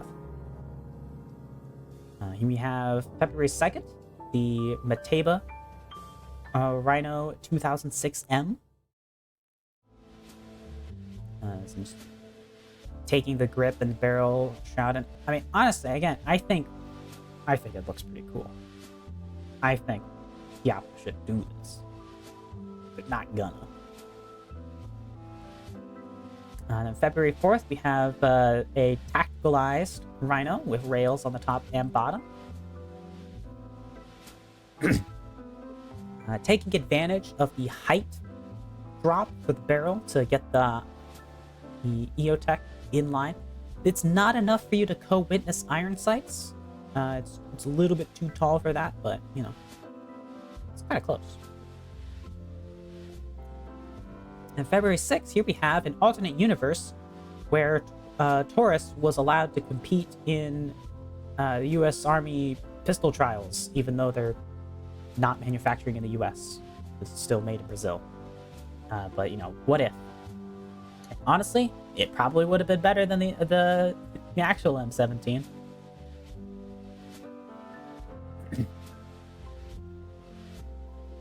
And here we have the Keltec Sub 2000 factory SPR. I don't know why this is so low res.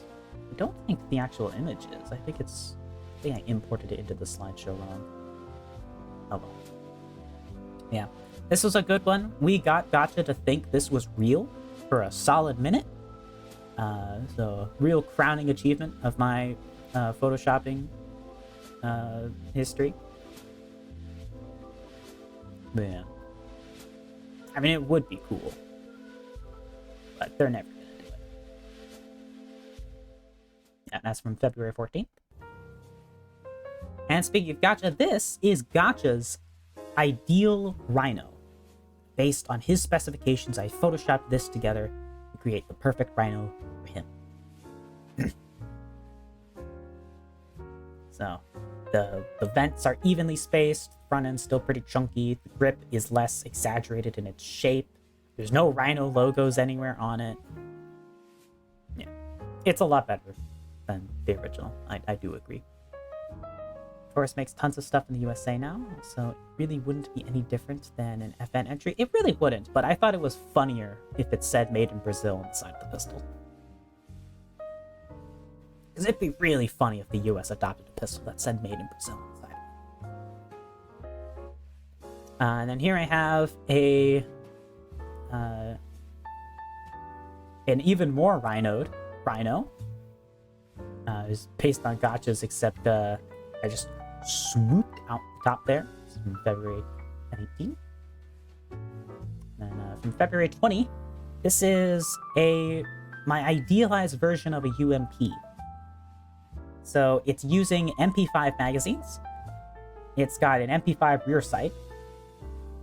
And I have altered the proportions, so I've shrunken down the receiver a bit to try and imply roller delay instead of being straight blowback. It's just like would have been better if HK just did this. Here I have a cloner's guide for the Far Cry 2 AR-16. So this has just been, this is something I put together as a guide for all of the bits and bobs that would be necessary in order to create a copy of the AR-16 as it appears in Far Cry 2.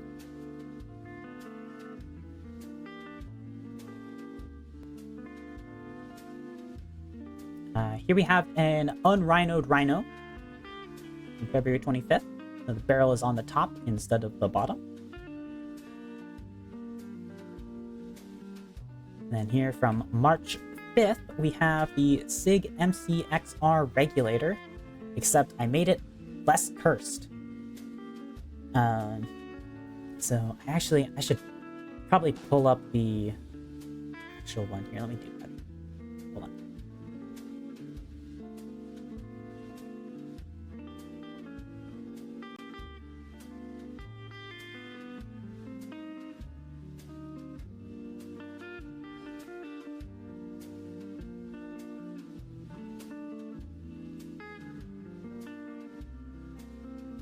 Okay. Yeah. So this is the actual MCXR regulator.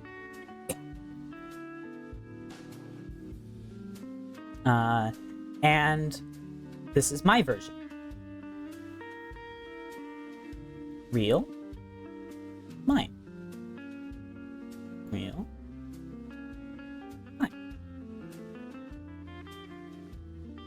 There are printed MP5, so rollerbladed UMP is totally viable. Exactly. Yeah, so yeah, the MCXR is just an ugly gun because they insisted on putting an arc rail behind the magazine, and that bumfucked the rear of this rifle quite substantially. It makes it really difficult to put a scope on here that has a good eye relief as well, I've heard. And it's a terrible place to put an arc rail adapter as well, because it means you can't aim down on a tripod without your magazine hitting the mount, unless you're using a really short magazine. But really, it's not great. So I removed the arc rail and scoot the back up forward, and I think it looks much better this way. I also removed their stupid brake, put an A2 muzzle on it, because an A2 muzzle is superior to whatever brake they're using. Yeah.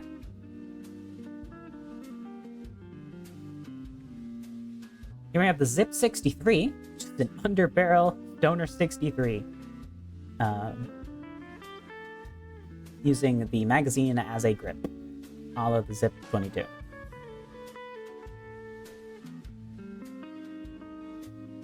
That's from March 8th. And March 11th, we have the M1A2 Thompson.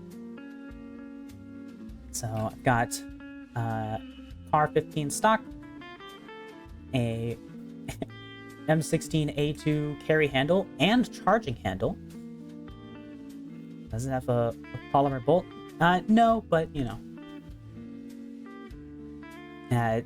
It's really more so zip inspired in form factor and placement. Yeah.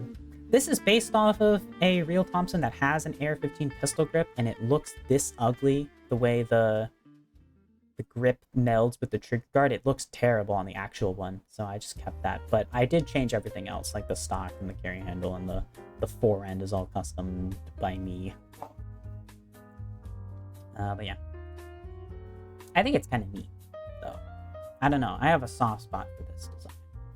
I think it's something that a 1980s prop department would like kit bash together, you know? There's a certain quality to 1980s, 1990s kit bash prop guns that just look cool. We have the FN low power, a 22 LR high power. Took the normal high power and shrunk it down a little bit on the top. Here we have the Rhino 30DS with a singular hole instead of two holes.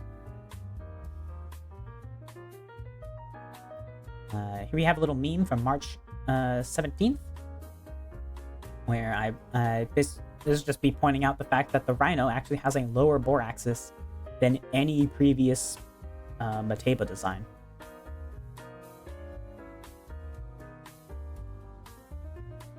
Here from March 24th, we have a hypothetical uh, FRTE-ish adjacent design idea for a 3-round burst. So my idea for a 3-round burst that is not legally considered full auto was, well, if the definition of full auto is predicated on how many shots you get per trigger pull, just pull more triggers.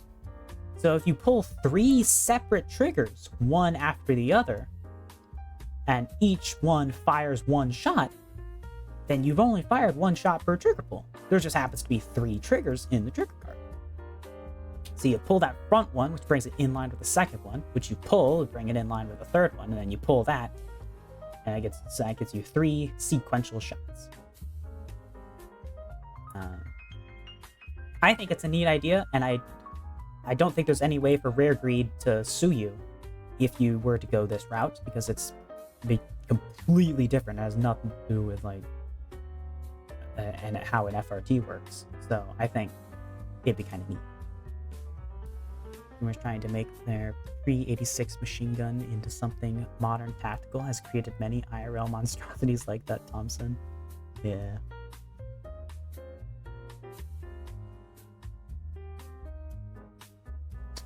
And speaking of that, Thompson, here we have from March 29th, the TP9A2.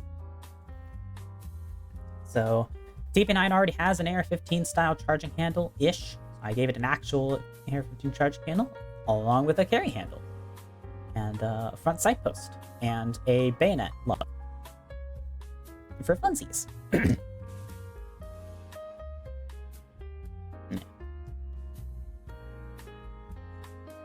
The front sight and the bayonet lug are attached with the suppressor tab.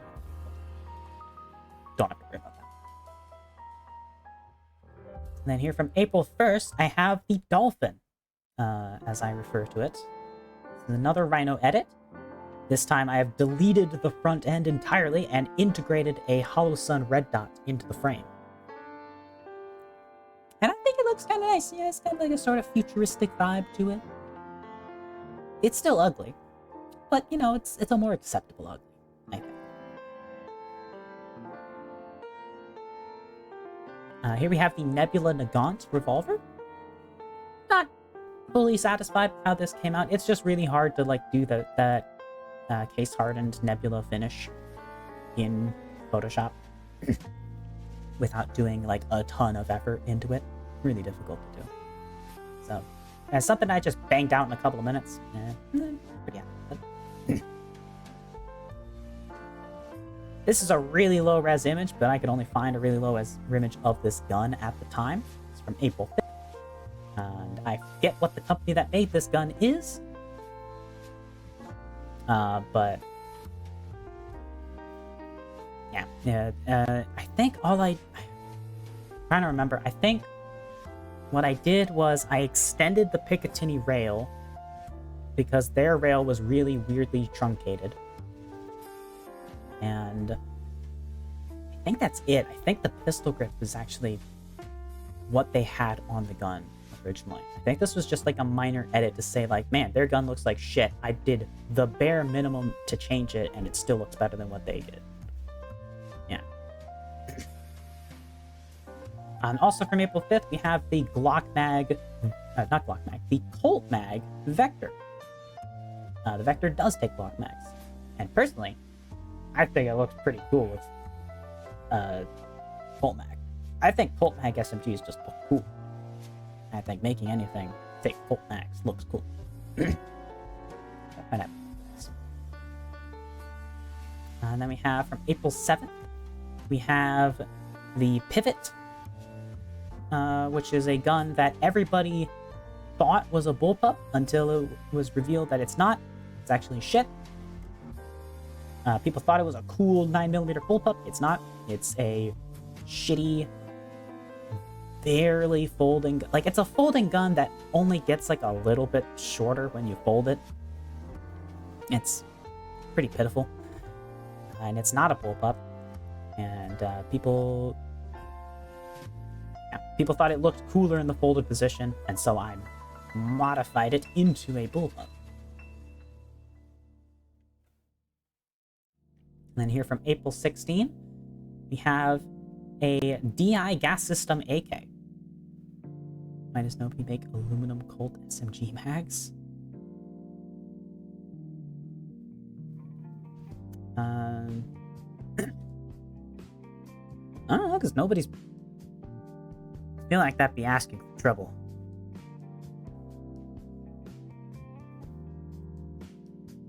You know?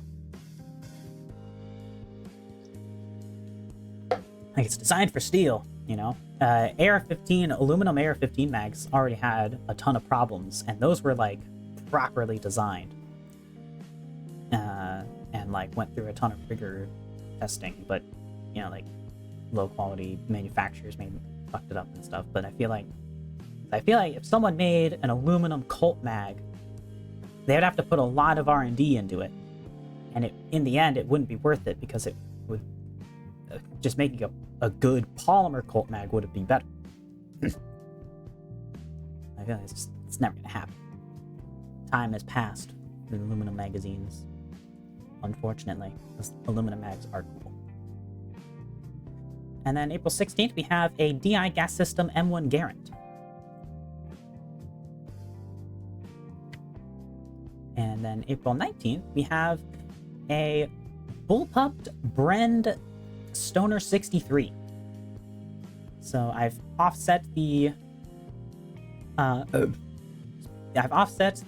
sights to the side here. Magazines on the top, obviously. And yeah, fun little stuff there. This is photoshopped from one of the Ares, or Ares owns the now in their collection, but so it's a prototype. This was from a prototype bullpup Stoner 63 as part of the LED5 development, and then I just Bren gunned it. And SMGs are supposed to be all high speed, low drag, and Colt SMG mags are way heavier than rifle mags. That's why we need a good polymer Colt mag. They're not as sexy as the steel mags, but you know, as magazine materials go, I think polymer is the superior choice. And from April 23rd, have the Mark 69 Mod 3, Geek Cannon, a drum mag, an ACOG, a mag light, and suppressor. And April 26, 2024, we have a VHS, or Springfield Hellion, that has been given the a G36 carry handle chop treatment. I've seen some G36s with their carry handle and rails chopped up like this, so I figured I'd do it to the VHS. And here we have a version that is fully chopped for just a red dot, no irons. And then May 3rd, I started, in 2024, I started experimenting with how I was going to be configuring my RDB. So this is the first draft of what I was considering. So from the beginning, I always considered I was gonna use the Stuff and Things grip and a TLR1 style flashlight. Ultimately, I ended up going with the Harbor Freight flashlight because it's cheaper and it's just as good, and also it's funny that it's a Harbor Freight flashlight. This is a Haga Defense sells this magwell, and I've often referred to it as a Haga magwell, but Haga doesn't actually make it. Some other company does. Haga just sells it. I still don't have that. I need to get it at some point, that magwell. And then these are Midwest Industries iron sights. That was my original plan for the RDB. We'll go over some other plans in a bit. But on May 6th, I actually got my RDB. Picked it up from the FFL. So, yeah. May 6th, 2024. It's been 2 years and I have not shot this gun yet. Yeah. For all the shit I give Gotcha about not finishing his SBR projects. At least he's shot his guns. Yeah. I'm gonna shoot it this year. Alright. I have the iron sights for it. I need to zero the sights. I need to shoot this gun. So it will be done. Here we have the BPR 50 from May 7th. This is a bullpupped P50.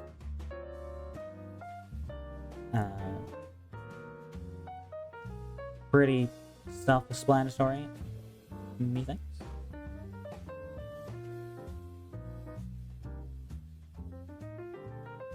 To be honest, I have firearms that I've never shot too. Just too lazy to shoot it for some reason. Yeah. It's like I could go to the range, or I can stay inside and be lazy this week. I need to find a range too. It's really what's stopping me is that I've been procrastinating on actually finding an outdoor range to shoot at. I know they're around here. I just haven't looked. I've been lazy. Yeah. I hear the RTP Gen 2 from May 12th. This is my hypothetical. This is what I would change on the RTP to make it better. So I've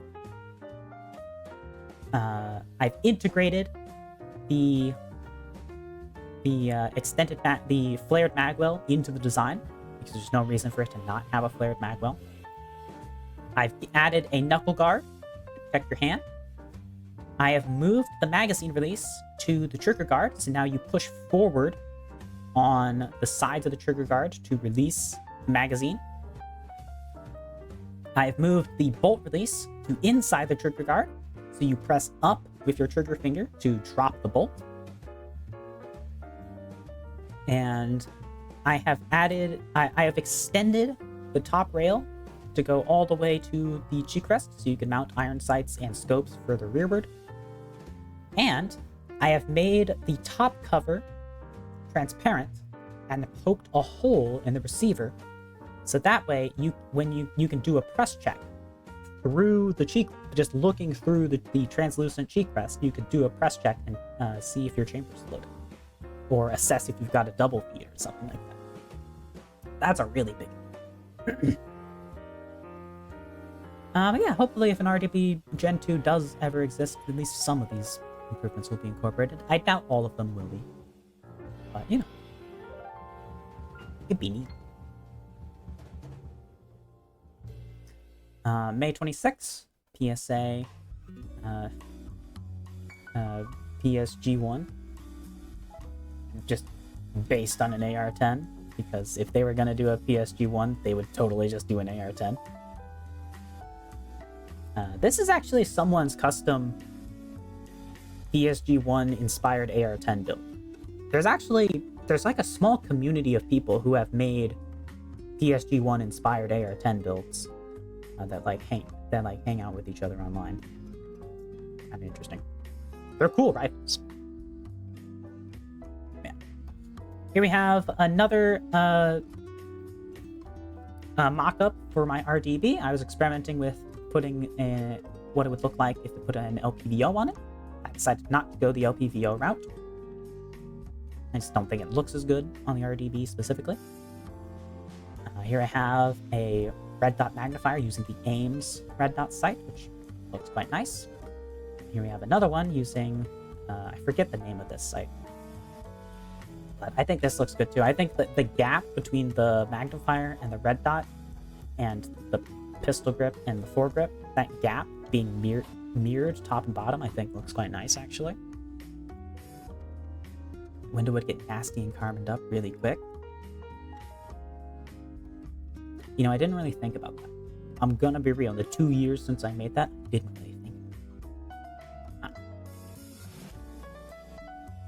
Make a valid point. In that case, I propose, instead of it being a window, it be a trap door with a rubber gasket that you can open. That way you can directly view it, and then you can just close it. Yeah, that's my solution.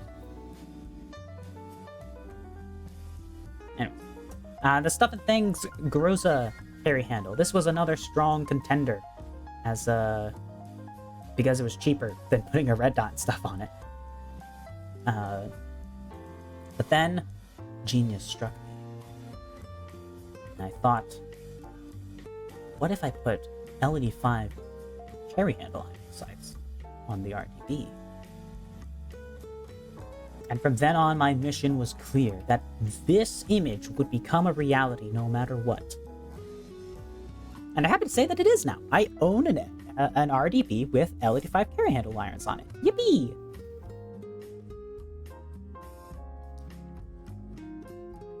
But I didn't end up going the route that I originally thought I would for it.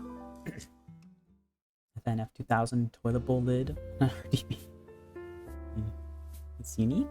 I like it. Yeah. June 7th.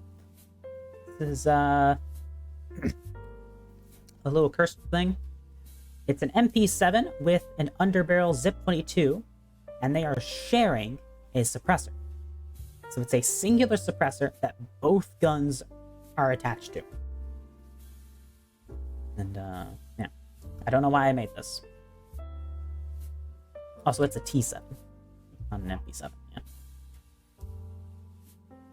Yeah. Here from June 14th, we have a RDB EM2. So it's got a wood EM2 style handguard, EM2 style irons, backup iron sights and carry handle, and then a prism sight from Primary Arms on top instead of the unit sight. Yeah, which this is a build that I also think is really cool, and if I had the manufacturing capabilities to do it, I would totally would. Yeah, would for grip. Yeah, I totally would do this if I had the manufacturing capabilities to do it, because it's so cool. But this was inspired by the fact that if you put the charging handle on the right-hand side for the RDB, which is what I've done on mine, the length of travel and the position of the charging handle is pretty much identical to what it would be on the EM2, and so the manual of arms of pulling the charging handle is kind of the same. Like, the mechanically most efficient way to pull the charging handle is to use your right hand when you have it set up that way as a right-handed shooter. And it just reminded me of the EM2, and I was like, oh, what do I do this? I think it looks neat. And here, June 14th, I started learning how to use CAD, and I made a section of Picatinny rail. Because I was determined to put LED5 carry handles on my RDB. And at the time, no one was making LED5 carry handles. You could not get them. The only way you could get an LED5 carry handle was to buy an original or to buy an airsoft replica. But those don't attach to pick rails. They attach to well, they're not technically proprietary. It was a NATO Stanag rail system. It was standardized. Just no one else adopted it. But it uses, for all intents and purposes, a proprietary dovetail rail. And so it won't fit on the RDB. And so my thought was, all right, well, if we'll have to make some sort of adapter, why make an adapter? Why not just make the whole iron sight itself? So I was going to do that. Here again, here's a mock-up showing me where, the screw holes are going to have to be and stuff. And my plan originally was to just print the rear sight and to use off-the-shelf components for the front sight post. I found a combination of front sight and riser that raised it to the correct height. I was just going to use those. So here we have June 16th. Progress update on carry handle iron. June 20. This was kind of fun to work on. Also June 20. Oh, and then we took a little break from that. This is the FN F2000 with P90. I don't think I don't know if I have if I had a clever name for this thing. But it's a hell of a boat of a gun. So yeah, so the F2000 still ejects forwards, and then the P90 ejects out the side. I've added dust covers, so you could choose to eject out the left or the right. The F2090. Yeah, sure. We'll go with that. Yeah. Both charging handles right on top of each other. You switch between them based on the charge. So yeah, I think if I recall correctly, my idea was that with the fire selector set to full auto, it would fire the P90, and with the fire selector set to semi-auto, it would fire the F2000. Of course, the P90 has a progressive trigger, so you could still fire it semi. Yeah, this was a rather silly, very bulky gun, but I don't know. I think bulky combination guns, kind of cool. And an overbarrel P90 on a bullpup rifle is kind of cool, even if practically it has no reason to exist. Yeah. June 30th, more work on the carry handle irons. Then July 5th, I made the FN57 MRD SC BLK. This is a subcompact FN57 MRD.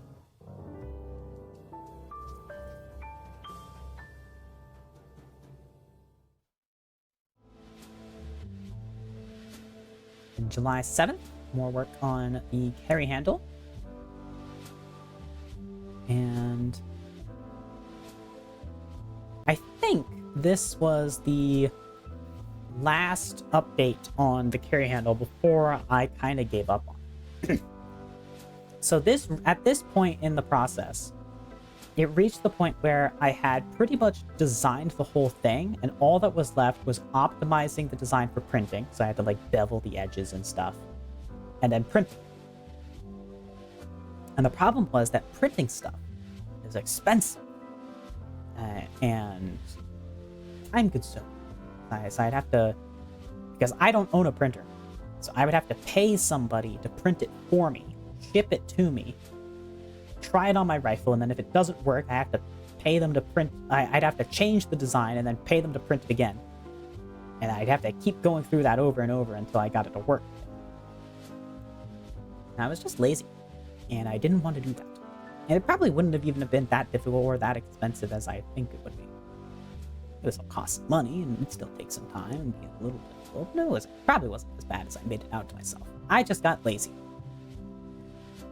But then, very shortly after into me being lazy, Ali and Kaufman announced that they were going to be making L85 carry handles. And so I just bought one of those instead. I missed them the first time they dropped, so I had to get the second batch of them. I missed them by like an hour. But the second ones, as soon as they came in stock, I scooped them up immediately, and I am very happy to have it on the RDB now. It looks fantastic. July 9th. This is a P90 Calico. So it's a Calico with P90 mags in 5.7.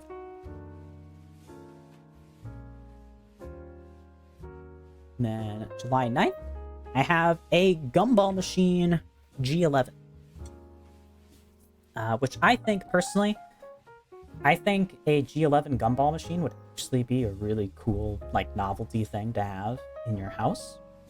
You know? And this was inspired by the fact that the charging handle, you turn it around like you turn around a Gumball Machine handle. So I just thought I think that'd be neat. July 10th.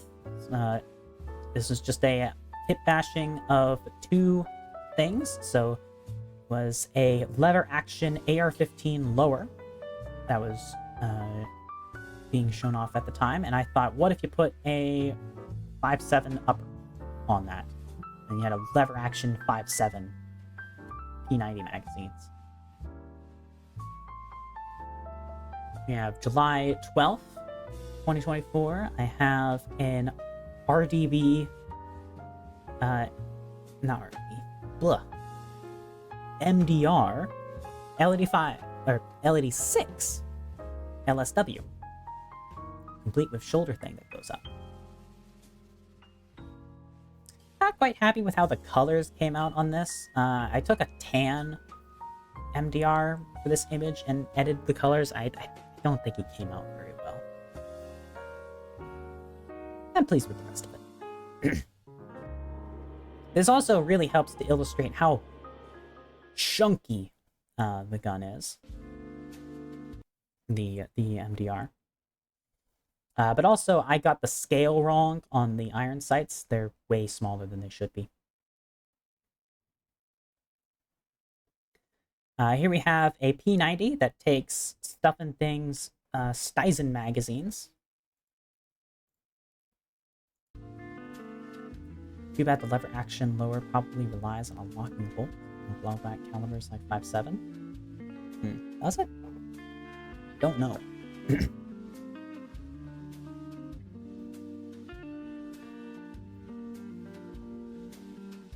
Oh, there was one more update on carry handle from July 21st before I gave up on it.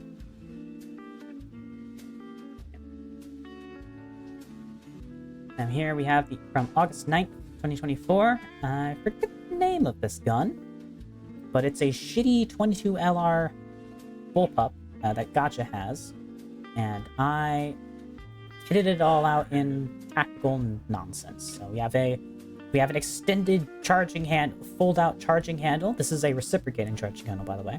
At the back, we have a trommel-style extended magazine. You have a finger groove grip safety, mag pull handguard, suppressor, and of course a GBRS mount on top.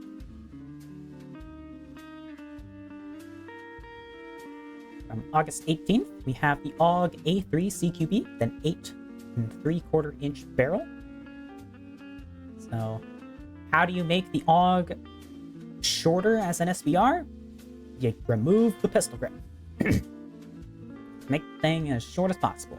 Now you grab it by the magazine and you pull away. And then in the same vein, I have the Desert Tech Nanon with a 6.5 inch barrel. Just again, grab it by the magazine, use it as the grip. It's from August 20th, 2024. And from September 3rd, we have an AK, or in this case an RPK, that has been water cooled and given MG08 15 furniture. So it's inspired by how heavy modern AK furniture is, and so if you're gonna add that much weight to it, you might as well water cool it. And this, I'm not sure if I ever actually showed this off anywhere. This is from September 10. This is a quick and dirty kit bash, prototyping a carbine design for my fictional gun design stuffs. I was thinking about. This design is pretty outdated from what I have planned for it now, but I haven't drawn it yet, so I don't know. Yeah, this is supposed to be a 1980s carbine, chambered in like a 30 carbine style cartridge. Bed picture meme.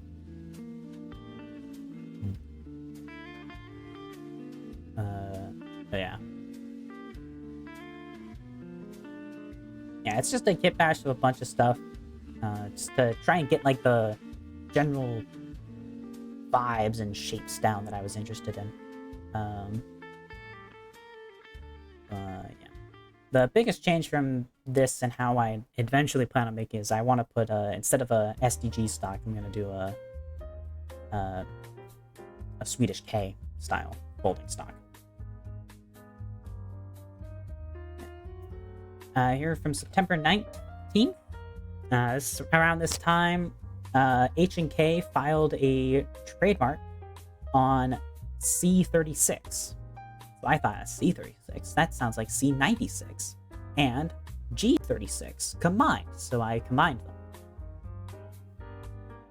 Even put the little HK logo on the grip there where the Mauser logo would be.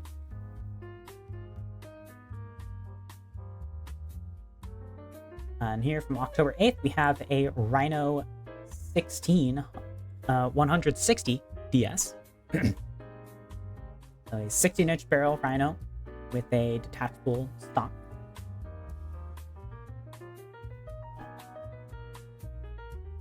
And October 17th, HK US USA unveiled the CC9 in all its ugly, disgusting glory.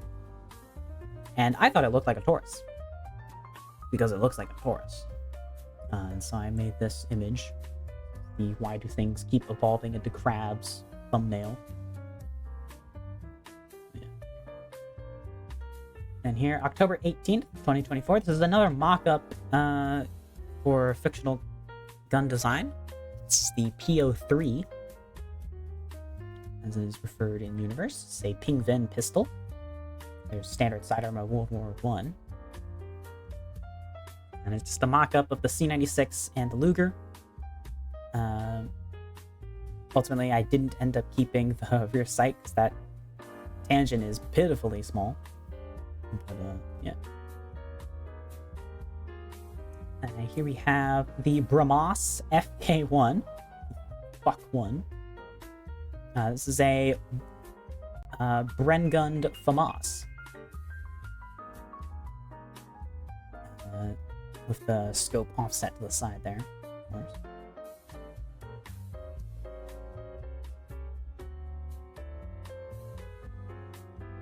Here, November 11th, little Half-Life 2 meme, just poking fun at the fact that Cabot guns are always sold out. Every time Cabot makes a new piece of shit, overpriced Gucci 1911, it's sold out immediately.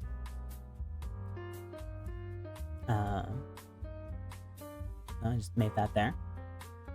You know, they're always sold out, but they never go on sale. And the ones that do sell, they never get shot.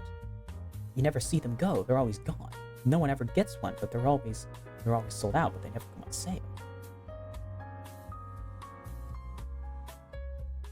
Here we have another flag. This is for the Danish Empire, my fictional world-building thing.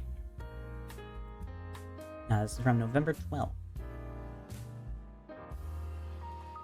And here we have another country from November 14th. This is Brillanti. They're an island nation. And I wanted to reflect island nation-iness. So, you know, the blue and the white representing the waves and the sunrise over there. I think it's a pretty flag idea. And this is Sarcina. Is another country here. November 15th, I made this flag. They're a sort of a tropical jungle environment in this country.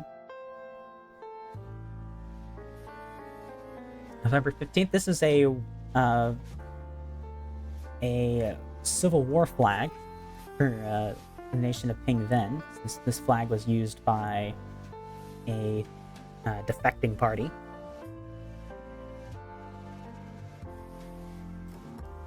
And then November 18th, this was my attempt at reproportioning the CIA sketch of an AK. So the CIA had a spy in 1953, I think it was, draw an AK from memory. It was the first time they'd seen it. the US had seen it. And at the top is the image that the agent drew. And it looks pretty bad. But if you look at the measurements that he's listed, it's actually not that bad. So what I did is I took his measurements that he had eyeballed these measurements, and I took them and I reproportioned all the sections of the gun so that they matched his measurements. And the end result actually looks a lot closer to an AK. It's still far from perfect, but it looks a lot closer now. And here, November 19th, this is a wood scar, which is, I still think, really sexy. I think this is a really cool design. And it's a shame it does not exist.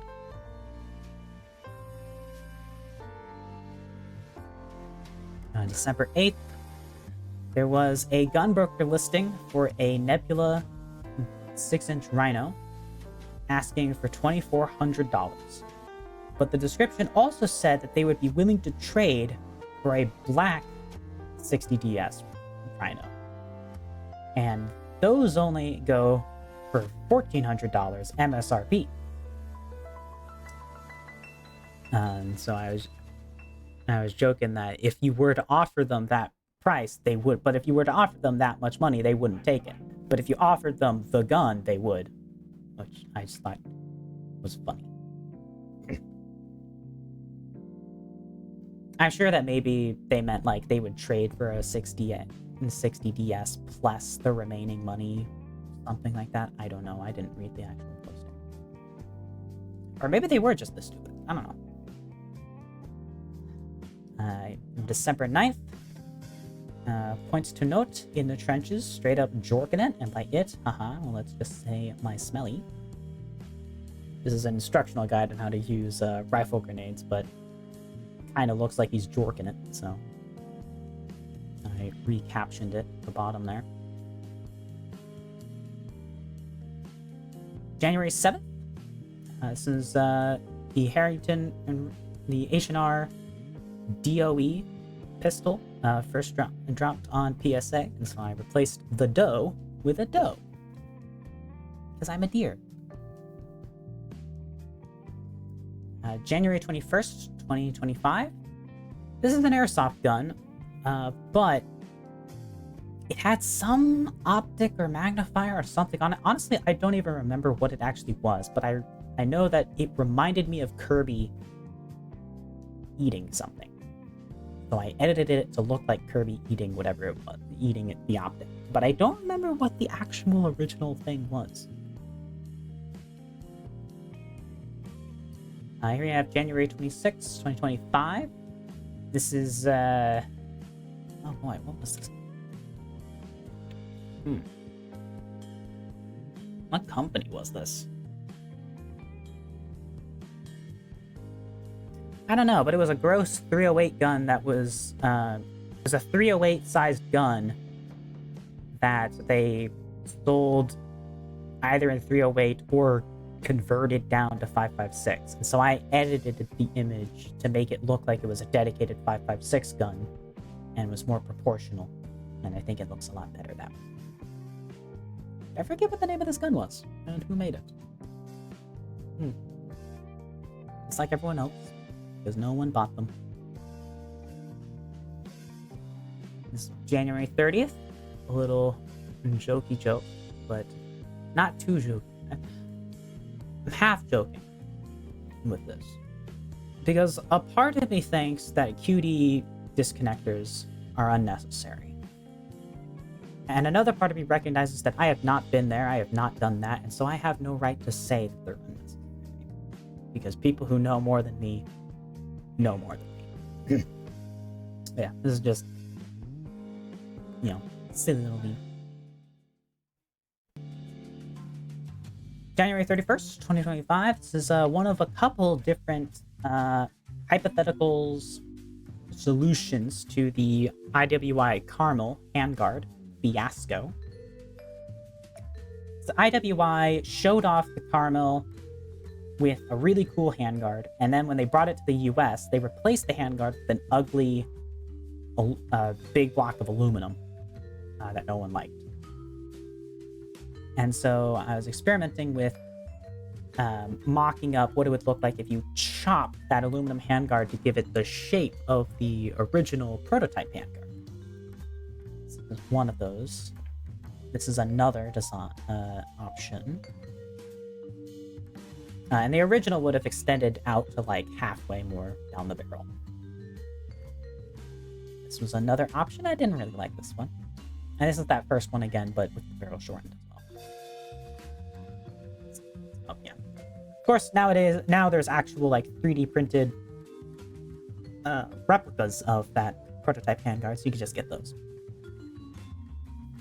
And then here from February 25th and 26th, respectively, top and bottom, we have a bottom feeding FG42 and a top feeding FG42. Because I have to Bren gun things. And the FG42, being a side feed, gave me the unique opportunity to anti-Bren gun it. Put the magazine on the bottom as well.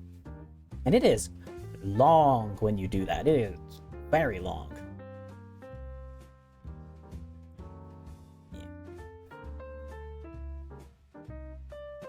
And February 28th, we have a Bushmaster arm pistol that has been converted into a bullpup.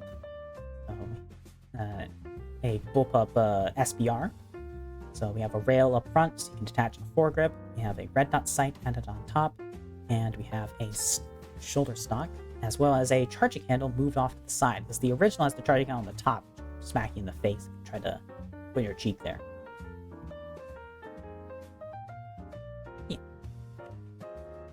And then March 5th, we have the Glock 50, which is a Glock that takes Colt magazines. Because there's all these guns that should be taking Colt mags that are being made with Glock mags instead on the market. So why not make one gun that should be a Glock mag and give it Colt mags instead?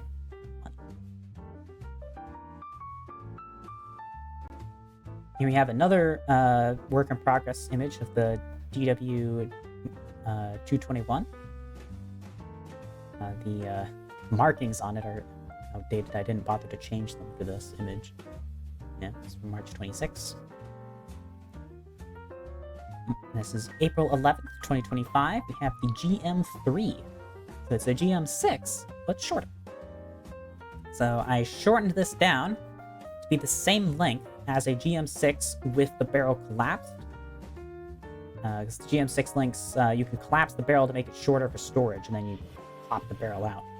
So this I have shortened so that when it's in its extended ready to fire position, it's the same length as the GM6 when it's in its stowed position. And that required shortening the receiver and stuff.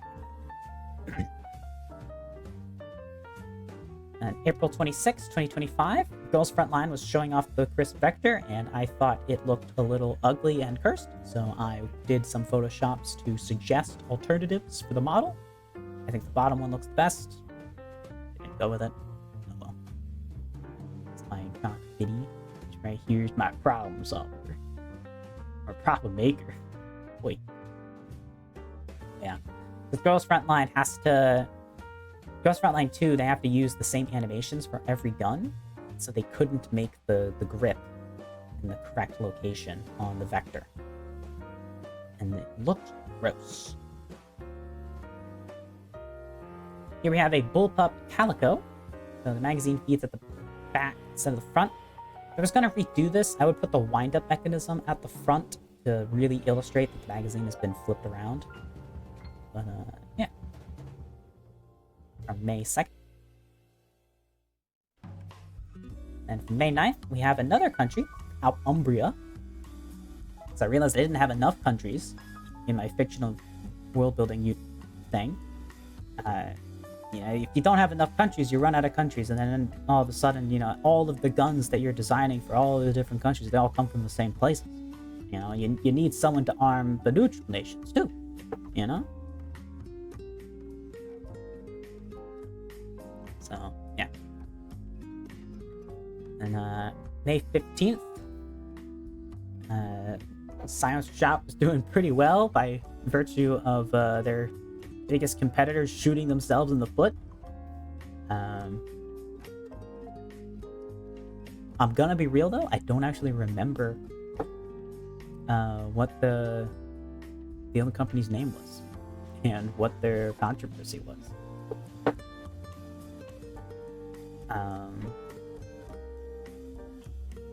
Don't remember. But we all had a laugh at their expense. Who was it?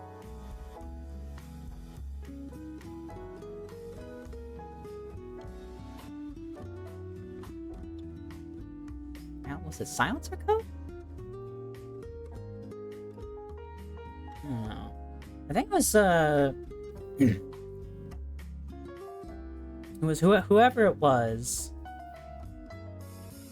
They were lobbying against the Hearing Safety Act, like the Hush Act, or like whatever the new Deregulate Suppressors Act was. The company was lobbying against it, and people found out about that and got very mad at them. I forget what the company's name was.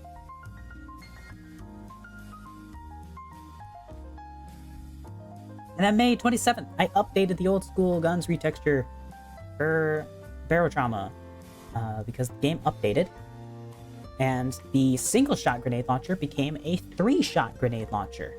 So I replaced the M70 Thumper with the T148E1, which was a real conversion of the M70 to become a harmonica-fed 3-shot grenade launcher. It was really, really interesting. But yeah, so that was a quick and easy replacement on there. So quick and easy of a replacement that I didn't even bother to retake the in-game screenshot for this. I just edited it up here. So yeah, that was lazy. July 25th, we have the Nanon again, but this time at 9mm.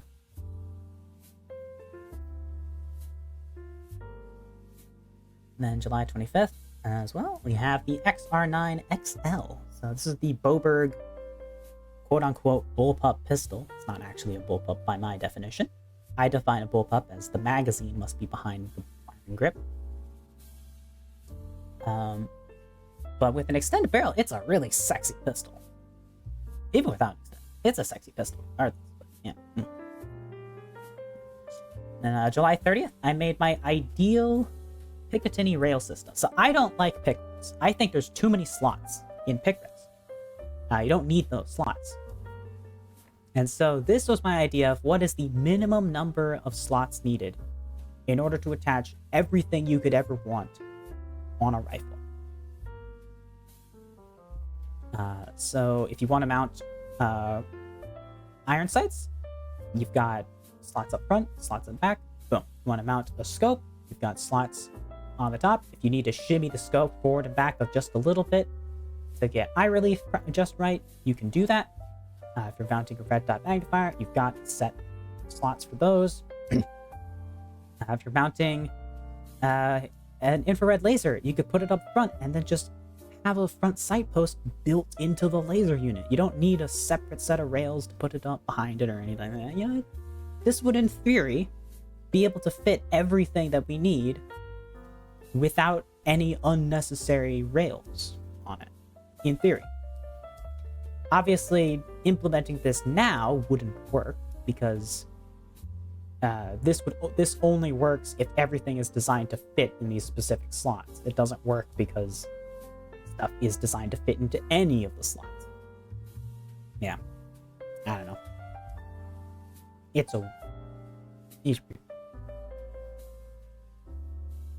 I preferred when everything was mounted using proprietary mounting systems because they looked cooler. And then on August 1st, 2025, have the P320 M18A1.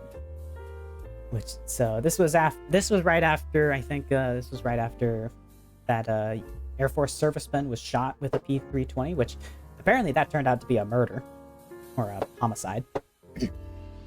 So the gun didn't actually go off on its own in that case. But this was made while that was still being investigated, so we didn't know what actually happened. So, you know, just a bunch of stuff. So it's got a trigger dingus, a squeeze cocker, magazine disconnect, grip safety, enlarged manual safety, and a striker decocker. Just all the safety features. Yeah.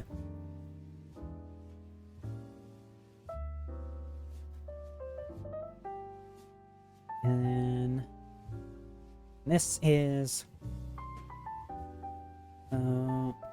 September 29th, 2025. So I forget what company it was, but some company made these 1913 rail adapters for 1911s, so you could put a stock on a 1911. The problem is that normal rifle stocks are really low if you do that, and so I was trying to find some way to put something on it that looks better. Was it murder? I thought it was some form of manslaughter. It might have been manslaughter. I don't know. I just know that the trigger was pulled and it was fired. Whether it was intentional or not, I don't remember. Yeah. I was trying to find a stock that would fit on this gun that would more closely resemble like an actual stock, and I couldn't find it. This is the closest I could find. This is like a visor stock. Haga Defense sells it. I don't know if they make it. But it's like meant to be used with like a riot face shield. And I just flipped it upside down.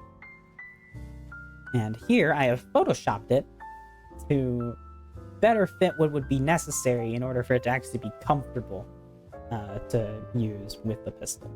So it'd have to be a lot longer and shorter and yada yada. And November 10th, 2025, I predicted the future. So I mocked up this L86, this AKB-23 L86 design. And I'm quite happy that the actual AKB-23 L86 looks better than this. So, because I just extended the handguard out front. What Ali and Kaufman did is they actually replicated the outrigger shape from the handguard forward, which looks much better. And they got the correct bipod.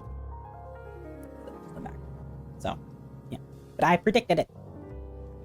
And it's really cool, and I wish I could afford to buy one, because god damn do I love the L86. As much as I like the L85, the L86 is cooler.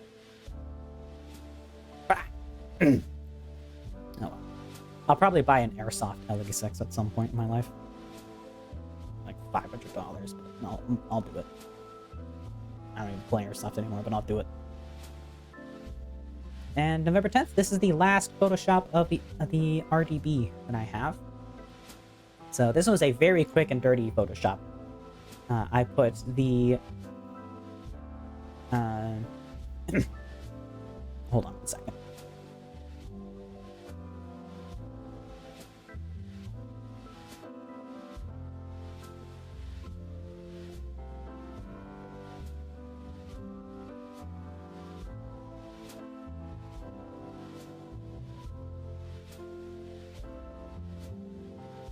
Okay, better.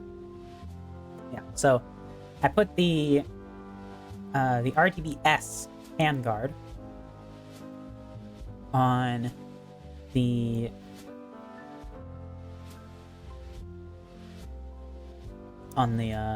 RDB here, just to get a vague idea of what it would look like. So after I shoot the RDB and I verify that it all works, I'm gonna call up Keltec and ask if I can buy one of these handguards, because I think it's pretty slick. Then here we have the Rhino 44 Magnum. It's my first edit of that, with a full open hole on it, on December 16th, 2025. And here we have the 44 Magnum Rhino with no holes. Also December 16th. And this is Gotcha's ideal Rhino, but in the 6-inch model instead of the 4-inch model. Someone asked for this. I forget who. I apologize. One of y'all asked for this. The slab, yeah. Yeah. I think it was one of y'all that asked for this, but I don't remember who exactly. I didn't save a note of who asked for it. Oh. And here we have the Lima 0815. January 20th, so SHOT Show this year. CAC and Lima 6 showed off a water-cooled Lima 6 belt feed. And I thought it would be cool if it was MG0815 theme. And February 27th, 2026, this was me doing a quick mock-up of an airsoft P90 magazine coupling system that I had sworn I'd seen, but I couldn't find, and lo and behold, someone found it. It was on evike.com, and I missed it. But, yeah. Has an articulating connection between the two magazines so that one of them can be draped over the side of the gun. It's a neat system. It doesn't look good. It's a neat system. And that all? That's all of them. Wowee!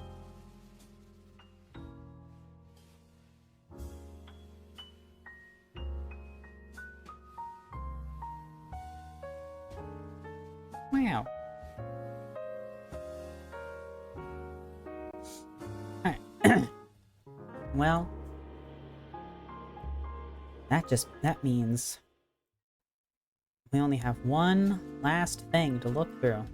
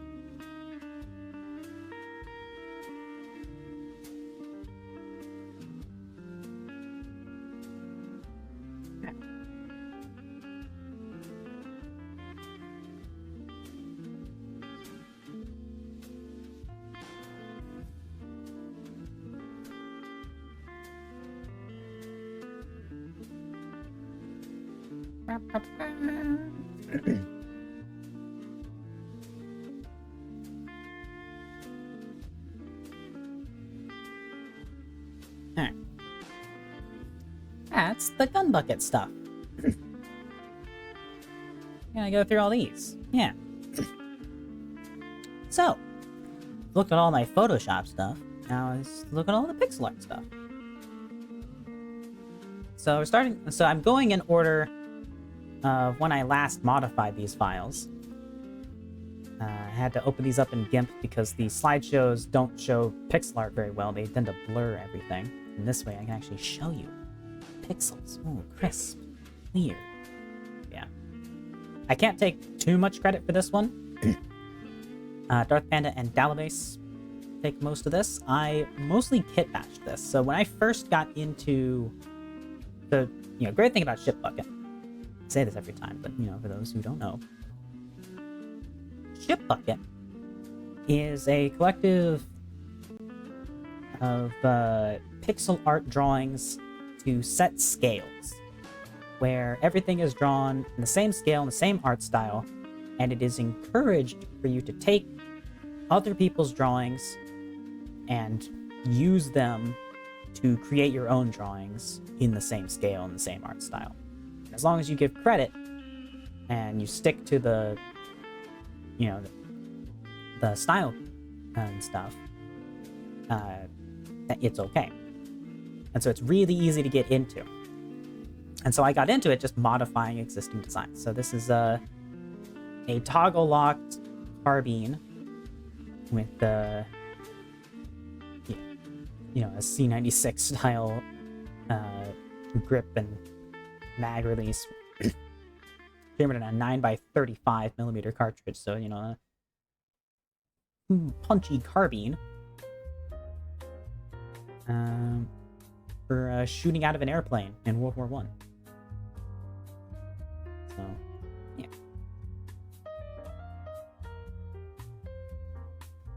And And this is one of the earliest things that I made.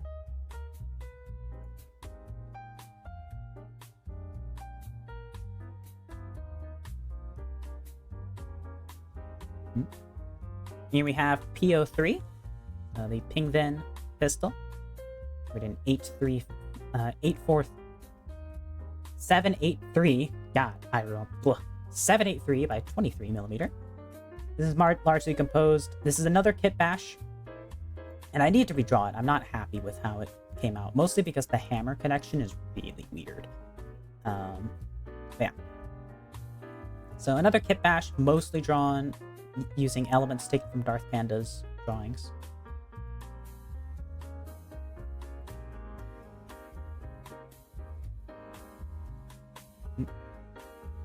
Here we have that CIA AK. Again, I tried to imagine it as a real gun using components from real guns that the Soviet Union would have had access to at the time. So, you know, there's a bit of PPS-43, a bit of PPS-H-41, there's a bit of STG-44, a bit of STG-45, yeah, a bunch of stuff. And this used a bunch of components from other people's artworks. Dalamace, Darth Panda, Raspin Leech, and Corporal New 3. But yeah, I just tried to bring that to life as much as I could.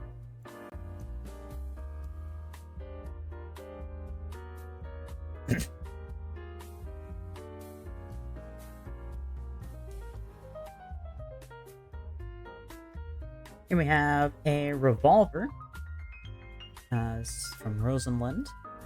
The Pistolet Pomizji. Probably mispronounced that. It's Polish. 91. Give it in a 9.5 millimeter cartridge. Again, using a lot of bits from Darth Panda. But a little bit more drawn by me, but still mostly drawn by Darth Panda. And again, you know, just kit bashing a bunch of parts together. So, you know, it's got a Enfield #2 frame shape for the overall silhouette. It's got a Nagant revolver loading gate. You know, Smith & Wesson swing out cylinder release. That's a interesting combination, I should explain. So, the idea for this revolver, it's World War I, and the idea is that it is a simultaneous eject single loading revolver. So you would use the Smith & Wesson style button on the side to push that forward, swing out your cylinder, eject all 6 rounds simultaneously, and then you would close the cylinder, flip the gun over, open the Nagant style loading gate, and single load your rounds into the cylinder one at a time. And the idea being that doing this means that if you're jostling around on horseback, you're not going to drop any cartridges out of the cylinder as you're loading it. You know, because you can get all 6 shots, all 6 spent casings out of the gun really quickly, but then when you're putting your single rounds back in, you know, you're moving around on a horse, you might lose a cartridge if it falls out. So that was the thinking. Even if it's not actually practical, that sort of line of thinking is the kind of thing that people at the time were doing, where they would think something is practical without actually consulting people who would actually be using it to see if they think it's a good idea, and then they would design and adopt it anyways. So I find stuff like that fun, firearms design. But yeah, we have an early war and a late war model, differences being the checkering on the grips and the weight reduction cuts on the frame. Yeah.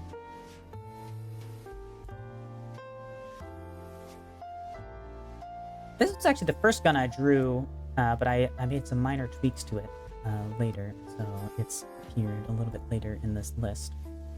It's the SLP #1 Mark I 9x22 Selbstlader.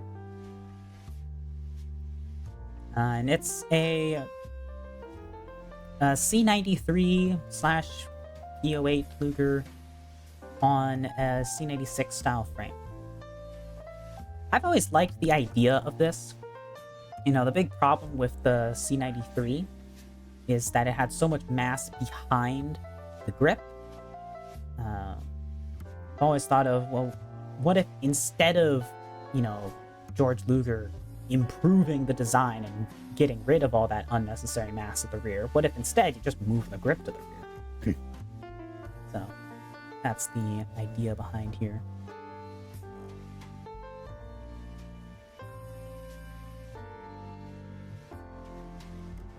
And, here we have a little pocket pistol. So this is the Lindemann MT, the Model Tash. This is largely based on the Walther Model 3, or number 3, I forget what the name is. As well, with a bit of influence from a bunch of other 32 ACP guns. Like, it's got the safety off of the Savage 19010, for instance. But yeah, it's a little World War I era pocket pistol. And then I have the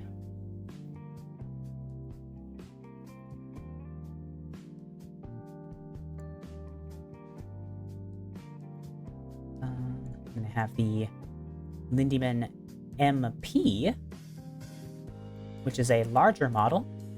So this is the Police version. Savage 1907, yeah. It's got the safety is off of a 1907.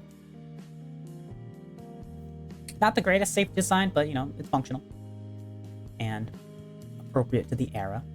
So one pistol. Yeah, and this is in universe. This would have been a pretty common pistol for the Ganish Empire as a secondary weapon because their main pistols are too expensive to produce in large numbers. You have the Model Militar, which is an even bigger model. It's just a slightly longer barrel. This would have been marketed as a military model, but not actually sold in very large numbers. Even when the war started, they would buy the police model instead because it was just cheaper, more compact and efficient.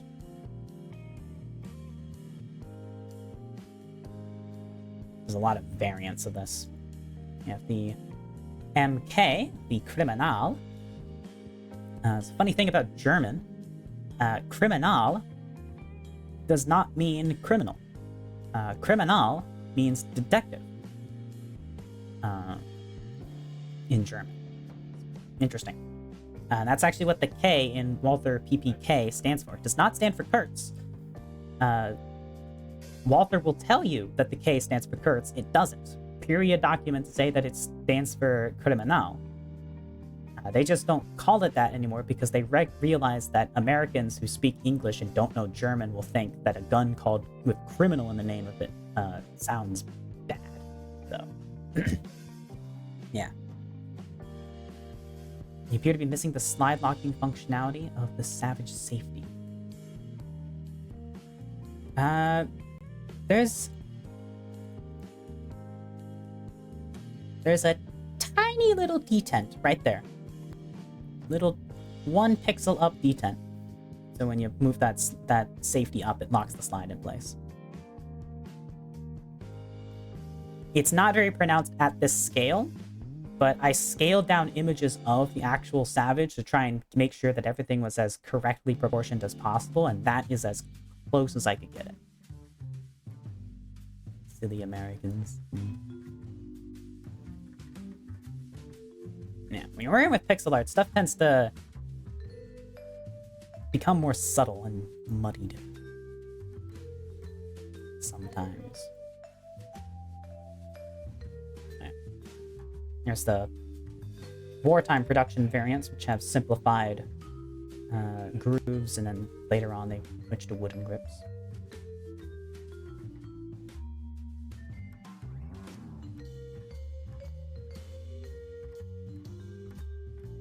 And then we have another Lindemann pistol. This would be an interwar period pistol. It's the Mabo Police Han for hammer, as it has an external hammer now. This is a double action, single action pistol, unlike the other, which was single action only. It's not where it locks. It locks on the barrel of the safety. There's also a second notch that allows you to lock the slide open with the safety. I don't know. It's been a while since I've looked at a Savage. Yeah, I don't have that functionality.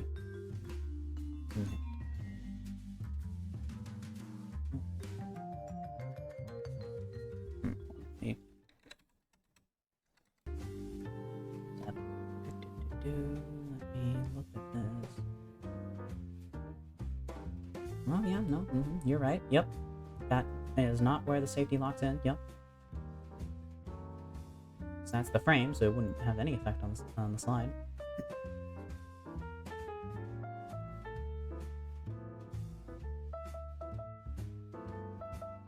Oh no, yeah. Yeah, you're right. You're right. I misremember. You don't see it through since the slide runs inside the frame. Yeah. Yeah.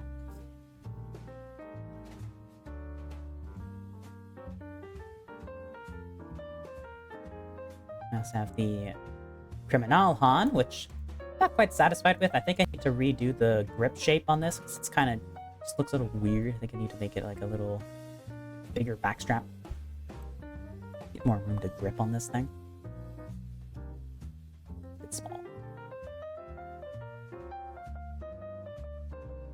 And here we have the Ganesh SLP number 2 Mark 1 in 9x18. This would be a slightly scaled up version of the Police Han. We looked at before. And it's got an interesting magazine release on it. So this is designed for you to release the magazine with the base of your trigger finger. So you got your magazine release right here. And you're supposed to take your finger out of the trigger guard, flex your finger outwards, and press it in against the side of the frame. And that would drop the magazine. It's a weird design. But it would work. I can do it if I hold an Airsoft Walther PPK in my left hand. I can press the magazine release that way. It's weird, but I feel like if you practice with it, you'd get used to it. But being early days for semi-automatic pistols, I get funky with an experiment is a cool thing. A lot of people were messing around with stuff. And my in-universe justification is that the previous pistol required using the trigger finger to hit the magazine release, so they wanted to do that on this pistol as well.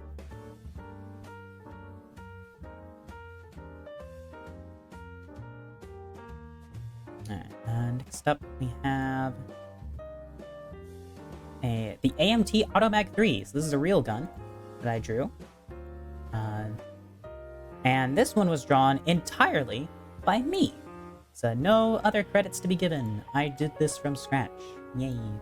I think this was my first gun that I drew entirely from scratch. And I'm quite proud with how it came out. I really like how the lighting came out, despite how, the limited number of shades available. Yeah. Nice little automatic.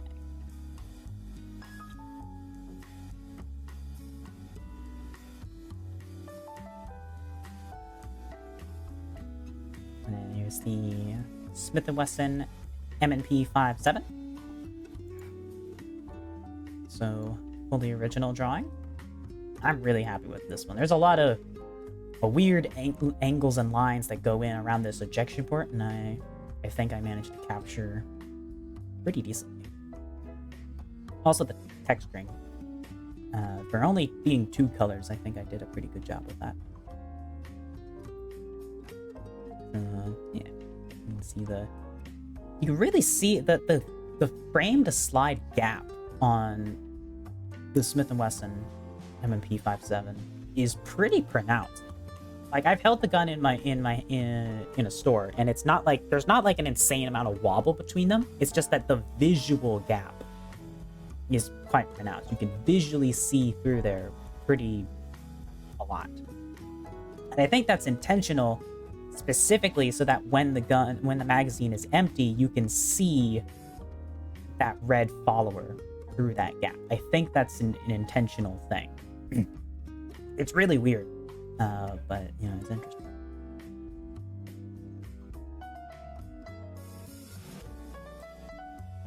And then here we have the Hotchkiss Portative Mark I Star.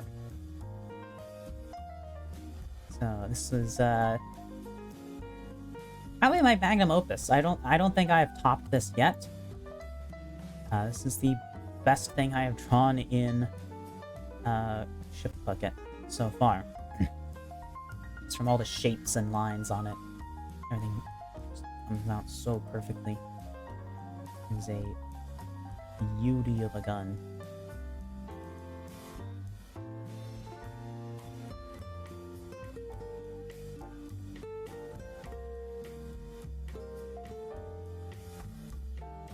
Good old French, like machine gun of World War One vintage.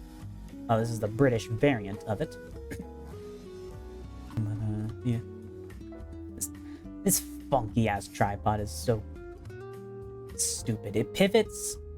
So this tripod pivots up here, like up and down, and then it pivots here, side to side, and then it pivots here, up and down again. And it's such a wacky design, and it's horrifically unstable.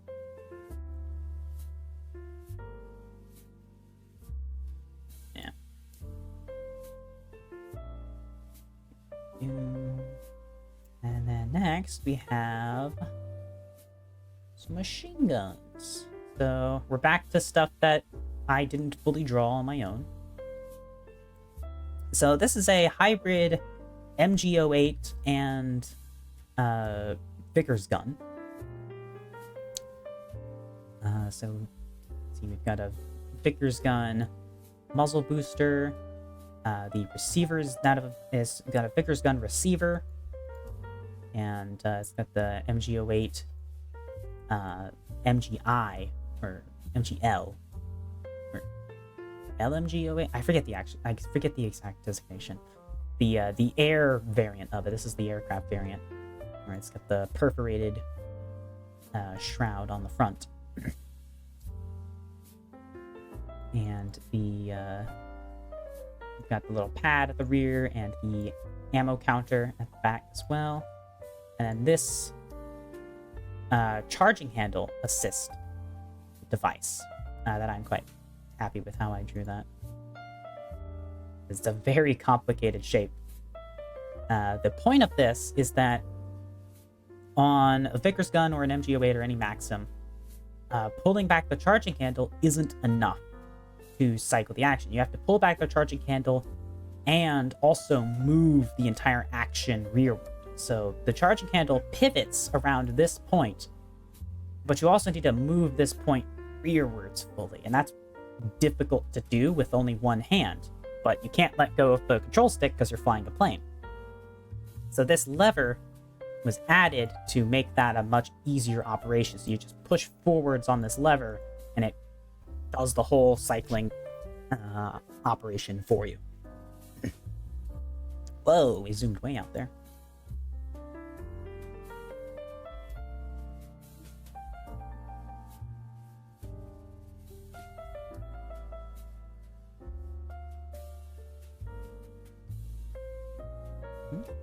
Here we have the ground variant of that gun. You know, spade grips, flip up ladder sight, regular muzzle booster.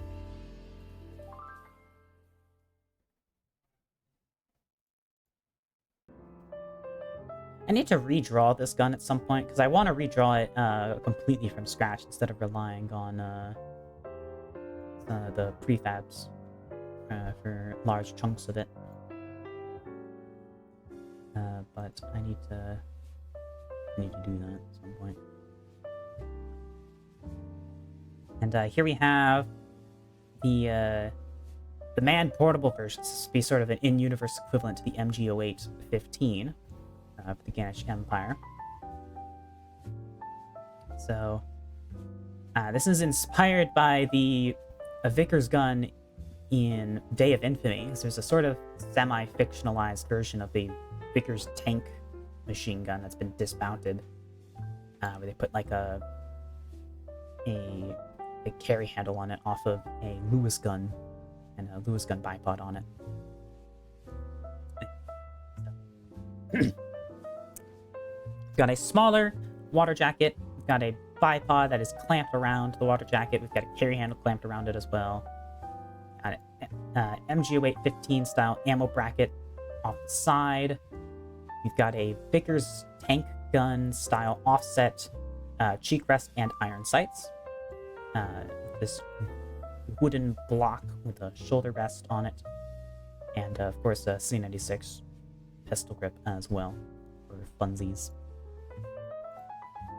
So, nice heavy chonkin' World War One light, in air quotes, machine gun. And here we have the Mark IV variant. Last one was the Mark III. Boop! Howdy, Queen. Welcome into the stream. Hope you're having a good one. Going through all my gun pixel art that I've done. So this one is air-cooled instead of water-cooled.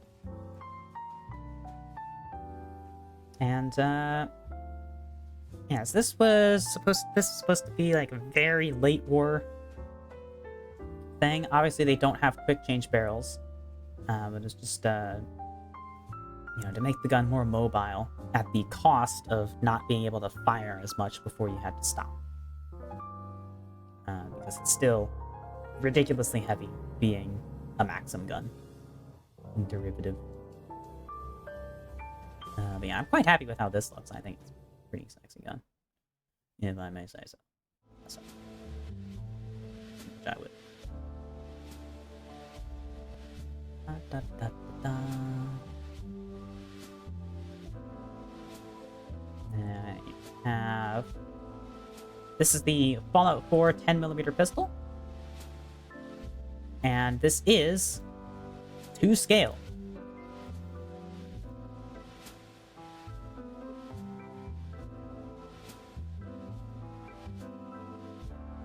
The Fallout 4 10mm pistol is over a foot long.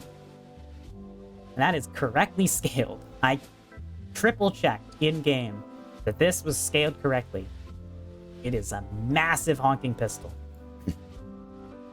But yeah. I've always kind of liked the look. I've always had a soft spot for the look of this pistol, despite how incredibly bulbous and oversized and overbuilt it is. I kind of like the lines of it, so I wanted to draw it. Yeah, I was not prepared for how massive it is, though. It was a very startling thing. Here, let me get a normal sized pistol in here just to compare.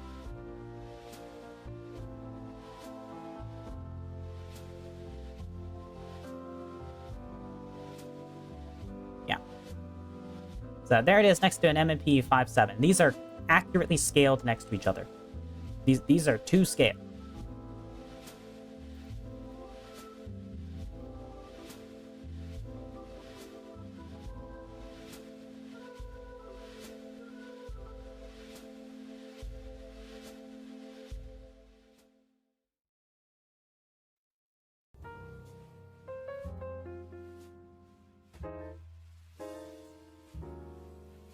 Huge.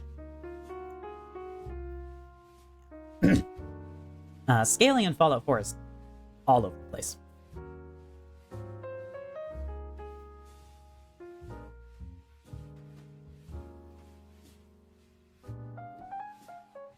And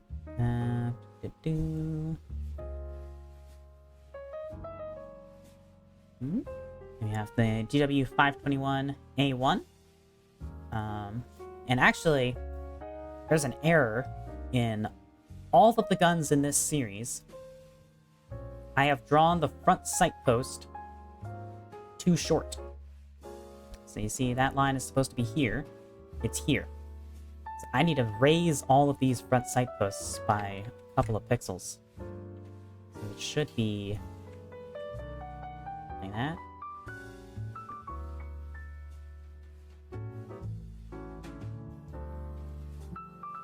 Yeah. So just a 2 pixel difference. Yeah, I need to fix that on all of them. But, oh well. So this is just a straight translation, pretty much, of the Pit My Gun art. Didn't really change much from going from that to this. I changed the muzzle device. I gave it a rifle grenade ring, and I changed the fire selector shape to be a bit more realistically proportioned. I added a thumb rest on both sides of the pistol grip, because I always intended to have that. I just couldn't draw the shading right in the Pimp My Gun art style. I gave it an AR-18 style of dovetail mount on top as well. And pleased with how these came out. Of course, have carbine variant, the 421A1. Features a collapsing stock. In this early version of the carbine has the top-mounted bayonet still, and it has this special stubby bayonet that's not functional as a knife outside of use on the rifle or carbine. That's there.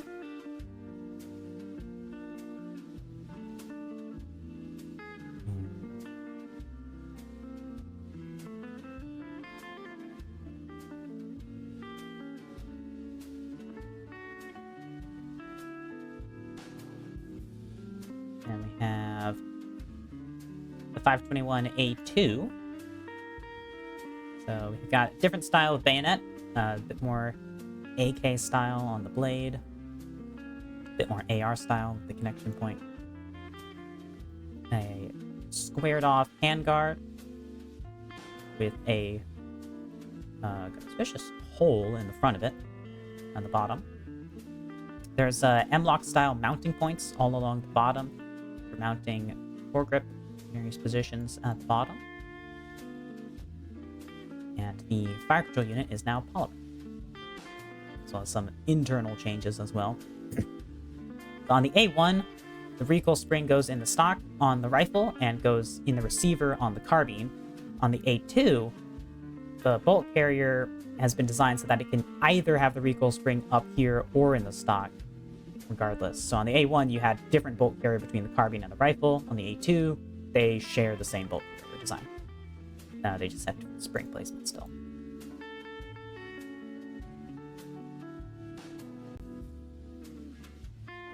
Yeah.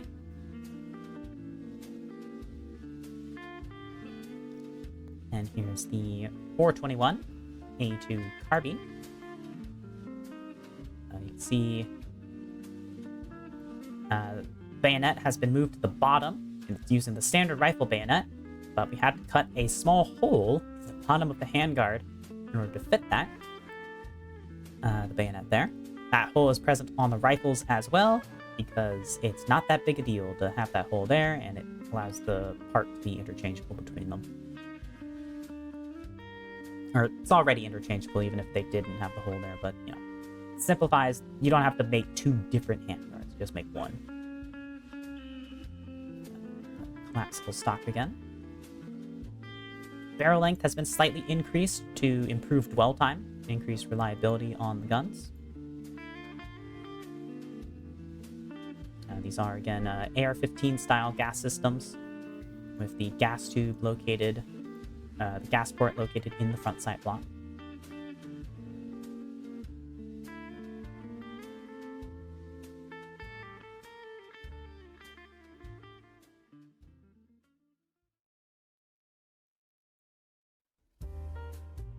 Here we have the 422A1.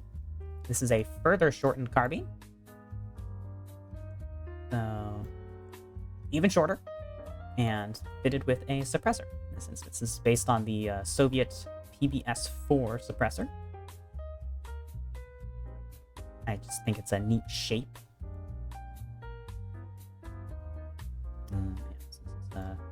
This would have been for sneaky beaky persons. This also has an adjustable gas system, so you can adjust it for use with or without the suppressor with supersonic or subsonic ammunition, and it'll still feed reliably depending on what setting you have it on. That would be for sneaky personnel. And we have same gun, but without the suppressor and without the adjustable gas block. So this version just has a muzzle booster on it to increase dwell time without increasing length. And this version would have been used by like helicopter pilots, tank crews, you know, people who need a short carbine, but want something better than a submachine gun. Excuse me.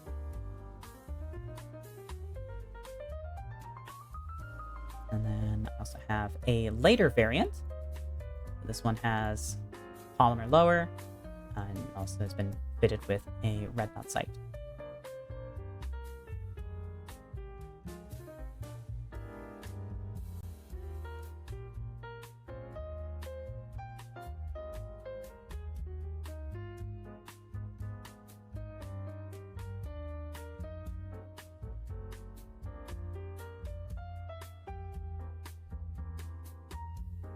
And then this is the 421 carbine again, but this time mounted with an infrared laser unit. This is based on, I forget what the name of it is. It was an American laser unit, the AR-15. It hangs off the side. It has this paddle that you press with your index finger or your thumb, depending on handedness. Yeah, I think it looks really cool, so I wanted to draw something like it.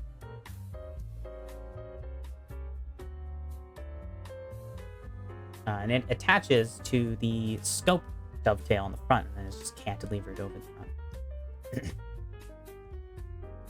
Or at the rear, and it's cantilevered over the front.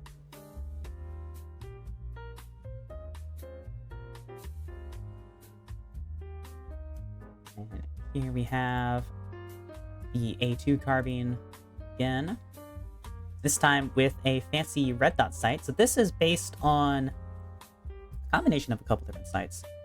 So it's based on the Russian, oh, what's it called? I don't remember. No, it's the Russian red dot sight that's like it's like their newest red dot sight for like the AK-12. It looks kind of like a holographic sight. It's not a holographic sight. It's just a regular red dot.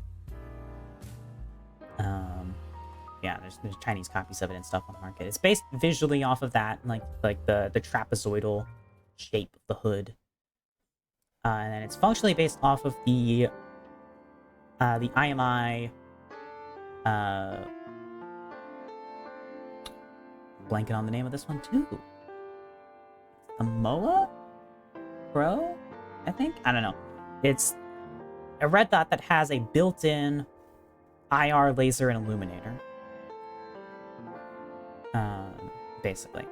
That's what this is. It's a red dot, IR laser, and illuminator all in one. So it's got a lead switch built into the foregrip. It goes down here. Press that, and you can use your laser and or your illuminator, depending on what setting you have it set to. There's the other side there. So we got this dial here. So you can select your brightness settings for the red dot. And then there would be another dial on the top that's obviously not visible, which would allow you to select the mode between IR laser only and illuminator only, or both IR laser and illuminator. And then there's no visible laser, because the idea behind this would be that you would zero the rifle with the red dot, and any zeroing adjustments you made to the red dot would also be made to the lasers. They'd be and the illuminator. They'd be slaved to the reticle, basically. Which is also how the IMI red dot sight works. I don't know how well that system works. It's been a while since I looked into it, and I don't think I was able to find a review that really tested that, but it's a neat concept. So, yeah.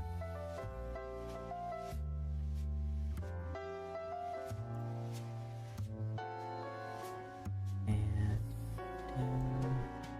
so here I have a work in progress. I was drawing the JSS Chassepot, that barrel trauma submarine that I made, in ship bucket scale,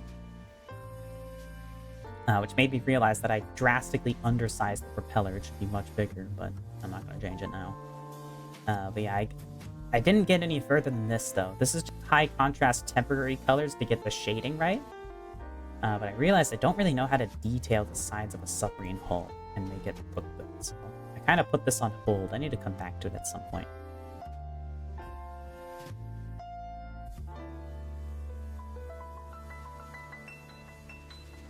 Holosun also has a new red dot that has an IR and visible laser slave to the same adjustment for the dot. Oh, really? I haven't heard of it. Slathered in semen.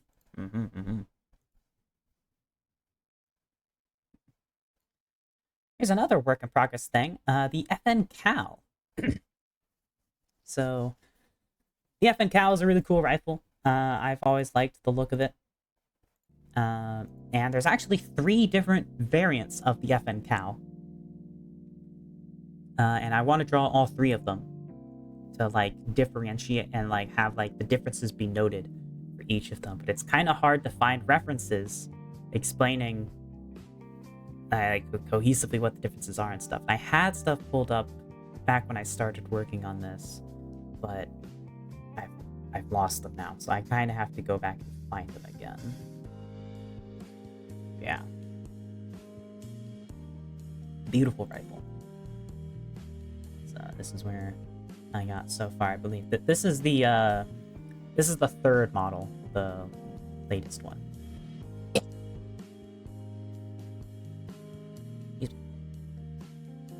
And it's finding out that the differences between the first model and the second model are the hardest, because they're very visually similar. It's hard to tell which one's which. And photos are so low quality and uncommon. There's like no documentation on those things. Yeah. Here we have the DW221 in its Scharfschütze configuration. So I still haven't drawn the full belt feed mechanism because I need to draw it from the left. But yeah, this is that machine gun converted into a pseudo marksman rifle, because it's got a free-floated barrel unlike the standard rifle, and it's a heavy barrel, and it's got a bipod, and you could do this. You can convert it to magazine feed and just use it as a marksman rifle. So yeah, I think it's neat.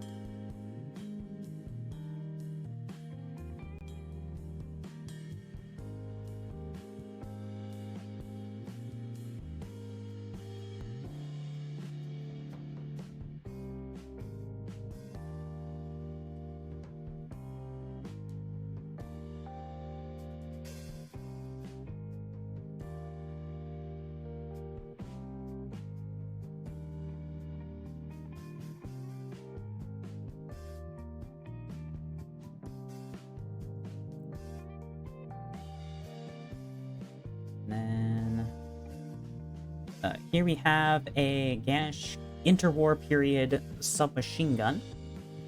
So this is another one that has some components drawn by Scudia and Darth Panda.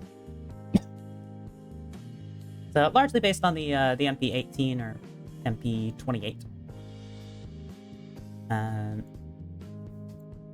really like this this sliding dust cover charging handle idea. So the charging handle is non-reciprocating, and it has a dust cover attached to it. So when you pull back the charging handle, you are closing the dust cover. So when you cock the gun, you're ready to fire, you're closing the action. And so dirt and mud and stuff can't get in. And then when you fire, the bolt pushes the charging handle forward, pushes the dust cover open, allowing the cartridges to be ejected. And then when you stop firing, you can just pull the dust cover closed again. So that way you can keep the inside of the gun clean.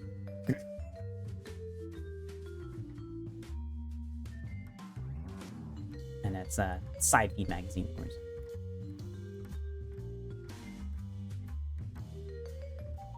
And we have, this is the #1 Mark I Star. This was a caliber conversion. So the previous one was chambered in 9x22.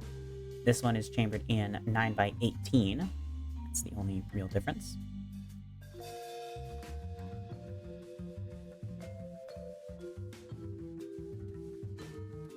And this one is the Mark I, as the #1 Mark II.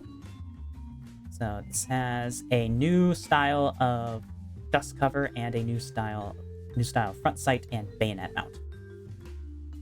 So this has a #4 Enfield style bayonet mount system. And you can see they've moved the charge handle to be behind the ejection port so that it is easier to grab. But it still has the semi-automatic dust cover system, where when you pull the charging handle back to cock the gun, you are closing the dust cover over the ejection port.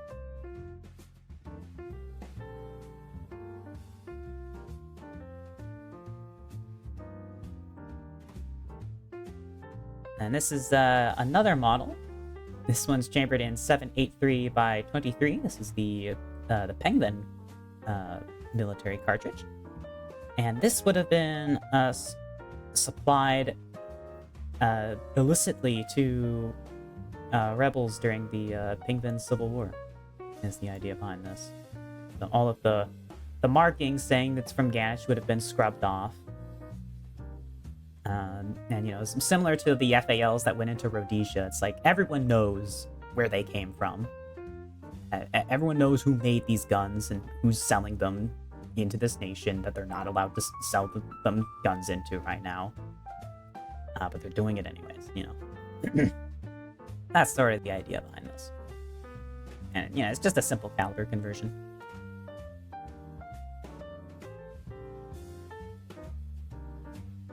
And this is the last one in that series, is #1 Mark III, which is the same as the Mark II, except now we have a folding stock made of wood and a folding magazine well. So can't really see it because I don't have like a top-down view, but you can kind of see the magazine is folded against the side here.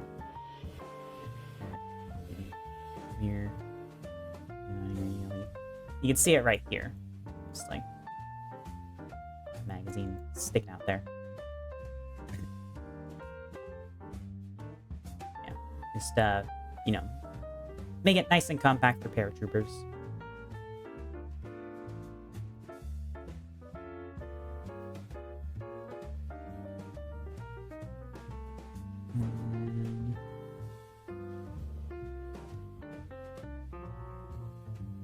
Here we have the standard rifle of Ganesh during World War I.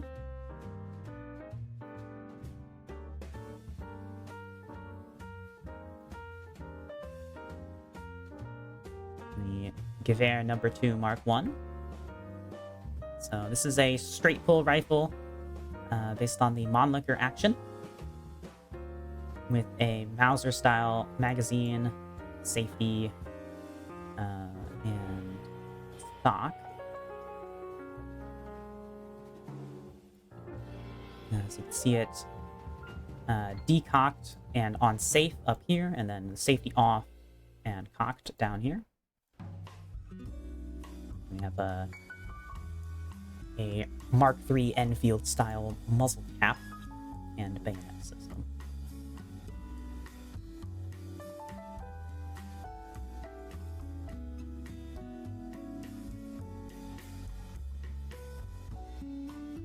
have the number 2 Mark 1 Star, which the only difference on this one is the rear sight has been beefed up. It's no longer a ladder sight, it's now a tangent style sight, very similar to Car 98K.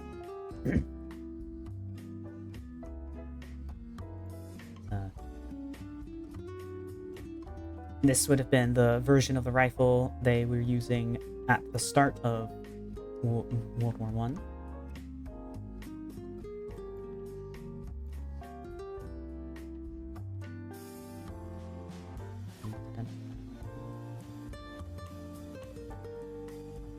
And here, a little bit ways into World War One, we have the number 2 Mark 1 Star. Here they've switched to bluing some more parts instead of leaving them in the white, and they have added a sliding dust cover. Because these are straight pull rifles, it's very easy to add a sliding dust cover. You just slap it on there, and then it slides back and forth with the bolt handle. Doesn't get in the way, and that helps to keep dirt and mud out of the action.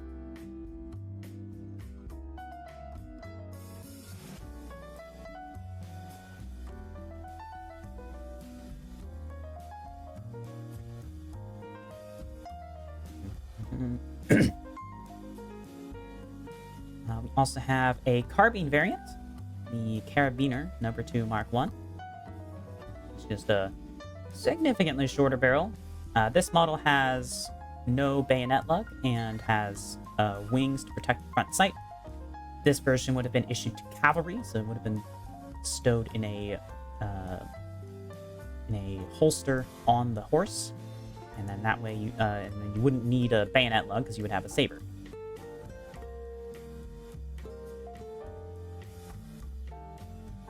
And then here we have the number 2 Mark II carbine.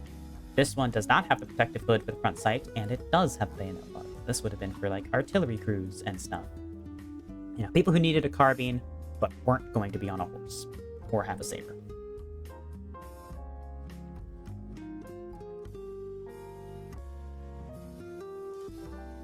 And then after the war, we have the number 2 Mark II. So this would have been adopted in the late 1930s as they're revamping their military. So everything's blued now. We have side-mounted sling swivels instead of on the bottom. Cocking piece has been rounded off. You don't need to recock it as much because ammunition quality was terrible during World War One, and it got much better afterwards. So you didn't need to recock and re-hit your primer as often. So we just smooth that down.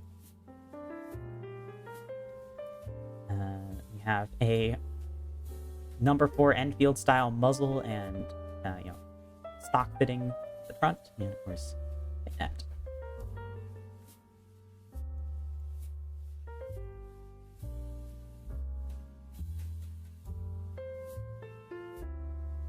And then here we have a Ganish machine gun. Light machine gun, World War One.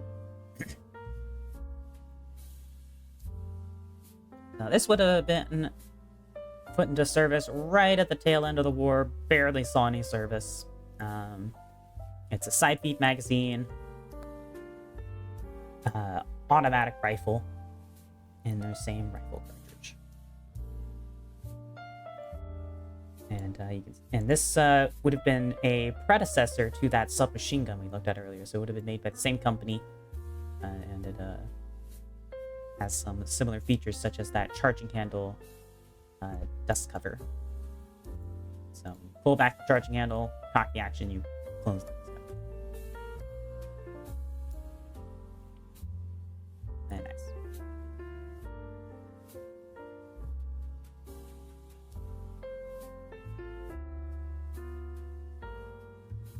And then move on to Rosenland.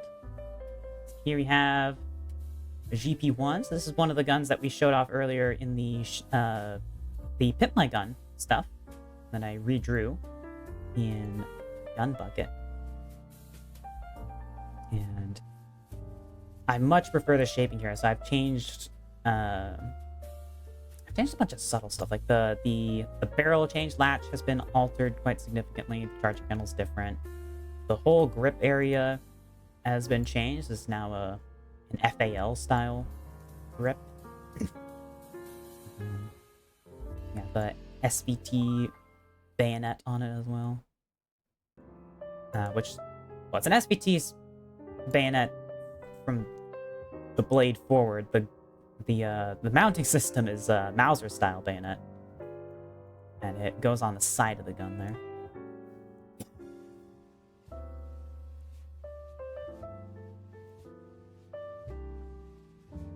Yeah, so this is a what's this flapper locking short recoil gun. This would have been designed as a intermediate cartridge light support weapon. So, yeah.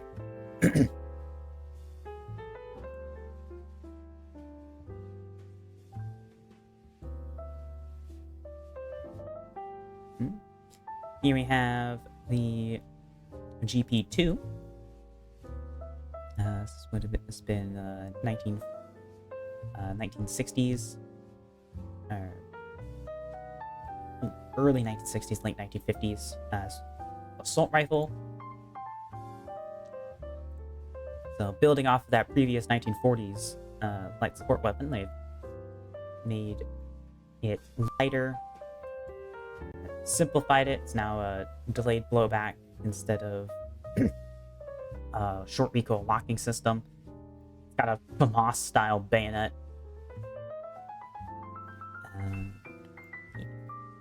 Folding charging handle and an Uzi style fire selector instead of a crossbow.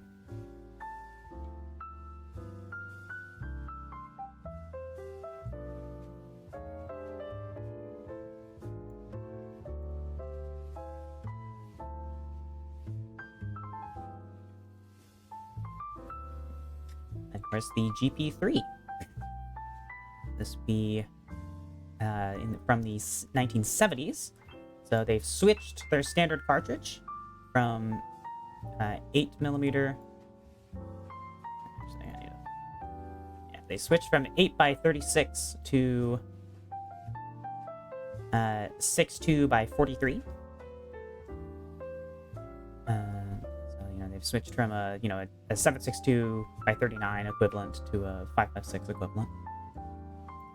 They've got two polymer furniture partially, and folding iron sights, but with a detachable carry handle that doubles as a rear sight protector, which I quite like the look of. And this is based on the L85 carry handle, how it's attached, because I can't help myself.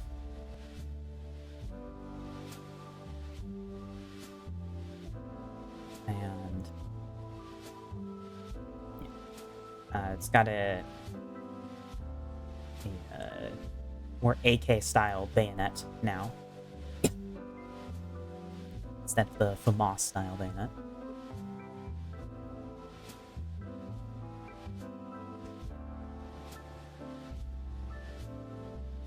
And down here we have a slightly later model with a polymer handguard instead of a wooden one. I took inspiration, so on East German AKs, there was a brief period where they had wood handguards on which gun was it? It was their AKM copy. They put wood handguards on the AKM, on their AKM copy, but they had Bakelite everywhere else, but they kept the handguard wood because the Bakelite was melting under heavy fire. And so for a brief period, they made the handguard out of wood until they could find a specific version of Bakelite that was heat resistant enough, and then they switched to polymer afterwards. Plastic or whatever the material is. Resin, whatever. Yeah, this is sort of a nod to that idea. And Kitty, what are you doing? Trying to get her paws on my water. Meow, meow, meow. Creature. Bakelite can't melt. It might not have been Bakelite. I don't know. Whatever the material was, it didn't play nice with the with the heat, and so they stuck to wood for a brief period. It was like less than a year, or it's like a year. I don't know. It's been a while since I've looked into it.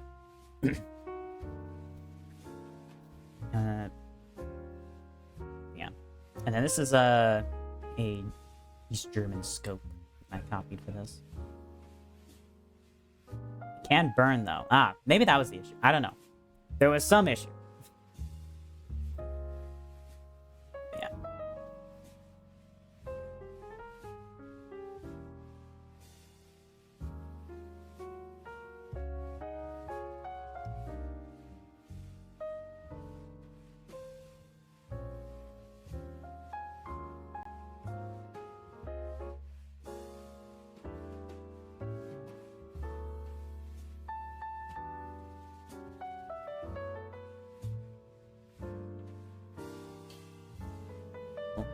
I accidentally closed my folder.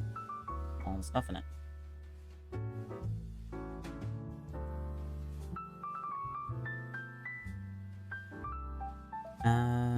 Here's a bunch of cartridges.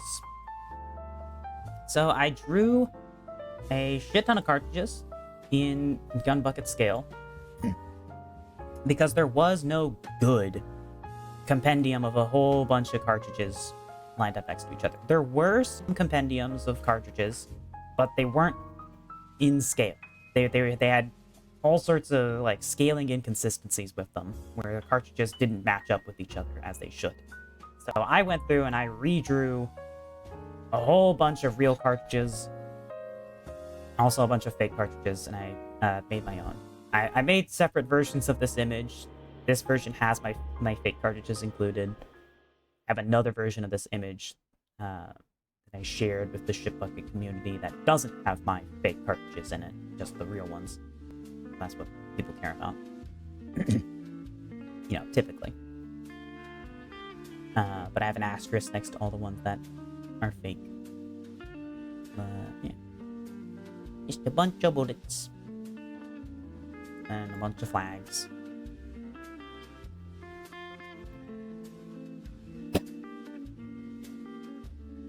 And then my most recent work was this guy. This is the DW901V2. This is a 1990s bullpup rifle adopted by Pingvin Military. It shoots a 7.92 SETME style by 40 SETME style cartridge with an aluminum core projectile with a copper band around it, where it's supersonic, and then a hardened tool steel core subsonic. So it's a very big, long projectile, but it's relatively lightweight, the supersonic, and it's very heavy for the subsonic. And so the idea being you have one rifle that can do pretty good at both supersonic and subsonic performances, depending on the cartridge. So, this was, I made this for the Shipbucket Advanced Combat Rifle drawing challenge, and I ended up placing about the middle overall, but I think I got second place for design quality, if I recall correctly. I was held back by my artistic limits because I was competing against some really good artists, so fair is fair. They did better than me on that part. But yeah, it's a bullpup rifle. It is designed to be easily convertible to eject out either the left or the right side of the gun. So it's got ejection ports on both sides, and I can show you how that works in a bit, kind of.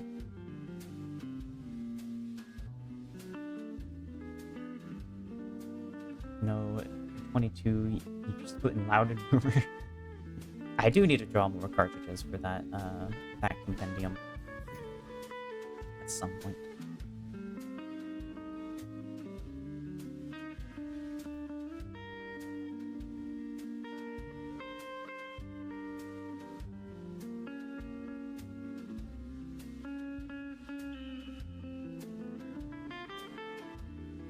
So you have the instructions for how to swap ejection side.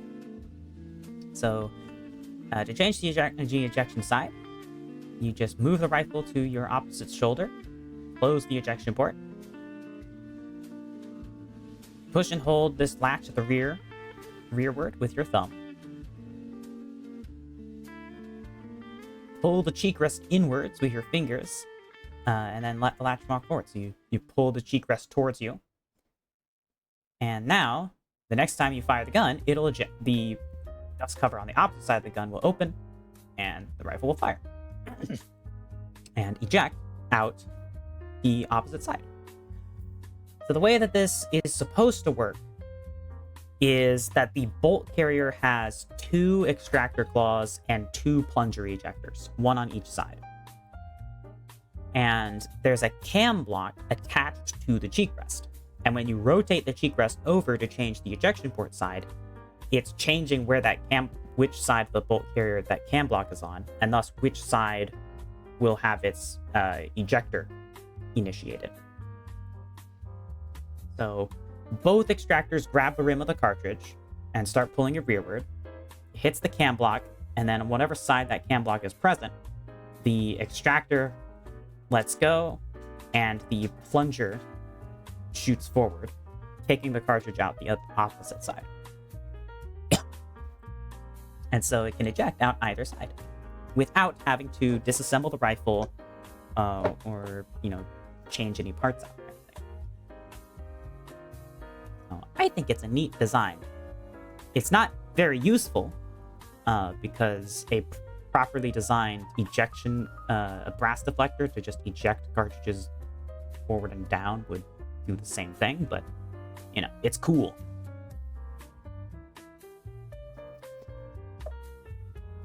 And I have this diagram, which shows the caliber conversion process. And Kitty, what are you doing? He's really determined to investigate my water cups.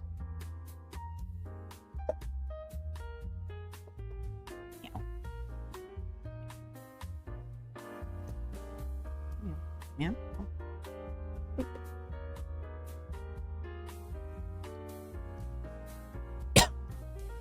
And so, the caliber conversion process.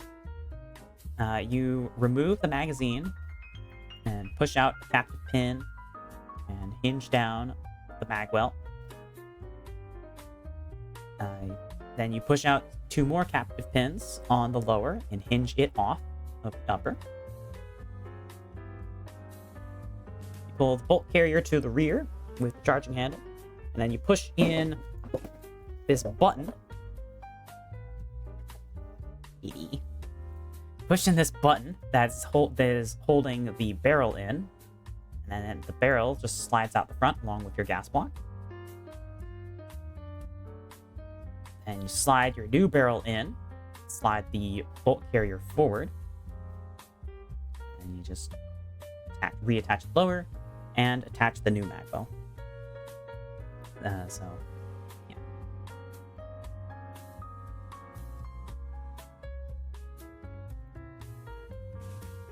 I'm really happy with how this rifle came together, and again, it's one of those things where it's like, man, if this was a real gun, I would love to own this.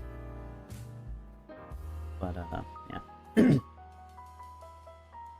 I don't know. Maybe one day I'll be rich and have firearms manufacturing capability, and I can make my own. It's never gonna happen. Oh. Oh well. I can dream. Yeah.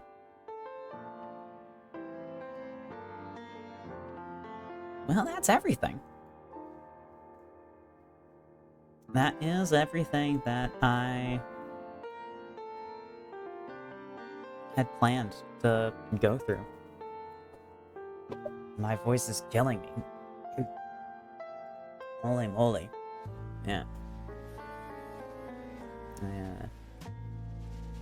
Voice is not happy. I'm gonna have to take a break for the rest of the night. Probably tomorrow.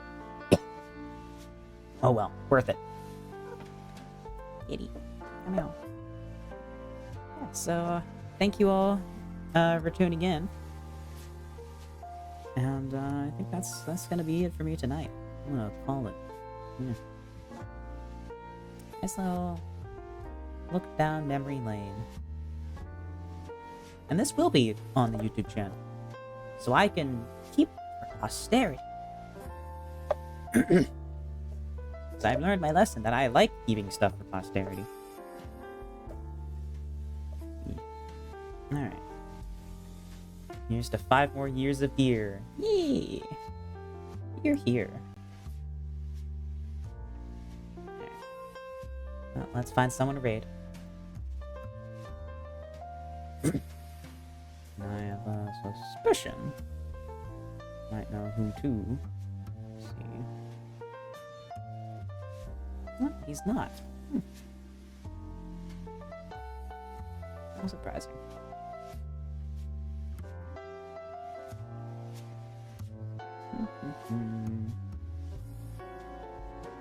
Nope, kitty. Meow meow. What are you doing? She keeps coming over to investigate my water. It's not for you, kitty. Not your water.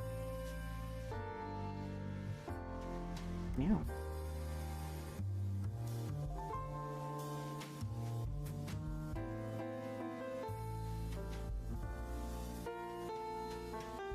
Meow, meow, meow. Alright. We're gonna raid... Noah. I have not raided them. I don't think ever. And they're drawing some art. I need some... I think some nice cozy times would be quite nice.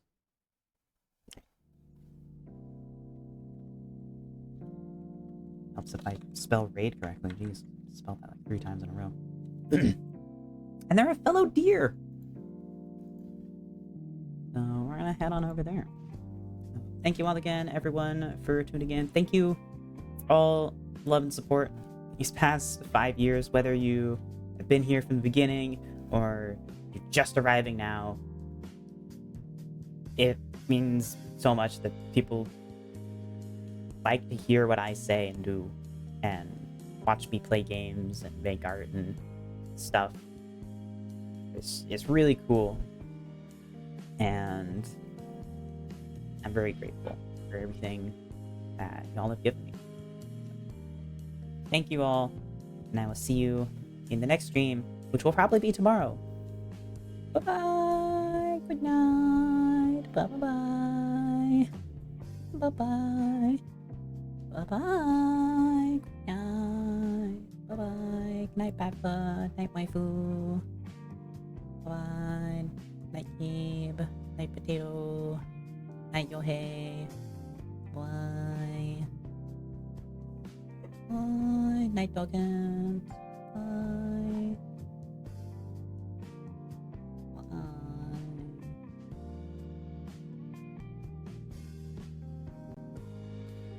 Bye.